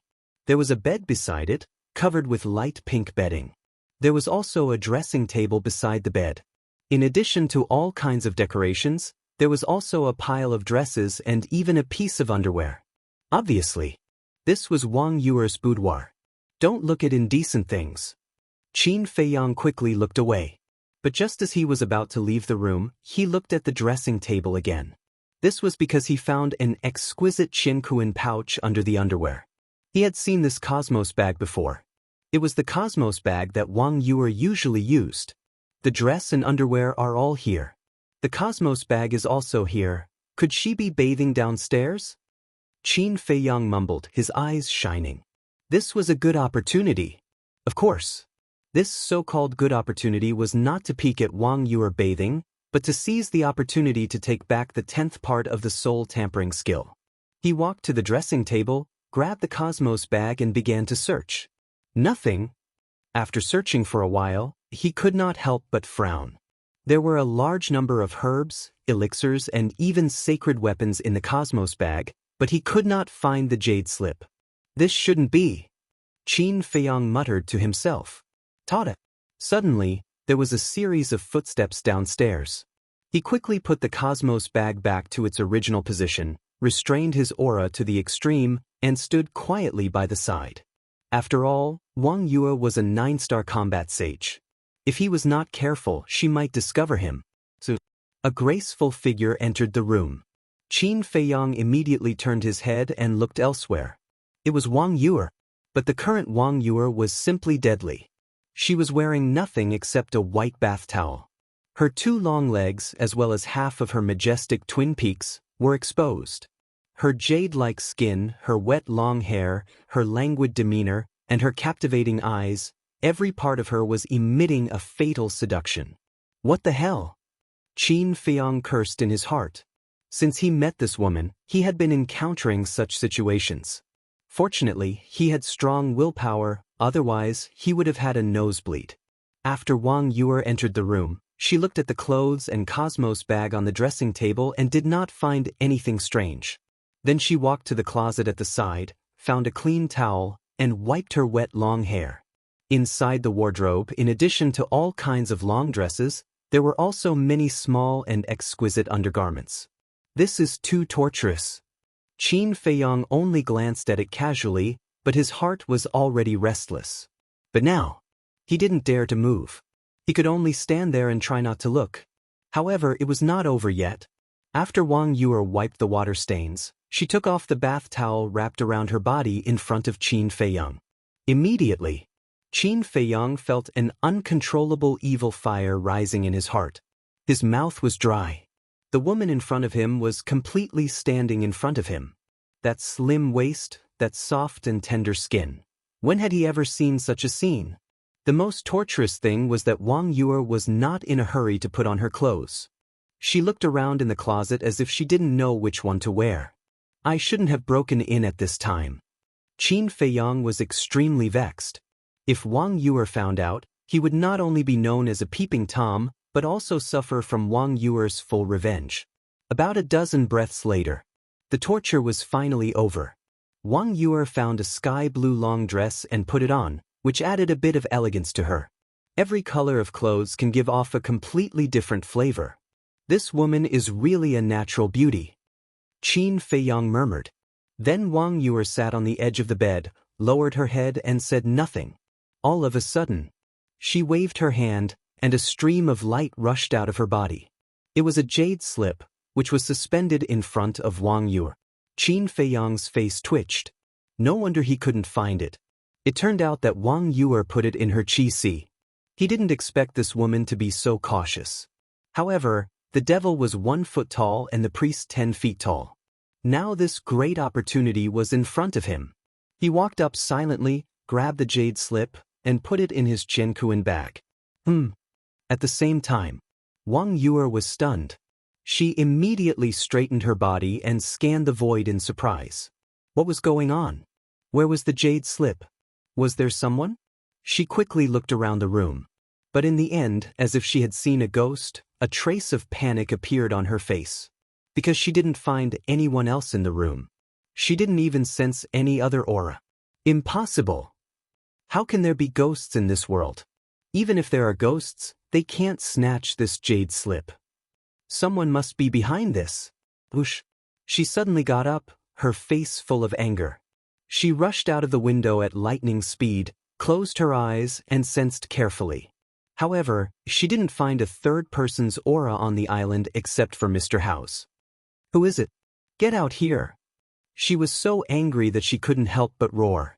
Her voice resounded in all directions, and her eyes were as cold as ice. What's wrong, sister?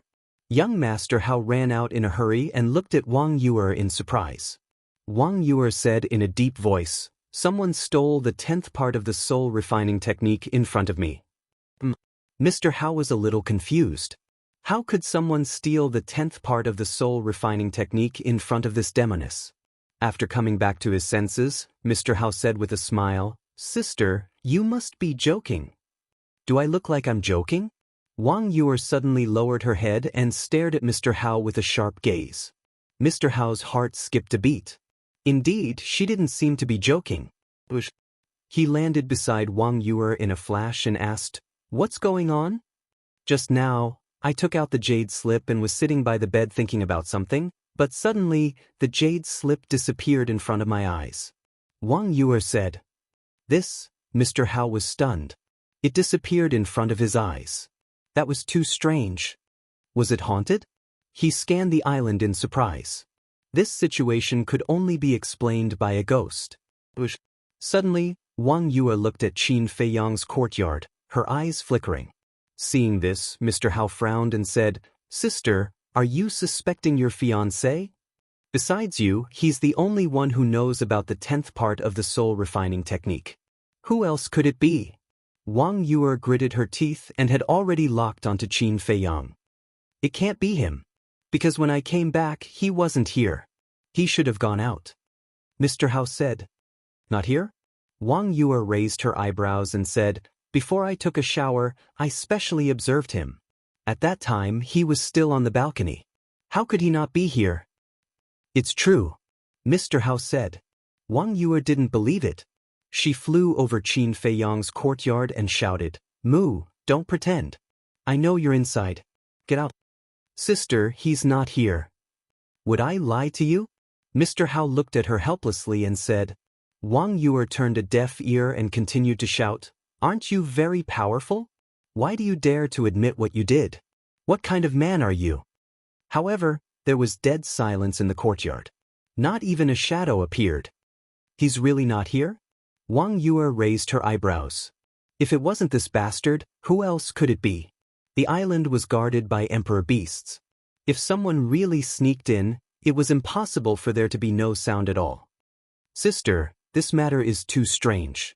Let's go to the old man immediately," Mr. Hao said in a deep voice. He sneaked in without anyone noticing and snatched the 10th part of the soul refining technique under Wang Yue's nose. This was definitely not something an ordinary person could do. Wang Yue nodded. The two opened a portal and were about to walk in, but at this moment, Qin Feiyang appeared out of thin air in the sky. "It's already dark. Where are you going?" Looking at Mr. Hao and Wang Yue, Qin Feiyang asked suspiciously. "Where have you been?" Mr. Hao frowned and said. Qin Feiyang said with a smile, "I went out for a walk." "What's wrong?" "There was a ghost incident just now," Mr. Hao said. "A ghost incident?" Chapter 975. Young Master Hao gave a brief account of what had happened. This, Qin Feiyang was dumbfounded. Of course, he knew it, but he had to pretend. When he came back to his senses, he looked at Wang Yue angrily and said, "I told you to give me the 10th part of the soul refining technique, but you didn't listen. Now it's been snatched away. What do you think we should do?" "The 10th part is mine. Even if it's snatched away, what does it have to do with you?" Wang Yue was already full of anger. At this moment, when she heard Qin Feiyang's rebuke, she was undoubtedly angrier and directly went against Qin Feiyang. Yours? Are you kidding? If you didn't snatch the 10th part with your relationship with Mr. Wang, how could it be yours? Let me tell you, if you don't get the 10th part back, I'll divorce you. Qin Feiyang snorted coldly. Young Master Hao's face changed and he hurriedly said, Brother Mu, you can't joke about this. I never joke. Qin Feiyang said expressionlessly, then quickly swooped down and disappeared in the attic. Divorce me? How dare you divorce me? Wang Yue was in disbelief. Although she didn't agree to the engagement, she could only accept it. But now, he actually threatened to divorce her? This was simply a humiliation to her. She couldn't tolerate it. She shouted at the attic, Okay, I can't ask for more. You'd better hurry up. Seeing that Wang Yue was also angry, young Master Hao rubbed his forehead and said helplessly, Sister, can you calm down? I'm very calm. Wang Yue said. If you're calm, why did you say such angry words? If Ancestor Mu really divorces you now, do you know how many people will laugh at you behind your back? Young Master Hao said earnestly. I'm not afraid. Wang Yue said. You're not afraid, but what about Aunt, Uncle, and Mr. Wang? They'll definitely die of anger. Young Master Hao sighed. This marriage was a mistake in the first place. After saying that, Wang Yue turned around and left angrily. What a pair of enemies! Young Master Hao looked at the two courtyards and felt a headache coming on. The waning moon hung high in the sky, and the night was hazy. Qin Feiyang activated the concealment spell and stood on the balcony, looking at Wang Yue's back with a smile in his eyes. Although this woman was a little unreasonable, she was actually quite cute. A moment later, he retracted his gaze and took out the jade slip. No matter what, he had finally obtained the 10th part of the soul refining technique. He immediately turned around and entered the attic to comprehend in peace. And not long after, Chief Pagoda Master received young Master Hao's notice and sent people to investigate the island. However, they obviously didn't find anything. The next morning, Qin Feiyang walked out of the attic and stood in the flower bed. Breathing in the fresh air, he felt refreshed. In just one night, he had mastered the soul refining technique. Of course, this was all thanks to the inheritance of the first pagoda master. If not for the insights and profoundness of the soul tempering art in the inheritance, given his current ability, he would not have been able to comprehend it no matter how much time he had. The ancients were right. As long as you are in a good mood, you will feel comfortable. Qin Feiyang stretched. With a slight thought, a stream of light swept out from between his eyebrows. This was a pentagram blooming with dazzling light. And in the center of the pentagram, there were 3 words floating. Soul refining technique. The biggest advantage of the soul refining technique was that it didn't need to be deliberately activated. It would automatically temper one's mental strength.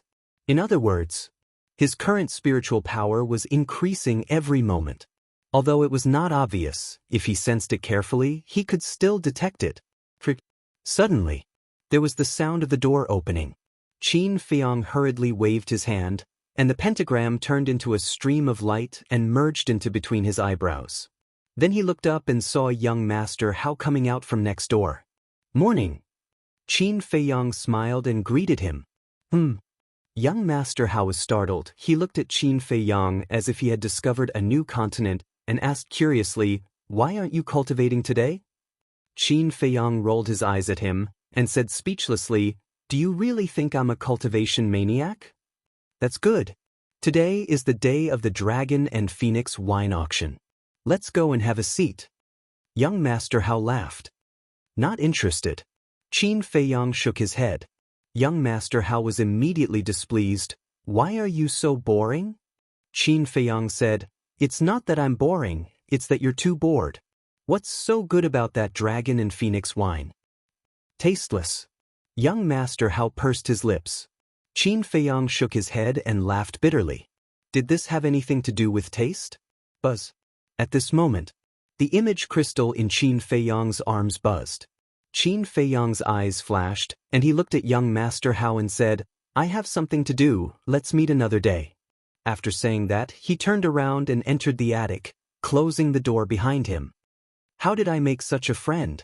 Young Master Hao was stunned, then shook his head and sighed, and also opened the teleportation door and left. In the attic, Qin Feiyang took out the image crystal, and Fatso's shadow quickly condensed. What's wrong? Qin Feiyang asked. Fatso said, someone is looking for you. Looking for me? Qin Feiyang was stunned and said, who is it? Fatso said. Qin Feiyang's eyes suddenly lit up and said, where is he now?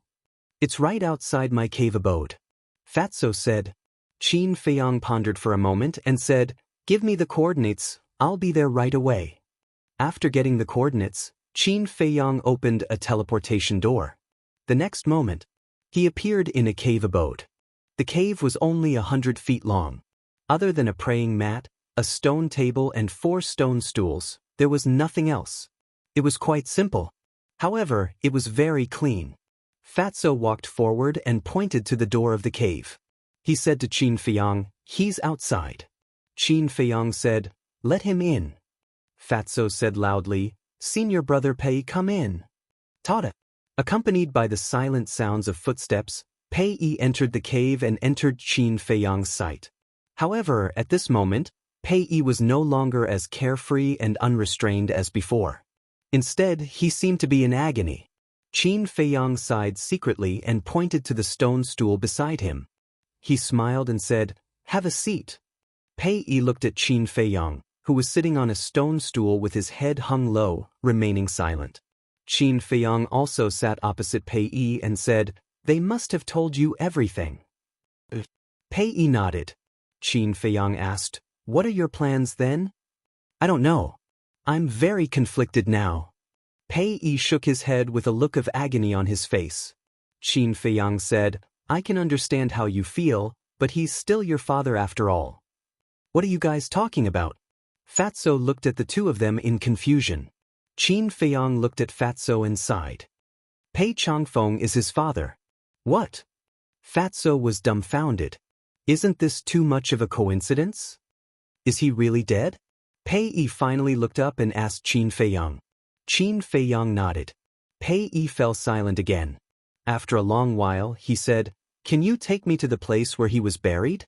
I'd like to bring his body back. Of course. However, is this your idea or your uncle's? Qin Feiyang asked. Pei Yi's uncle was naturally the leader of the divine python tribe. It's my idea. Pei Yi said. What about your uncle? Doesn't he want to bring your father's body back? Qin Feiyang asked with a frown. He definitely wants to, but he hasn't gotten over his grief yet. After all, they're biological brothers. We may be father and son, but we've never interacted with each other before. In fact, I don't have any impression of him at all. Pei Yi said bitterly. Qin Feiyang smiled. It was completely understandable. After all, Pei Changfeng left the divine python tribe not long after Pei Yi was born. How could Pei Yi have any impression of him? When do you plan to go? Qin Feiyang asked. Pei Yi said, if you have time, I'd like to go immediately. Qin Feiyang stood up and said with a smile, the deceased should be respected. I'll make time for you even if I don't have time. Let's go. Thank you. Pei Yi stood up and bowed to Qin Feiyang to express his gratitude. He then opened the portal and the two of them entered one after another. Fatty pondered for a moment, then also entered the portal. In the square of the Pill Pagoda. The things that were used for the ceremony a few days ago had been removed, and peace was restored. In the center of the square, the old man in black was still sitting cross-legged on the ground like a rock, guarding the teleportation altar. Greetings, Elder.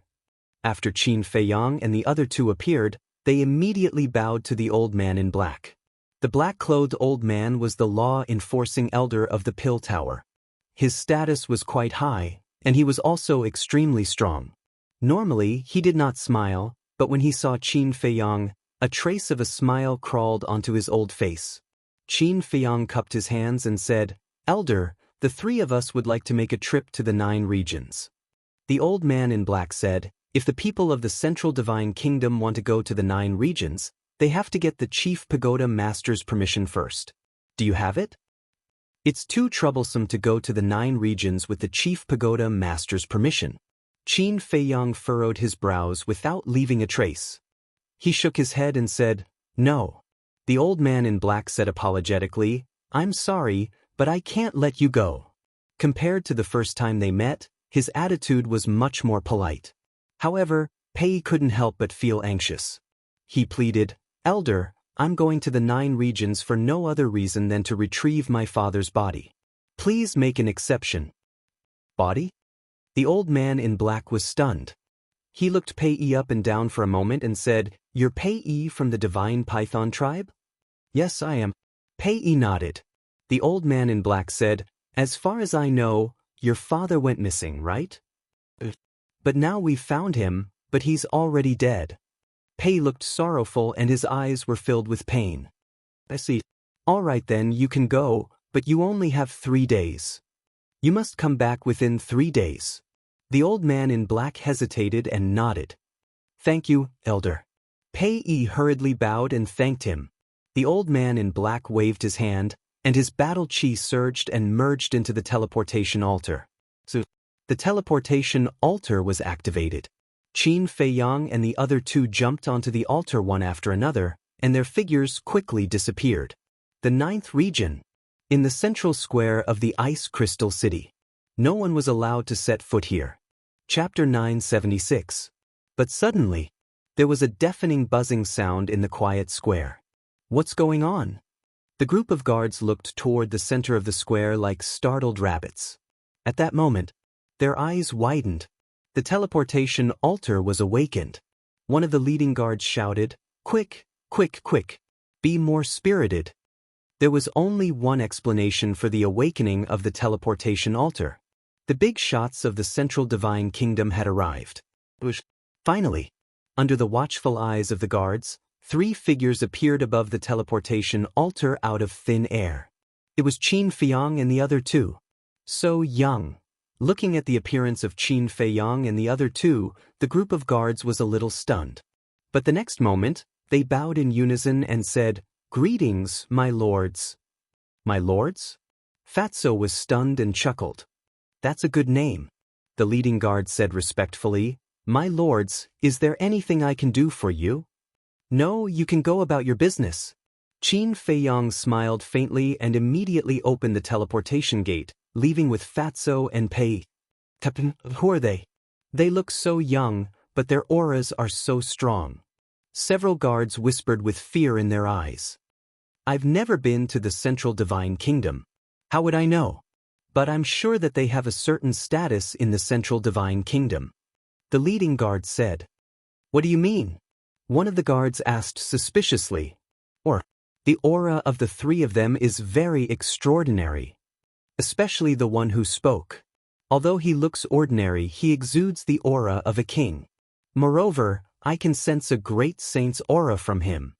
The leading guard said solemnly. "Sage aura? Then isn't he a battle sage?"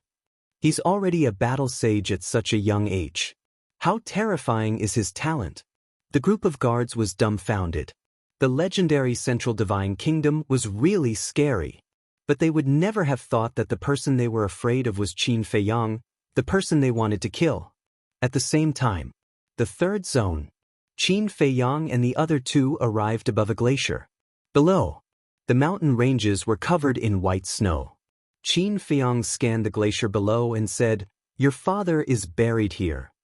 But Pei was a little nervous and a little hesitant. "This used to be an ice valley. Later, in order to bury your father, I shattered the ice valley. As for the exact location, even now, I don't know. However, it won't be difficult to find him." After Qin Feiyang finished speaking, his big hand reached out in the air, and Saint Might poured down like a waterfall. Rumble. Immediately, the glacier shattered, the snow melted, and a large crater gradually appeared. As the glaciers and snow continued to fuse together, the crater grew deeper and deeper, reaching a diameter of over a dozen miles. Looking down from the sky, it looked like a bottomless pit. It was a spectacular sight. About 10 breaths passed. Suddenly, Qin Feiyang's eyes lit up and he said to Pei, "Come with me." The three of them immediately turned in the air and swooped down into the crater. Before they reached the bottom, an ice sculpture entered their line of sight. The ice sculpture stood at the bottom of the crater, and cold air was rising. And inside, there was a middle-aged man in purple clothes lying down. He looked to be in his 40s and had a rough face. There were some white hair at his temples, and his clothes were tattered. There were also bruises all over his body. It was Pei Changfeng. Although it had been more than a year since Qin Feiyang buried him, his body was still the same as before. There were no signs of decay at all. The three of them landed in front of the ice sculpture one after another. Qin Feiyang and Fatso looked at each other and silently took a few steps back. Pei Yi looked at the person in the ice sculpture and did not go forward for a long time, seemingly a little reluctant. Thump. After a long time, he knelt in front of the ice sculpture feebly. Do you know? Although I often tell others that I hate you very much and don't want to see you, I've actually been waiting for you to come back. Do you know how much I yearned for your love and care? But in the end, you made me wait for the news of your death. Do you know how much pain and despair I felt? I remember when I was young, I was so envious of other children who acted coquettishly in front of their fathers. I wanted you to hug me too. But this little wish was just an extravagant hope in my eyes. I can't accept it. Can you tell me what you've been doing all these years? Have you ever thought of coming back to see me? Answer me. Pei muttered to himself, tears blurring his vision. He was getting more and more emotional. In the end, he lay on the ice sculpture and screamed hysterically. Looking at Pei Yi's miserable appearance, Fatso also felt sad and said, "Boss, I can't take it anymore. Let's go out for a walk." "I'll go too," Qin Feiyang said. Pei Yi finally saw his father. Although he had passed away, he definitely had a lot to say to him. Besides, Pei Yi needed some time to get a grip on his emotions. The two of them did not disturb Pei Yi and quietly flew out of the deep pit. Fatty glanced at the vast expanse of white glaciers and shook his head with a sigh. Things in this world are really coincidental. Yeah. When I found out that Pei Changfeng was Pei Yi's father, I was also shocked. Qin Feiyang said. Fatso frowned and said, "But how did Pei Changfeng die? Is it really an unsolved case?" Qin Feiyang also fell into deep thought. Although they were not sure about Pei Changfeng's specific strength, they could guess that he must be very strong after knowing his identity. After all, if Pei Changfeng was not strong, the previous chief of the Divine Python tribe would not have let him inherit the position of chief. Therefore, there were probably not many people in the 9 regions who could kill Pei Changfeng. There might not even be one. Boss, Fat Lord suddenly thought of the Black Lion tribe, the Red Flame tribe, and the Sea tribe. Fatso said, "Is there a problem?" Qin Feiyang was stunned and asked, "I don't know." However, when the chiefs of the 3 tribes came here to look for the ice blade, does it mean that they already knew about the existence of the ice blade in advance? If that's the case, how did they know? Did they receive the news by chance? Or did they see the ice blade with their own eyes? Fatso's face was full of suspicion. Qin Feiyang was surprised and said, "You mean, the people of the 3 tribes may have seen Pei Changfeng before?" "It's possible." Fatso nodded. Qin Feiyang frowned and pondered for a while, then said, "If they really saw him, they might know the cause of his death. Let's go, we'll go to the 3 tribes immediately. By the way, do you have the coordinates of the 3 tribes?" Although it was just a guess, it was still necessary to verify it.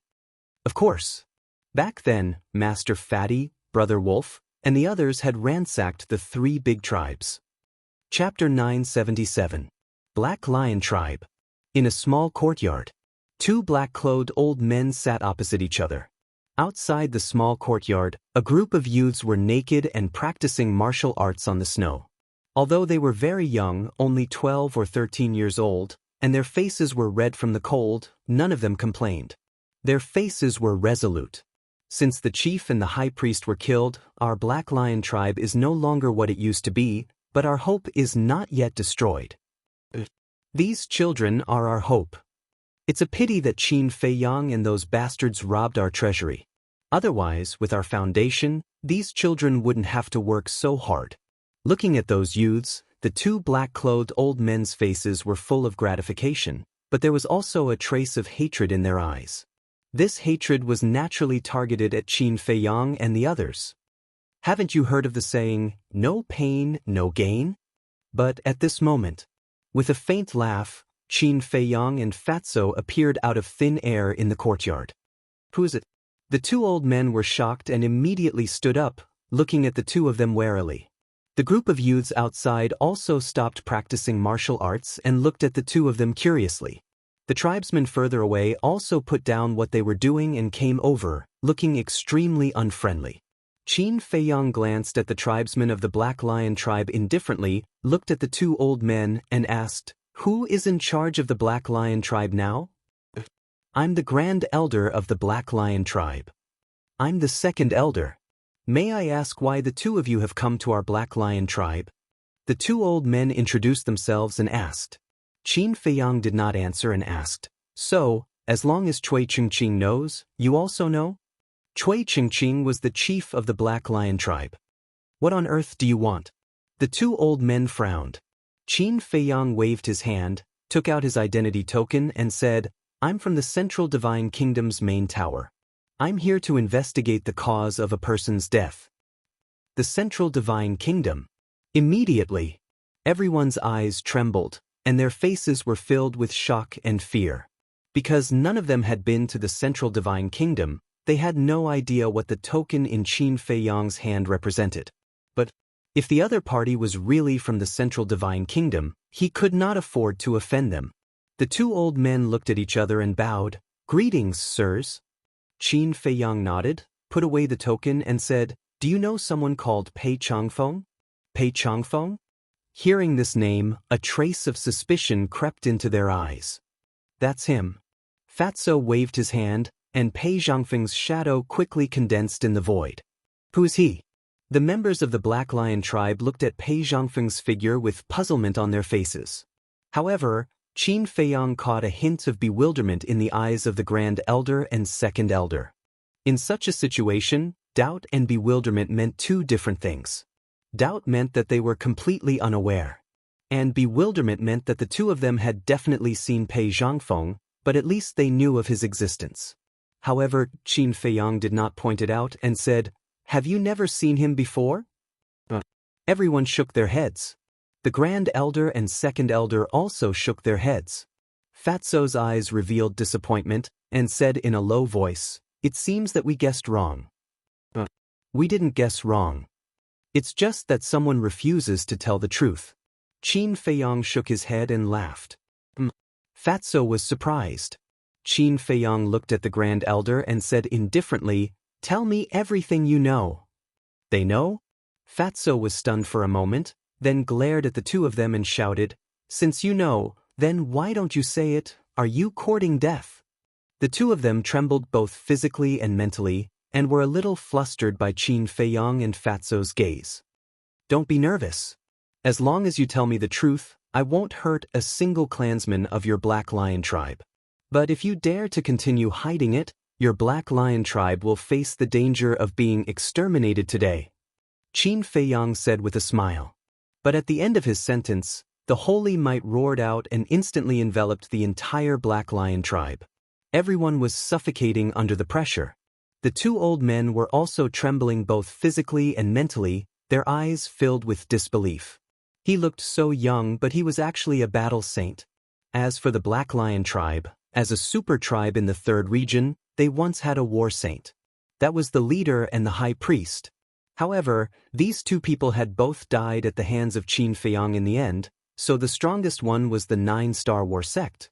Facing a war saint, the 9-star war sect had no power to resist. Seeing that the deterrence had been achieved, Qin Feiyang also withdrew his holy might, looked at the Grand Elder, and said indifferently, "Speak."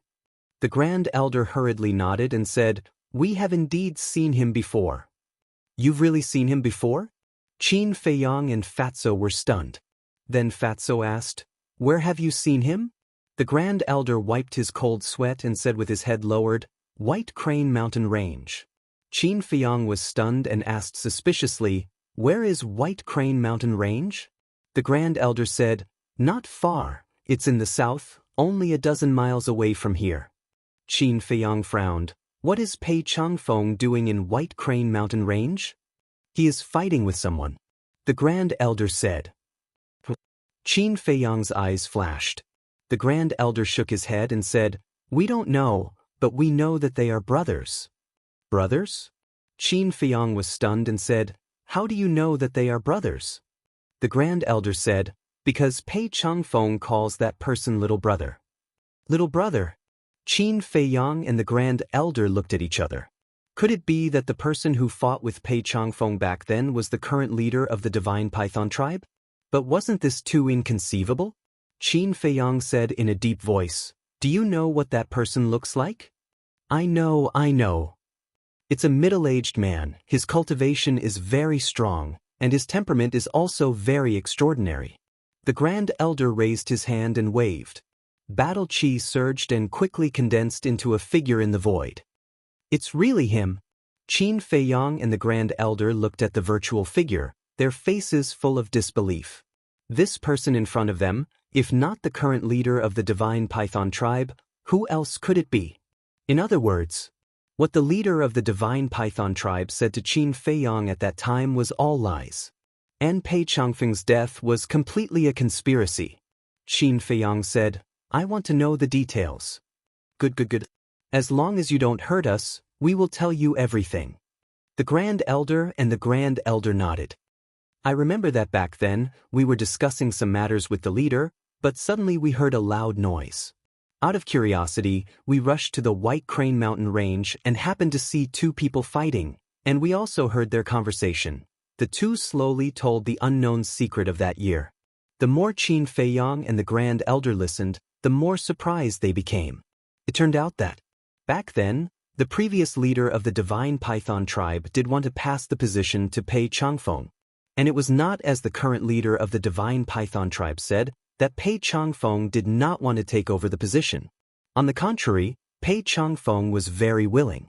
But the current leader of the Divine Python tribe had long coveted the position of the leader. So he set up a trap, tricked Pei Changfeng into coming to the 9 major areas, and assassinated him. In other words, Pei Changfeng died in the hands of his younger brother. Fatso clenched his hands and said in disgust, He even killed his own brother. This person is vicious. Are status and power really so important? This is what it means to know what is in a person's heart. Before you completely understand a person, you will never know what kind of person he is.